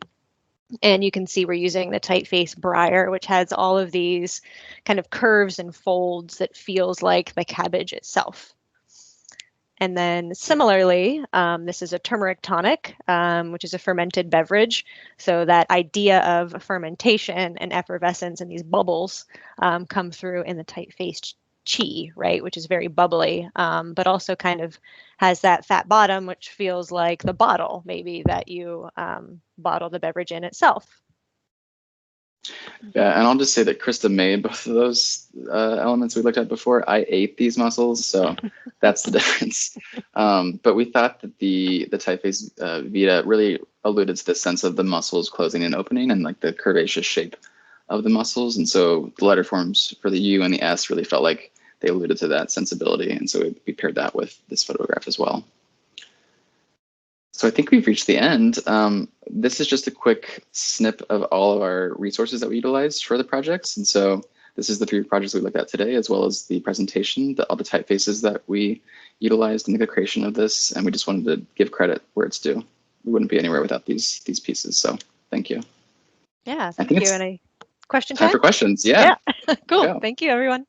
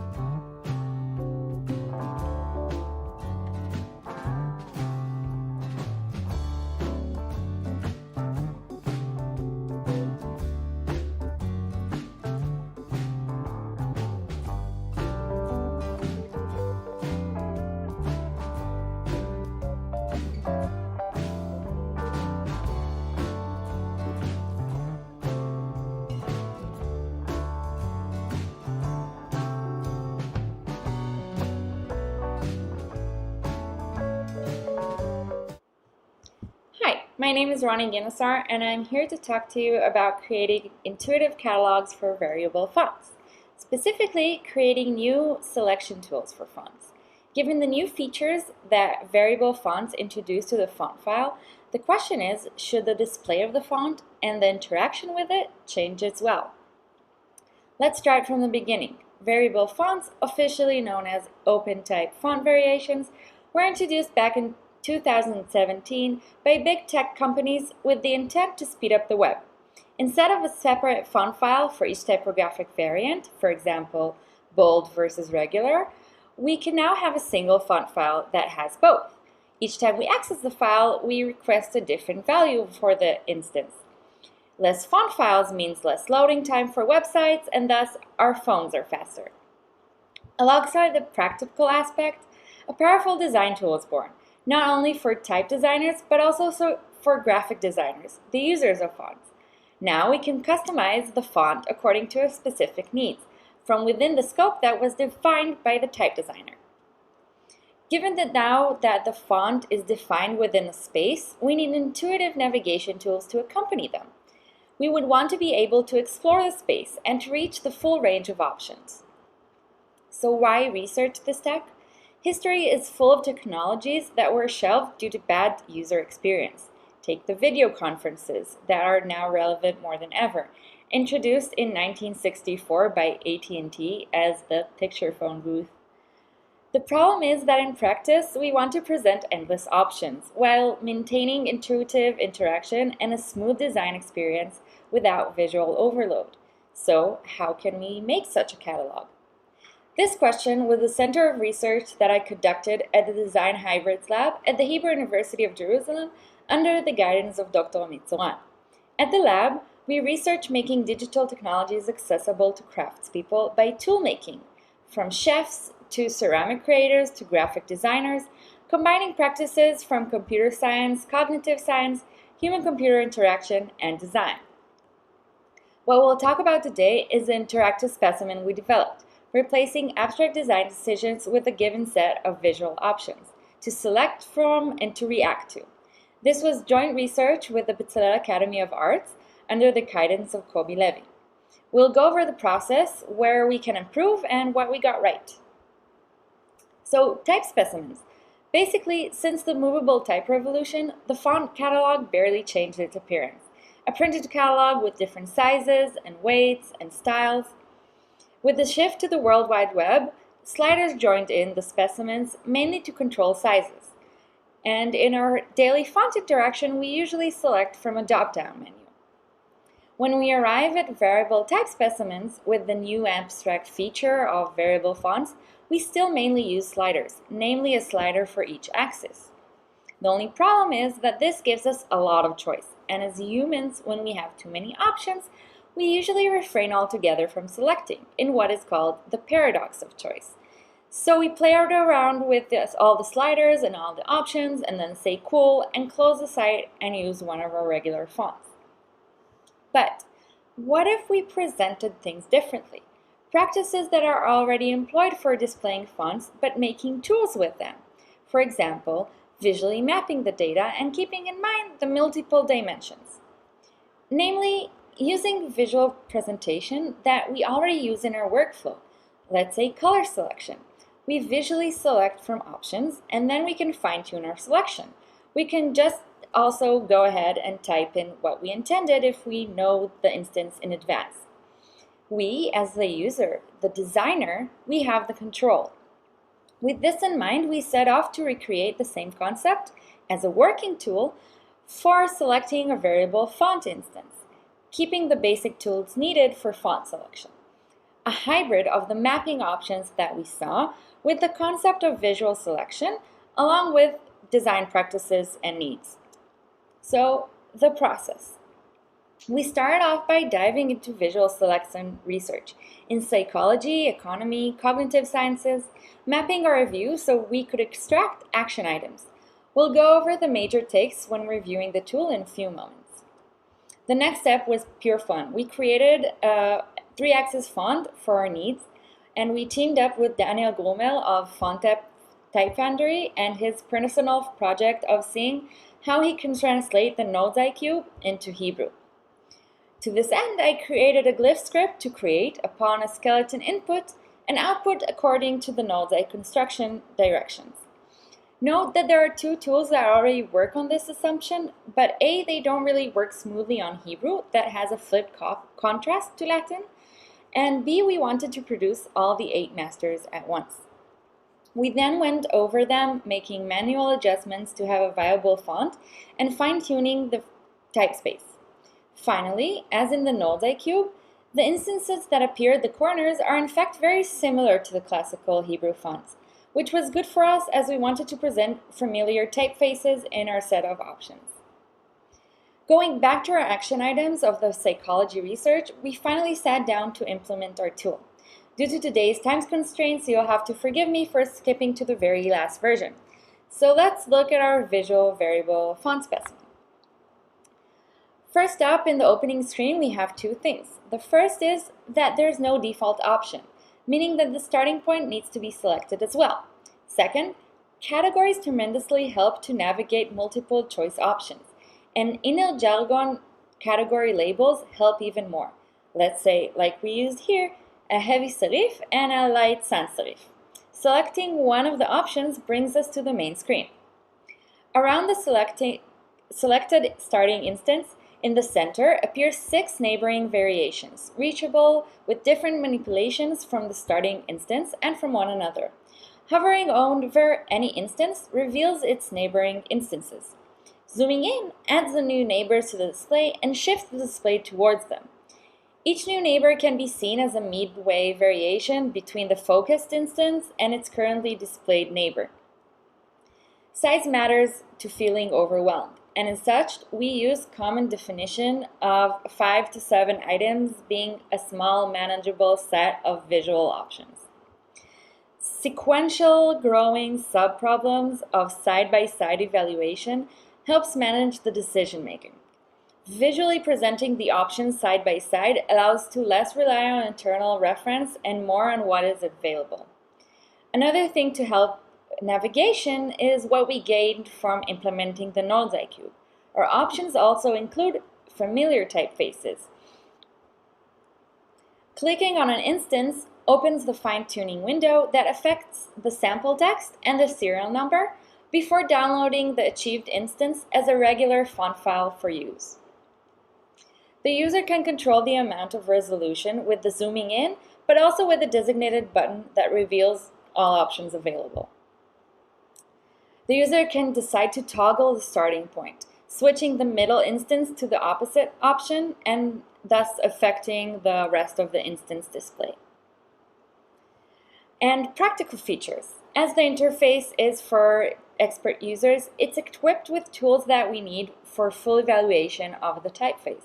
So we can type text in, we can set the text size, the kerning, and the leading on the example text using the sliders that appear when we hover over the example text. We can switch the display between black and white. We can change the display title, theoretically typing in a word. So in total, this gives us the option to evaluate the font in 3 levels: the letter, the word, and the text block. Finally, we do note that novices and experts need different tools and also need different displays. But as we chose experts, we neglected a lot of the aspects that might be needed in a regular user setting. A last aspect that I wanted to review is the space display itself. Originally, we wanted to implement a 3D interface, but in practice, displaying our design space in 3D brought too much clutter to the screen and to the interaction to be comfortable workspace. So seeking for ways to display in 2D, we actually went back to the Nolzai cube for inspiration. Using a hex grid enabled simultaneously displaying in 2D all the variations that can be directly spanned from a specific instance in a cube coordinate system. Upon each zoom or display shift, we still keep the cube structure, so any subspace is a cube of its own, helping the grasp of space and navigation. Tips and thoughts from the process. I think our initial sketch answers a lot of the problems that we ended up with. So go back and look at your initial and previous versions, constantly asking why the changes happen and are they benefiting the purpose. Second, features are fun. Cleaning up is very nice, and it's nice having a minimalistic interface without any clutter, but users really like features. The third thing is, how do we give instructions without letting the user skip them? A problem we had was that a lot of the users didn't read the welcome screen and just went ahead and clicked, and then they were lost in the main screen. Fourth, zooming in isn't as intuitive as we thought, and clicking isn't as dramatic as we thought. So probably the next version would be a kind of pinning solution. Last thing is the platform, web versus native. We wanted to create a very accessible and live tool, so from the get-go we set off to build a web tool. But from user feedback, we learned that maybe sometimes a thing like an Adobe plugin or a Mac native tool would have been a more intuitive feature for the workflow. I wanted to overview the process so that everybody can benefit towards building better tools for our community. These days, we're also submitting the broader research as a paper that once it's published, it will be linked in the website. We can probably talk for days about parametric design in general, and specifically in graphic design and in the typeface sphere. But for today, I hope you've enjoyed and benefited from the peek into the journey we took and towards your own creations. So thank you.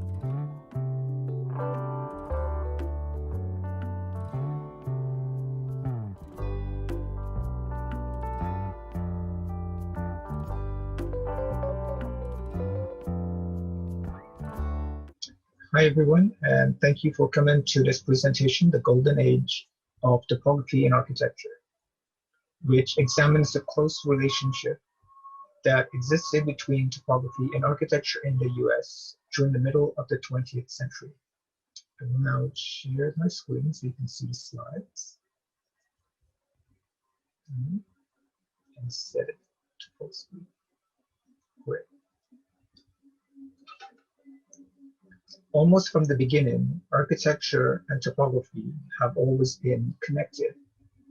The ancient Egyptians, for instance, covered their buildings with hieroglyphs that told the deeds of the gods and the pharaohs.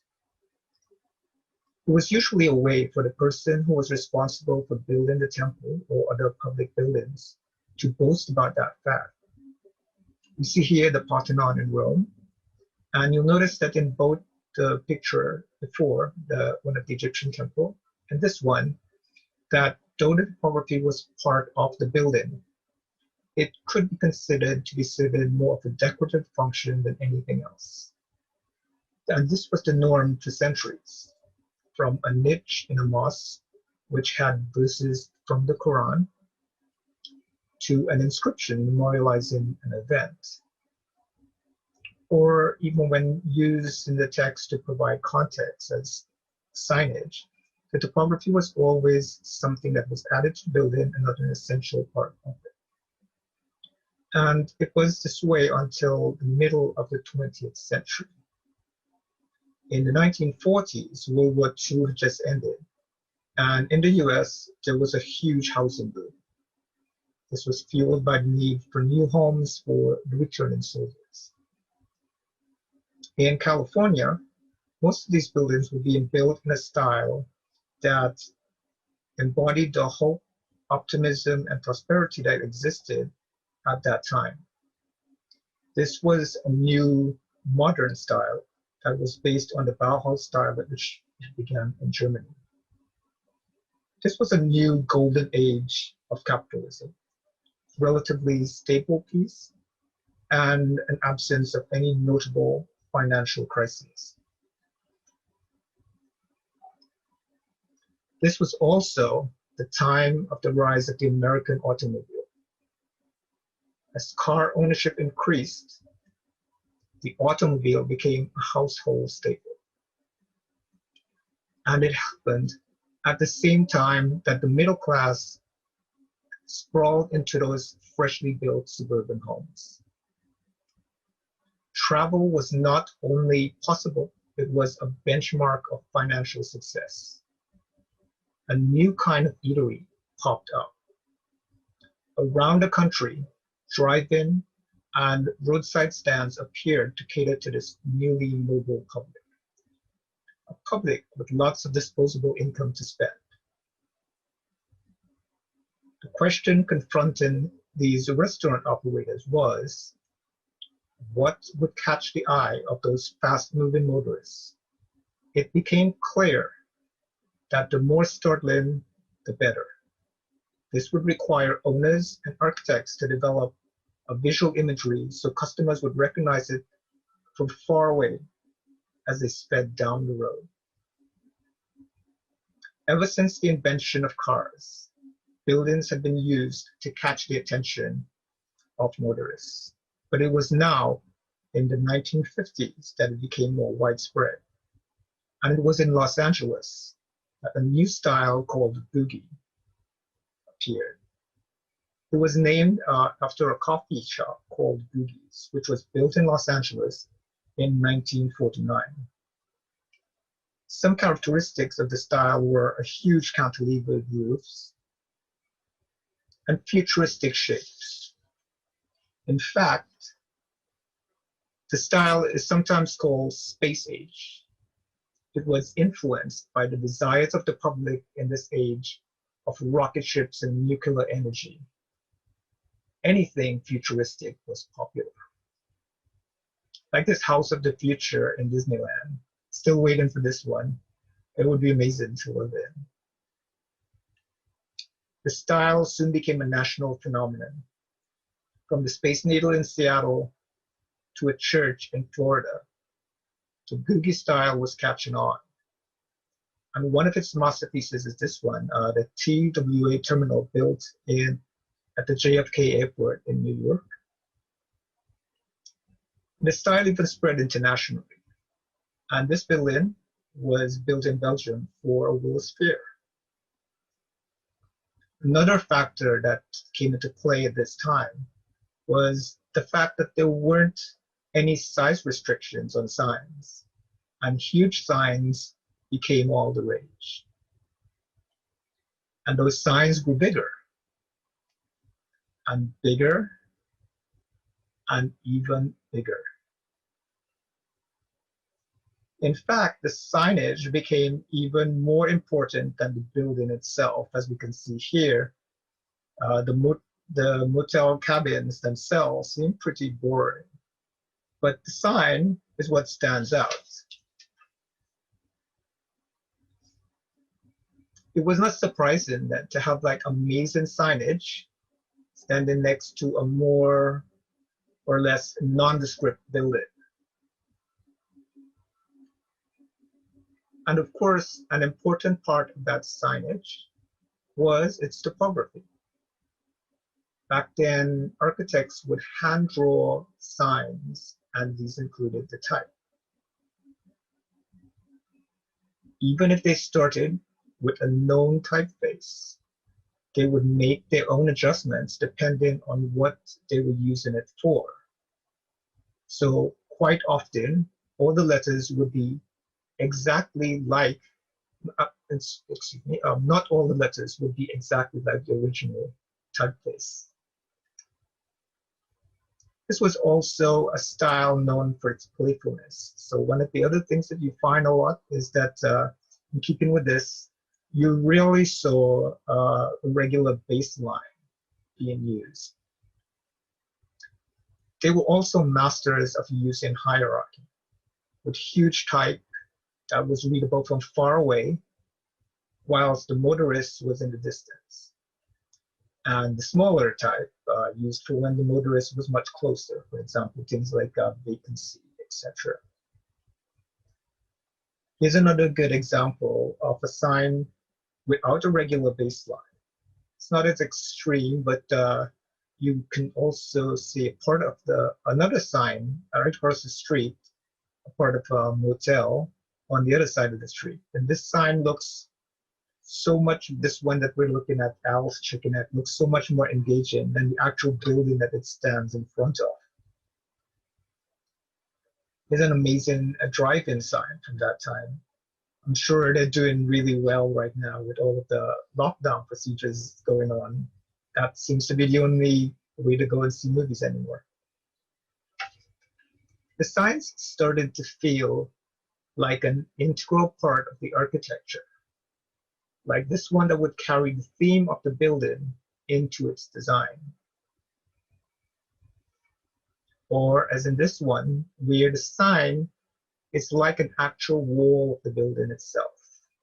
This is Bob's Big Boy. It's even painted in the same color as the main building, and it's the same material. In fact, something that started happening was where a whole wall of the building would be made extra large to serve as a sort of billboard. This was something that had never been done before. In the case of the one that we're looking at, though, the sign is still separate from the main building. But you can see how it was just a lot of blank space on which to display interesting typography. So it's not surprising then that if you're going down the street today, the most interesting signs are from the 50s and 60s. Here we're looking at the Las Vegas sign, which many people are familiar with. It uses so many different typefaces that you'd expect it to be a jumbled mess, but the shapes are used skillfully to make it work.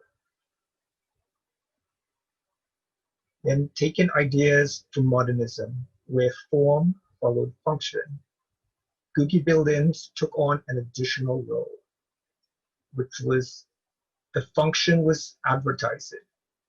The buildings were becoming more like the signs next to them, not like the boring buildings that we saw before, the motel, next to a dramatic sign. They weren't just buildings anymore. The whole building became just one large working billboard, like this car wash. The interesting thing you can also see in the picture is a present day sign for Jack in the Box. It's right over the stop one part of the car wash. Easy to miss. And you can see how much smaller it was in comparison to the car wash letters. And granted that it's in the distance, but it's not that far. In fact, one of the letters is probably about as big as the Jack in the Box sign. The architecture itself was designed to hold these letters. If you took them away, there would be a certain emptiness in the design. Architects started wanting to make the signs not only bigger, but also an actual part of the architecture. Again, here, you can see how much a part of the architecture the typography is. If this building had new owners who no longer needed a sign and took it down, it would look empty. Now, I'm not sure if this building is still around, which would be a shame, but you can see how the sign was starting to become part of the building. It's pretty much just sticking right out of the building. And I think that you can figure out here that the ships that it's referring to are probably rocket ships. This was basically the design that became popular. A horizontally oriented building. Most buildings back then were pretty much one-story buildings with a pylon or huge vertical wall like the sign of the Bob's Big Boy that we saw earlier, which would carry the signage. There we see that in the restaurant called Pans. Here, sorry. You can see that the restaurant itself is down at the bottom with all of the glass, and the pylon that's coming out of it is what holding the sign Pans. And even on the sign's background, it echoes the roof line, which is sort of a zigzagged roof, which we can get a better view of in this other picture. Here, you can see the zigzag of the roof, which is echoed in this sign.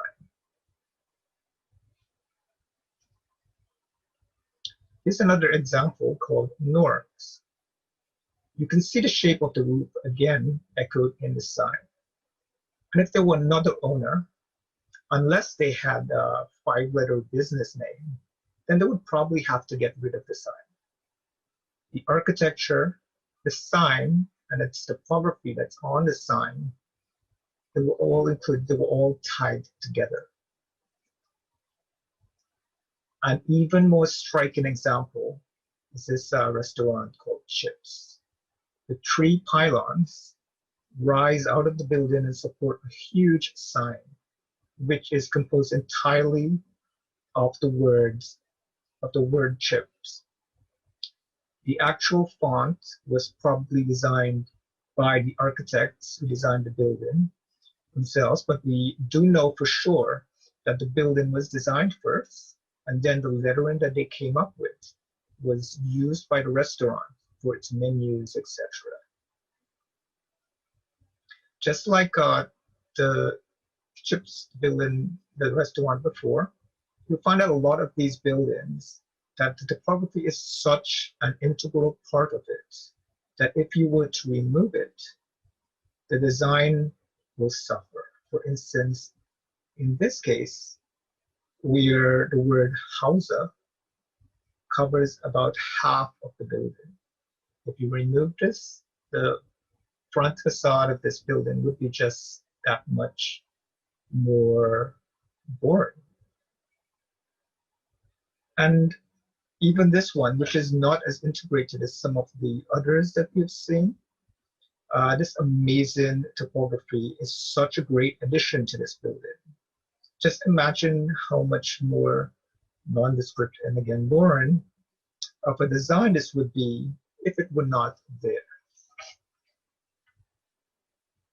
Here's another one that's really integrated into the architecture. You're not going to just have those blank shapes at the top, and they were built in the way they were to hold that number of letters. And they had to hold that word Tucson. Even if you remove the in part of it, that would leave a hole in the design. So why did it all stop? I mean, we still drive around in cars. In fact, even more people have cars today than back then. Well, like most trends, the Googie style fell out of fashion, which is not to say that other styles couldn't have come along and be just as good.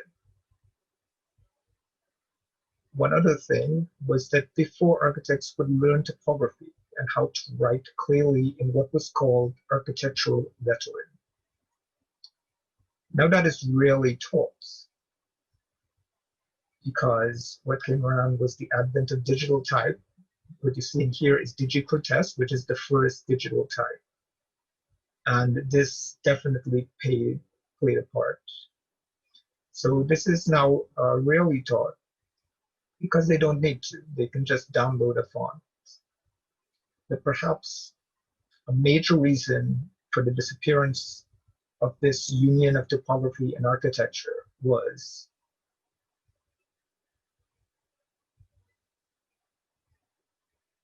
that these huge signs proliferated, and soon the main streets of most American cities looked a lot like the Las Vegas Strip.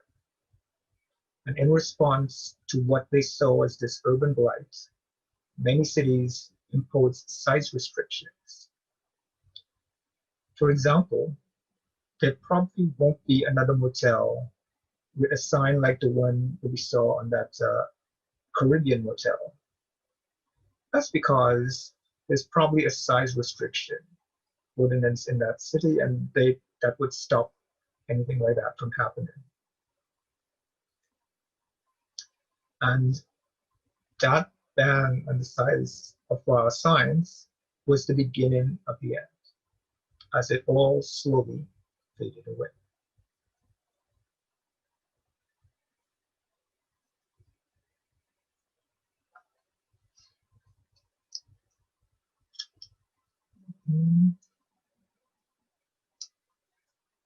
Thank you very much for coming to listen to my presentation. Thank you.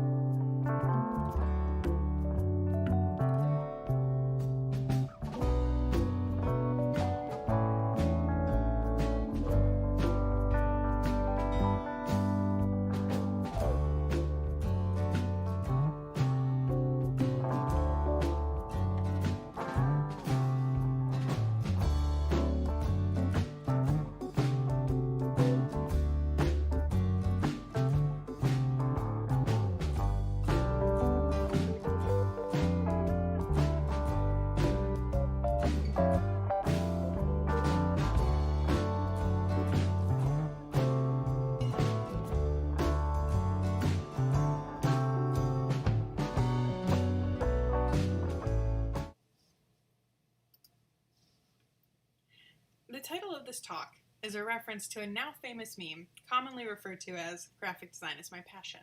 Here's the original. According to knowyourmeme.com, this image originated in 2014 on microblogging website Tumblr. User Young Tara posted this graphic with no further context, but it was pretty popular. It racked up hundreds of thousands of notes. From there, it was used to mock various design choices, oftentimes those made by the Tumblr staff to the website itself, but all kinds of different design choices. The design of the meme is minimal, but the point is clear. You can almost hear the sarcasm in your head based on the visual delivery alone. Graphic design is my passion. There are several graphic design crimes on display. The white background of the clip art, the random color choices, the questionably legible type, and the JPEG artifacting, not to mention the use of papyrus, are all deliberate, meant to evoke a certain kind of naive, bad-on-accident graphic design. There are dozens of examples of this meme being reinterpreted, with some commonalities you can see. They all love a so bad it's good type choice, a gradient, clip art, etc. There's a whole blog devoted to tracking these variations, and while each and every one of them does tickle me, the one thing in particular about the spread of this meme piqued my interest, and that's how individual elements have taken on a life of their own. With your newfound knowledge of this meme, take a look at these edits of album covers. Contextualized by the original meme, these are critiques of the design, delivered in a way that makes anyone who know the meme hear it in their heads. And you don't need to see the whole meme to recognize the point being made here. These are badly designed, in the person's opinion that created them. And that's the power of mimetic spread. Like, a whole section of my generation will always associate these elements. This clip art frog, that red papyrus, with sarcasm, regardless of context.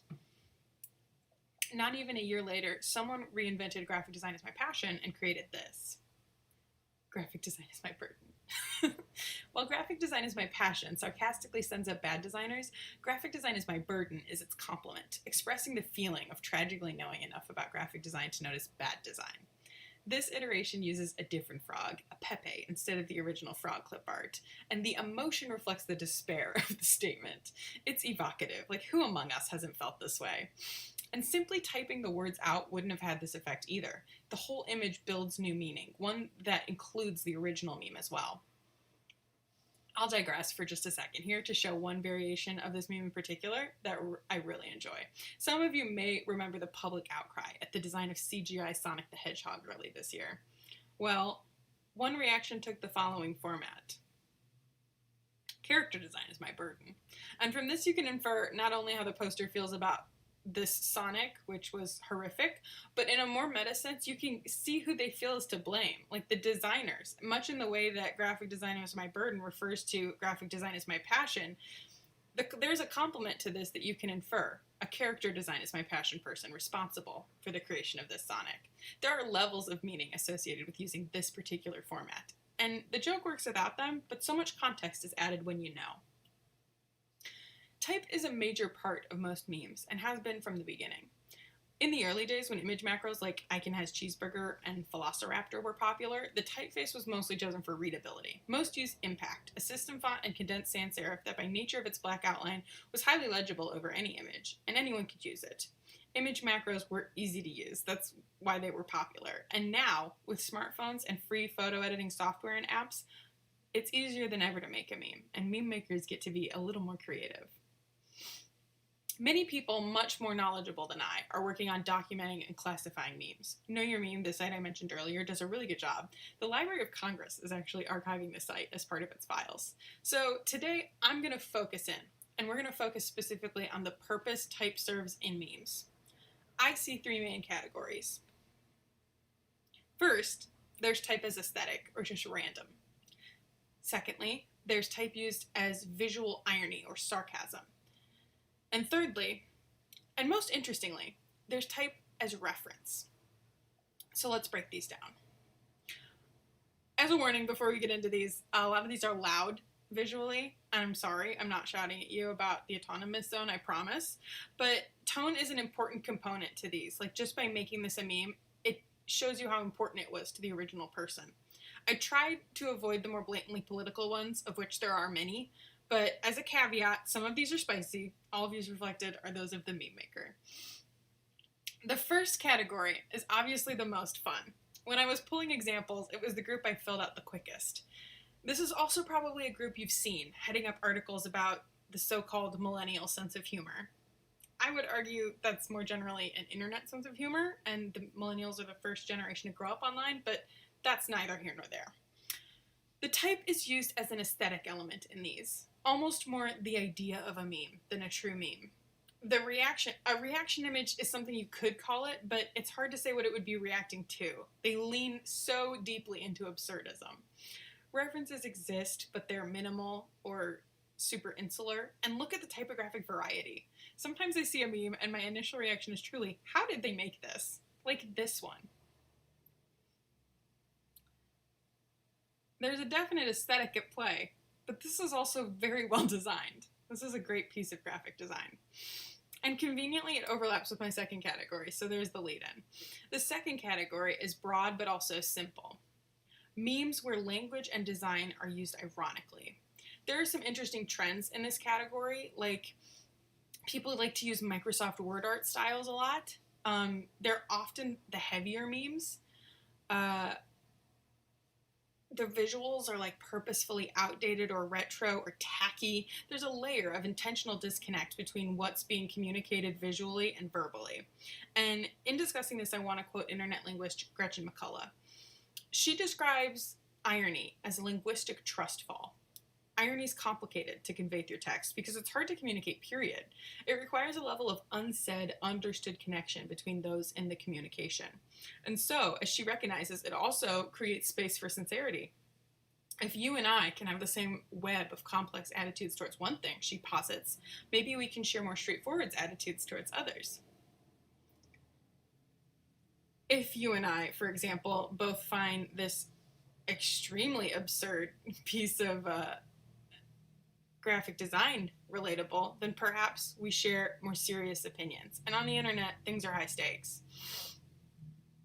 In using sarcasm online, meme makers aren't just being sarcastic, they're signaling their membership to a group that shares this sense of humor and this sense of aesthetic. This is a group that knows more about graphic design than any other before them, and how could they not? We live in a world where in any given day, someone using the internet will see more graphic design than previous generations could even dream of. Paired with increasingly dire circumstances in the world at large, like a rise in political extremism, a rise in diagnosed mental illness, and the climate crisis, to name just a few things, and it's no wonder that people have responded by creating memes about these things that provide some distance. As McCullough observes, irony makes room for sincerity. The sarcastic nature of the graphics provides plausible deniability and distance from the vulnerability expressed in the words. It's a feature, not a bug, but it's an in-group signifier to understand the memes. If someone doesn't get it, they don't deserve to know how you feel. The third group is the referential group. There are straightforward ones like these, mostly screenshots of shows. And the thing that separates the straightforward ones from the more complicated ones in this reference category is the level of meaning that ends up being established in the individual pieces of the screenshot. In rare occasions, that meaning is stored in the text in ways that can be recombined with others. And I know that sounds a little confusing, so I'm going to get into an example. And the trouble with this is that this is a relatively rare phenomenon. Like, I don't even see it in graphic design outside of like identity design, where, you know, the Google font means Google. You can see it in graphic design as my passion to a degree, where the individual elements can be used on their own, and red papyrus will never strike me the same way. But to be even more clear, I'm going to dissect another example that involves 3 different memes. Here's the image we'll be discussing. It's kind of ransom notey. 3 pieces jigsawed together to make something that's ultimately oppressively obtuse at the first look. But the meaning is clear to anyone familiar with the underlying memes, so let's get familiar with them. First, there's the base. This meme is called "Is This a Pigeon?" based on the original screenshot. It's from a relatively obscure 90s anime, and it's generally used to express sincere confusion or mock other people for making an obvious mistake. This meme was tweeted by Netflix early in the resurgence of its use, and it's been a popular base for reinterpretations ever since then. Next, there's the enslaved moisture meme. It belongs to a group called like surreal memes. The man on the left is Meme Man. He's seen in a lot of these, and here he introduces a humorous term for bottled water. The joke mostly lays in calling things enslaved X and recontextualizing them. There are a billion variations of this as well. Finally, there's this screenshot from American sketch show Tim and Eric. The episode with the shot originally aired in 2009, but the screenshot on its own became a meme in around 2018, where it gained traction being used as a reaction shot. A typical use of it would be in an environment like this. The screenshot preserves some of the original context of the video clip, like the feeling of a smarmy used car salesman. It's been remixed a million times to the point where the text itself is recognizable. So it helps that it's not any normal system font. There's no crossing this out and easily replacing it like you could with the Papyrus. So meme makers innovated. They cut the text out and use it, or they put other people's faces over the original. And that brings us back to the original image that we were discussing. The free and the eyes from Free Real Estate, the yes and moisture from Enslaved Moisture, and the base, these combine to convey a surprisingly subtle and absurd message. Tap water might appear free, but isn't. The meaning is stitched together from this quilt of references. And as McCullough notes, memes are not the language of formality. Rather, they're approachable. Their stitched together nature encourages others to participate and try their own, adding images or words to create a brand new meaning. In a sense, it's democratized design. In another sense, it's fun to be bad at Photoshop together. I found this while putting this talk together, and it so perfectly encapsulates the community nature of memes. So let's recap. We've reviewed the history of a few memes in particular. We've looked at the purpose type serves in memes and how it takes on a meaning of its own. With all of this in mind, it's not even remotely up for debate that meme creators use text in thoughtful ways. As designers, we're taught to consider the words we typeset in our work. Meme makers do this fluently and intuitively, so there's no way to get around the fact that they have to be recognized as designers. One of the struggles in assembling this talk was the lack of attribution or other study of memes in internet culture. When Know Your Meme is able to source creators, in most cases they're anonymous usernames, and part of this is the nature of the medium. People use the internet anonymously, but some of it's because this information is not considered worth collecting. People rarely claim ownership of memes. In fact, in the broad cultural awareness, an interest in memes is seen as really niche. But this isn't an elective concern, particularly for designers. This is something that should affect how you do all of your work, especially if you do work online or in web. Memes are going to affect how an entire generation views your design. It is naive to consider familiarity with them as optional. Recently, the MoMA has made efforts to understand memes as art, which many have seen as progress, but I would argue that approach is not correct. Linguistic analysis sometimes uses these viewpoints of synchrony and diachrony, respectively, understanding things in the present or placing them in a broader historical context.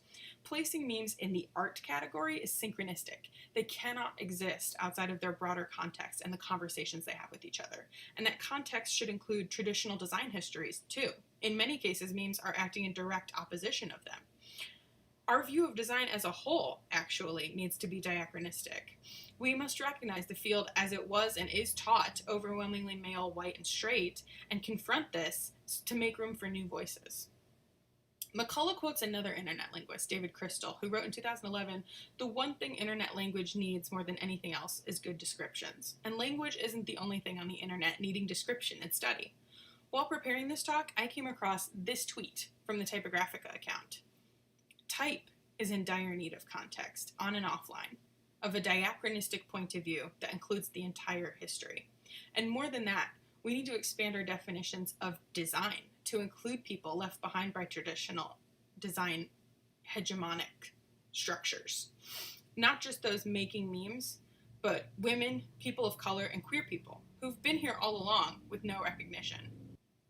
As a member of the extremely online population, I see memes daily, and I have to admit, I don't go down this rabbit hole every time. Most of the time, I don't want to get into it.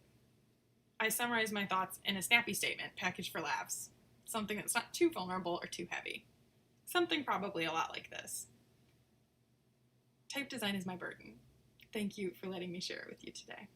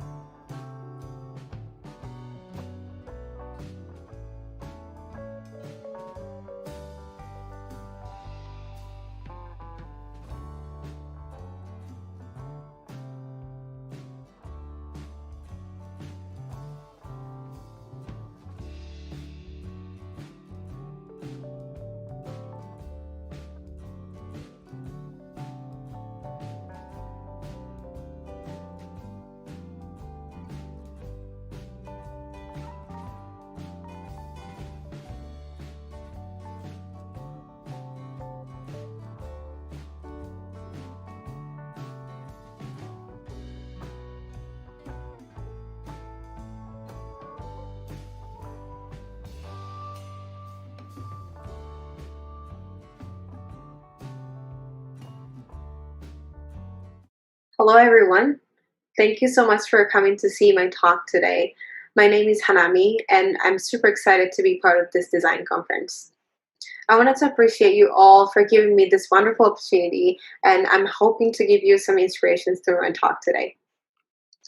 And under this stressful situation with Corona and negative news that we get in 2020, I really wanted to present something that makes positive moves and emotions that grows within us individuals. And as you can see here, the concept that I made is called self-care and self-healing with the power of design. And how do we apply design thinking to our own lives and vision? And I wanted to use our superpower, design thinking, to promote self-care. And I call this concept Design Yourself. I'm super excited to present this to you all today and for you to be part of it to make some positive waves together in 2020. Here's a simple table of contents that I made for my today's talk. And so we start from introduction of who I am and my idea and where it came from. And we move on to the main content where I'm presenting step-by-step process of designing yourself and with the useful tips. And finally, we'll be moving on to the questions and conversation corner. So feel free to ask any questions at the end of this talk, and I'm hoping to spark some creative conversations out of this opportunity. So I'll start from an introduction of myself. My name is Hanami Itagaki. Nice to meet you. And I'm from Japan, born and raised for 20 years, and moved to San Francisco 3 years ago for my university. I'm currently earning bachelor's degree at Academy of Art University, and I'm currently a freelance graphic designer, but at the same time, I'm a UI UX designer at the company called Good Patch, based in Tokyo, and I'm actually in a process of building creative community in Japan. And a little bit more about myself.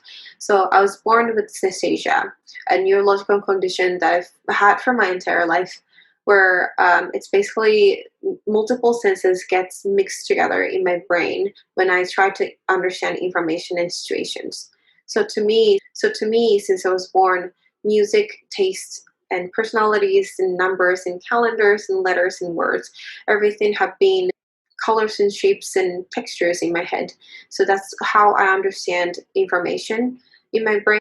Throughout this talk, I'm hoping to give you some unique perspectives I've seen in my life. And this is part of the reasons why I chose to be a graphic designer as well. So moving on to the actual content, design yourself concept that I made. What do I mean by that?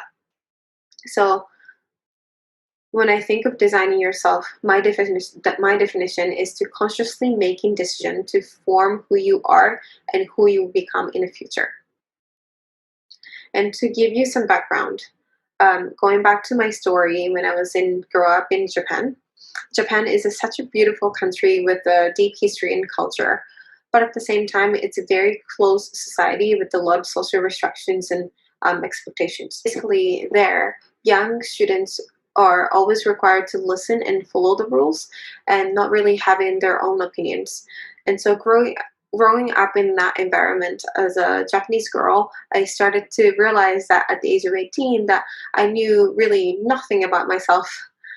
So I didn't know what I liked or what I wanted to choose for my career. And I thought it's very dangerous. So I made so much effort to make some changes. And that's when I started learning English to access more information simply, and joined events, lectures, and seminars, and I met a lot of adults who actually inspired me. And but I got so much of the advice and comments that differs from each other, and for a moment, honestly, I didn't know which one to trust. But soon I realized that very important message that is like a summary of everything that I've learned. And that is that they are successful in their own way because they design their own life that is absolutely unique to them. So I realized that my job is not to imitate what they've done, but to design my own. And this is very simple realization, but the very powerful one for a teenager.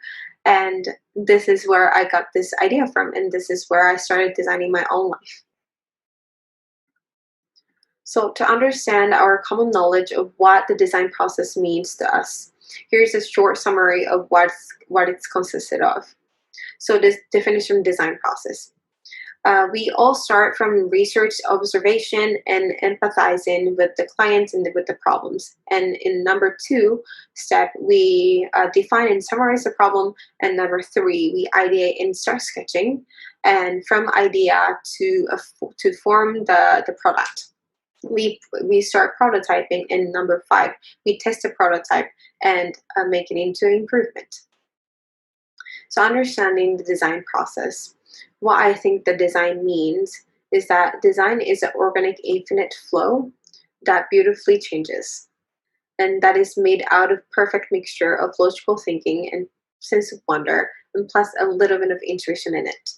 And this is really, really important thing that to keep in mind to design ourselves in a process, because as the society changes, our process of designing ourselves changes as well. So just let's keep in mind that like design is a living organism that organically changes and that organically flows.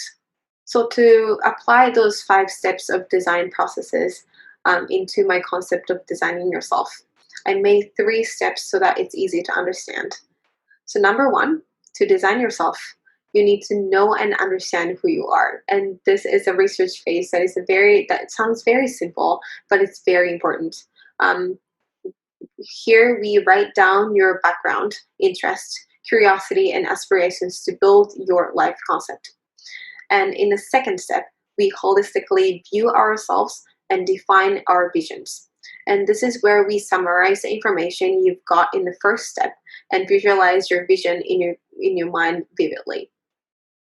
And after those steps, we move on to number 3, where we start creating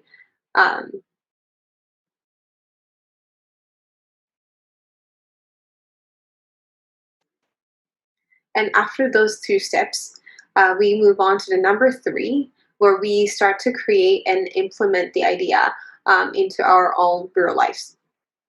And so here I'll be introducing life mood board and the little bit of the tips to live your aspirational self from today. So let's look into the number 1 deeply.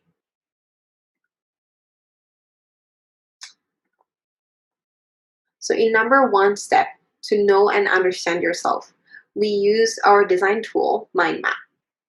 And we always use it in a creative process, but this time, not for your project, but to do the research about you. And so first off, you put your name in the middle.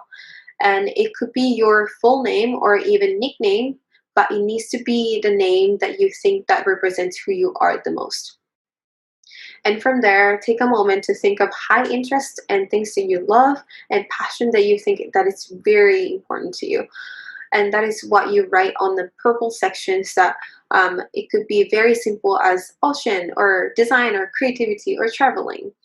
But in the further branch, which is the blue part, make sure to write down where and when you got the first curiosity for the concept and why it's important to you and how it's part of you now and how you want them to grow in the future within you. And for your tip, as I write down here in the at the corner, try to mix your professional and personal life together in one mind map, because the map is a representation of ecosystem called you. And so one aspect of you cannot really represent who you are as a person. So make sure to include them all as a holistic you in one mind map.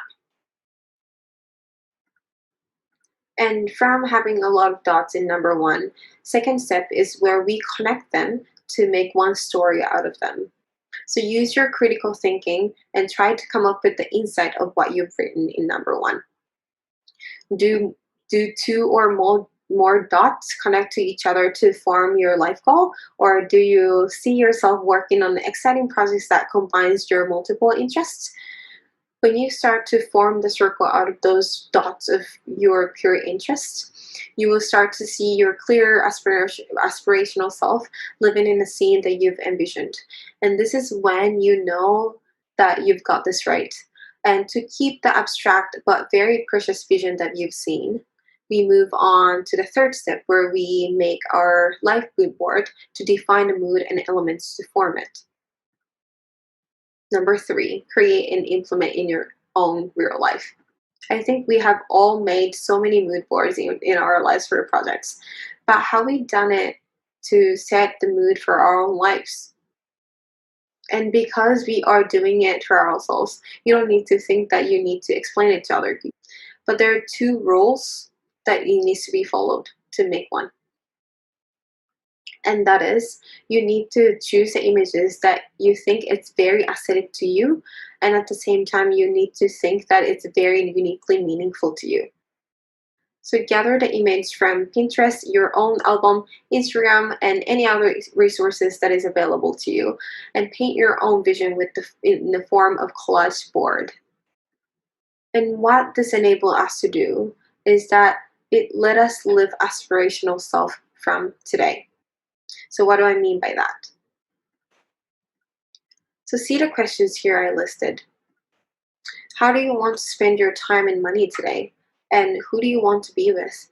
And what do you want to wear for self-expression today? And how do you want to get inspired? Think of what would your aspirational self you just visualized choose to answer for those questions I listed here. And apply the same exact answer to yourself today. In this way, you'll be directly connecting your vision to you living right now. And this is how you let your vision to positively guide you. And throughout this talk, my message that I wanted to really convey is that you already have everything in you, and design is just a tool to visualize and for you to be conscious about it.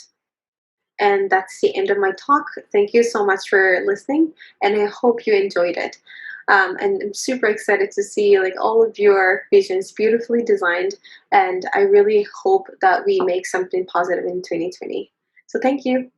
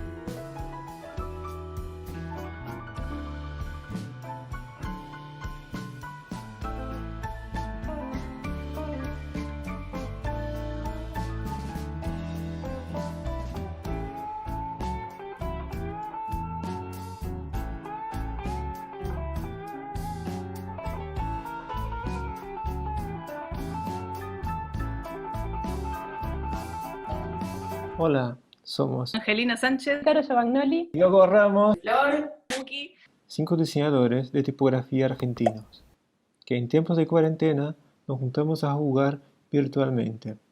Decidimos transformar esa experiencia en un taller para TypeWknd, que difunda la mecánica y que pueda replicarse en otros espacios y circunstancias.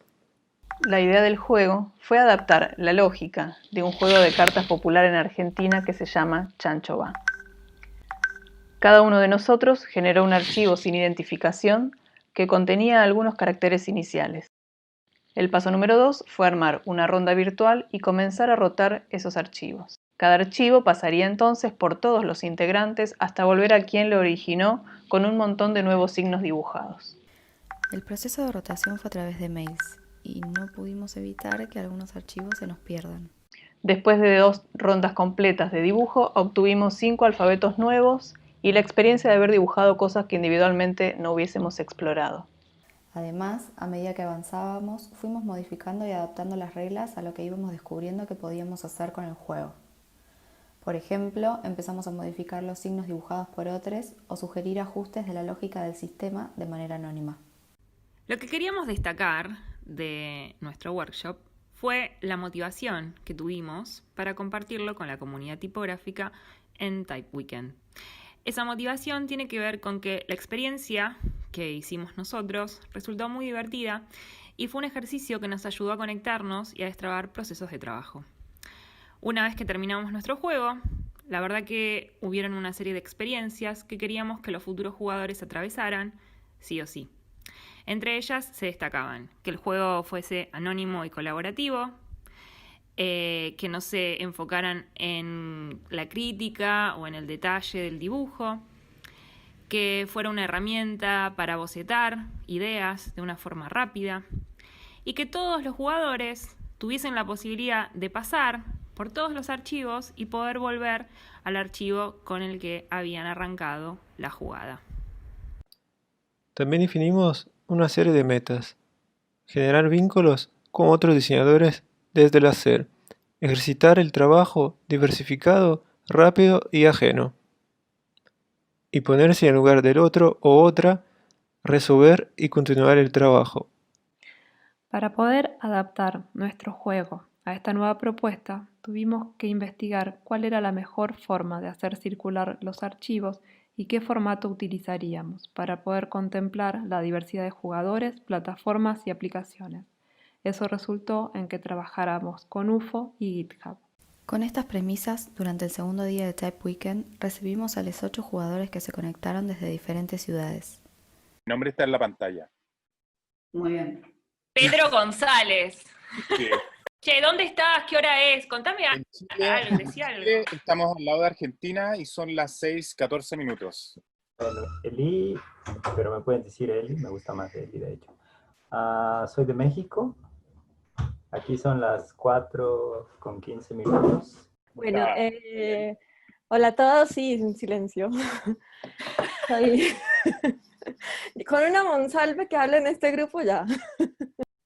Estoy en Colombia, son las 4:15 de la tarde, pega el sol horriblemente. Natalia Acosta, yo soy de Argentina. Soy Isabel Peña, soy de Ecuador.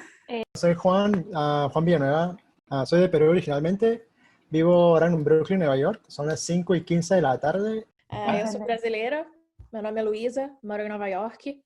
Pablo de Gregorio, soy chileno y vivo en Sabadell, Barcelona, Cataluña, España, Europa. Así que acá son las 23:20, es un poquito tarde, pero para nosotros los diseñadores esto es como las 4 de la tarde. Así que da lo mismo. Noche están pañales. Sí, la noche es joven, de un viernes. Recién empieza el día. Sí. Acá te hago guante, Juan. Cada uno va a ir al UFO que le corresponde, que le asignamos, que sería Luisa 1, Vivi 2, Isabel 3, Eli 4, Juan 5, Nati 6, Juan Pablo 7 y Pego 8. Lo abre con el programa de dibujo que quiera. Tenemos Fondati Glyph. Lo abre. Cuando abre, mira lo que tiene y dibuja 1 o 2 signos siguiendo la línea de la coherencia que tienen los signos que están allí dibujados. Recuerden que solo pueden dibujar 1 o 2 signos, no más que eso, porque si no el juego se va a terminar muy rápido. Cuando terminan de dibujar, salvan el archivo y cierran. La idea es que se mantenga el formato UFO para que puedan jugar las personas que tienen FONLAB. Y gritan Chancho Va, y gritan Chancho Va. Y gritan Chancho Va, si no, no les doy el pase para que puedan seguir jugando. ¿Me ha entendido? Tu tem que pegar os arquivos do Finder mesmo. Ah, então tá. E aí eu salvo mesmo no Finder e aí eu faço commit quando tiver na hora de commit. É isso? Exato. Isso. Então tá bom. Perfeito. Obrigada. Bueno, arrancamos. Cada uno confírmeme que puede abrir su archivo correspondiente. Sí, y ahí, ahora sí. Flor va a empezar a contar los 5 minutos. Sí. ¿Cualquier letra? Cualquier letra. Los quiero. Algo que no avisamos, que por ahí está bueno decirlo, que no usen componentes. No. Ah, yo ya lo había hecho. Ya estabas ¿Cómo hiciste un componente en un segundo? ¡Qué raro! Ya lo había programado. No, componente inteligente.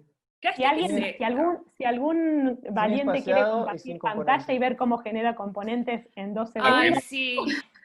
¿Quieren compartir pantalla para la muero de gente de amor. YouTube? Yo feliz. Trabajamos bajo una licencia Seal Open Font firmada por todos. Los jugadores debían abrir, agregar sus glifos y guardar los UFOs sin modificar ninguna otra información del archivo o dibujos ajenos. Así fue como los archivos y los problemas técnicos empezaron a rotar. La primera vuelta siempre es un embole, perdón. Después esto se vuelve más divertido. Sí, prometemos. ¿O no? Claro, no sabemos, es una lotería. Es una lotería esto. La letra que tenía antes, no es Luisa. No, Luisa, tenés que compartir pantalla, no pego. Claro, dije, mira vos, Luisa está haciendo lo mismo que pego, qué raro esto. Esto no lo calculamos, como que los participantes estuvieran juntos en la misma compu. No. Sí, una I sí. Ya, ¿y la P? No. La P no está. Bueno, lo abro de nuevo. Ahí. Exacto, fetch.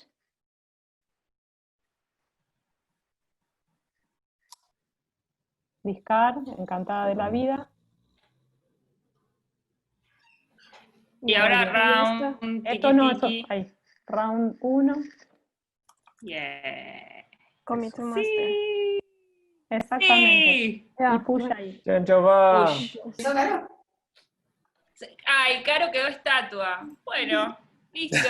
Si Caro quedó estatua, se sigue adelante. Acá estoy, acá tengo se me reconectó. Me daba el típico mensaje de error que no me dejaba hacer pull. Así que le puse eliminar, formatear Chancho Va y todo bien. Me saltó un error a mí también. Qué estrés. Me dice que algunos qué no nervios. están.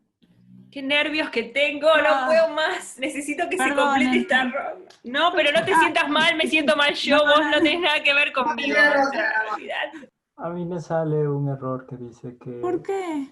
fueron rechazados los cambios porque el máster tiene trabajo que no tengo localmente y que es porque está como arriba de donde yo estoy, entonces que le tengo que dar git pull. Exacto. Ya le di git pull y ahora le di push, pero me sale lo mismo. Bueno, entonces el asunto de dejarlos hacer push cuando ustedes querían realmente fue un desastre. La próxima vez lo vamos a hacer en orden, sin hacer, la anarquía no nos está llevando a ningún lugar bueno. La noche joven, la noche joven. Bueno, gracias, Nati. Apareció. ¡Éxito! Chicos, éxito. Chancho Va. ¡Lo logramos! Bueno, ahora, antes de arrancar la 2, que va a ser más aliviada, todos hacen pull al unísono. Cuando les digo 1, 2 y 3, pull. Vayan al botón y hagan pull. Así todos actualizan el repo a lo que hay hecho. ¿Todo querés decir en portugués? Hagan pull. Perdón, pull o fletch es lo mismo o no? No, que yo tengo fletch. No. En el texto Nati, En está el, bien porque En vos el fuiste- history, Luisa, vas a jugar con el número 2. Vivi, vas a jugar con el número 3. Isa, vas a jugar con el 4. Eli, vas a jugar con el 5. Juan, vas a jugar con el 6. Nati, vas a jugar con el 7. Juan Pablo va a jugar con el 8. Y Pego va a jugar con el 1.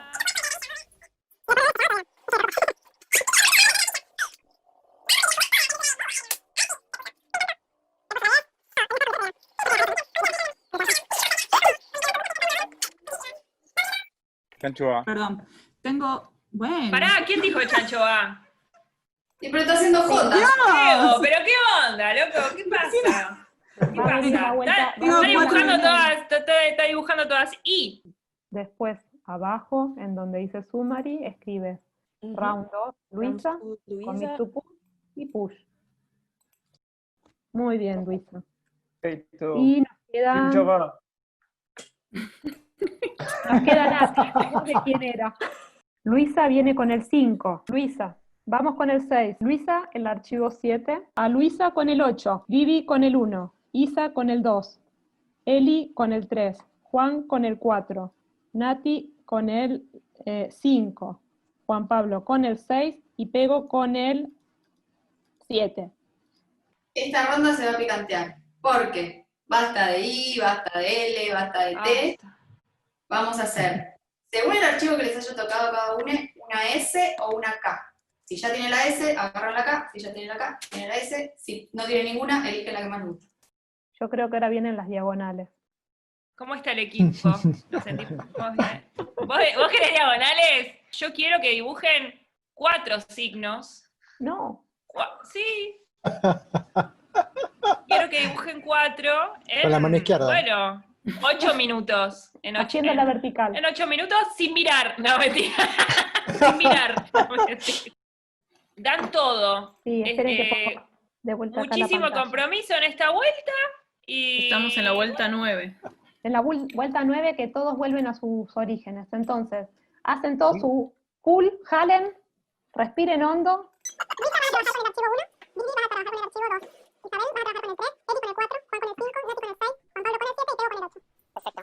¿Están estudiando algo en común ustedes en este momento relacionado con la plataforma?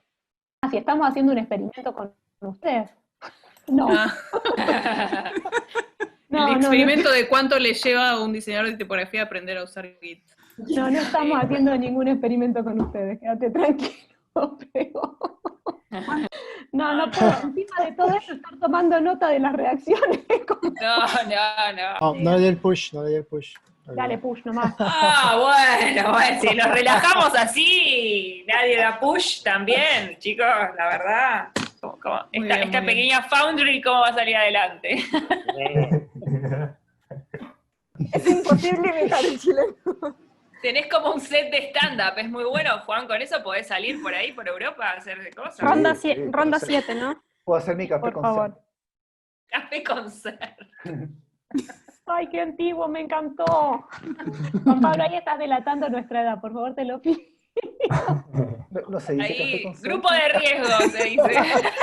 Grupo de riesgo. Es algo de otra era. Ahora sería stand-up. Subí tus 10 grifos. Mis 11, 10 no grifos. sé cuánto hiciste. 12, porque me quedaba ahí un ratito y... Bueno, bien, Nati. Bien ahí, poniéndose la camiseta. Vamos. Esa es la argentinidad. Esa es la Argentina que queremos. ¿Entendés? Mentirosa, mentirosa. Ay, no me sale Chuta nada. con la payasada. Chuta con la payasada. Pará, no me desconcentren. ¿Cuál es el archivo que tengo que dejar? Es el número Content. y el contents punto plist.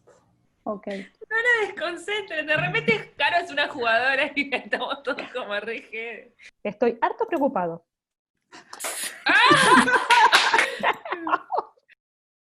Muchos amigos nuestros, amigues nuestros, cuando les contamos este juego, no creyeron en nosotros y dijeron, no va a funcionar. Chicos, esto que quieren hacer no va a funcionar. Y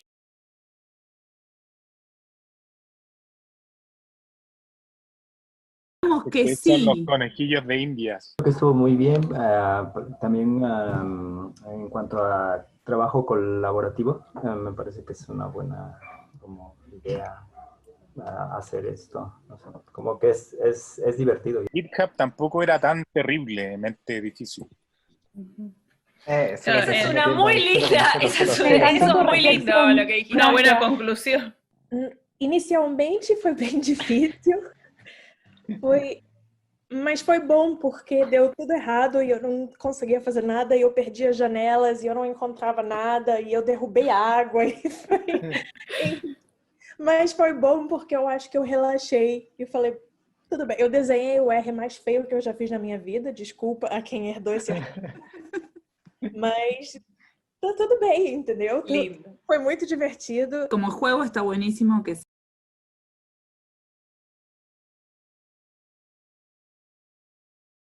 y horas en un solo glifo y nos cuesta avanzar, entonces está bueno tener esa herramienta de pasar rápido de glifo y experimentar con otras formas también.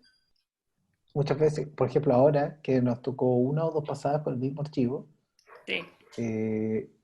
lo curioso es que cuando uno partió con el archivo había 3, 4 caracteres y uno hizo 1 o 2, pero claro, cuando tú ves todo el alfabeto, como que tú visualizas los que tú podrías haber hecho y después los visualizas cuando te vuelve a tocar, cuando ya están todos hechos. Entonces tú cuando los visualizas, tú dices, oye, pero esto es justo lo que yo hubiese hecho. Y ves otro carácter y dices, oye, pero ¿a quién se le pudo ocurrir esto otro? Entonces es como ves dos maneras de resolver algo completamente diferente. sí, o qué loco que en tan poco tiempo haya resuelto algo que yo no podía ni visualizar de ninguna forma. Está bueno todas las opciones, me parece. La idea de trabajo colectivo le quita subjetividad y ejercita desapegarse del propio trabajo en pos de una producción grupal. Pudimos hacer un grupo maravilloso con la diversidad de participantes que se acercaron a jugar con nosotros, y si bien al principio fue un poco difícil técnica y hasta emocionalmente, luego todo empezó a fluir y realmente nos divertimos mucho. Chancho Va es un formato de juego que puede replicarse y adaptarse para compartir con colegas o amigos diseñadores, y también podría transformarse y resultar en un muy buen recurso educativo. Queremos agradecer a todo el equipo de TypeWknd por el apoyo, especialmente a Jess, Daniel, Thomas, Ili y Gary, a los amigos y amigas por participar de las etapas previas y los testeos, a los participantes por la buena onda y el trabajo. Gracias a Eli, Vivi, Juan Pablo, Pego, Isa, Nati, Luisa y Juan. Yo pienso en mí que son las 3 de la mañana, o sea, no Sí, es que no, se descansar. 3:30. Juan Pablo, vos te podés ir a dormir.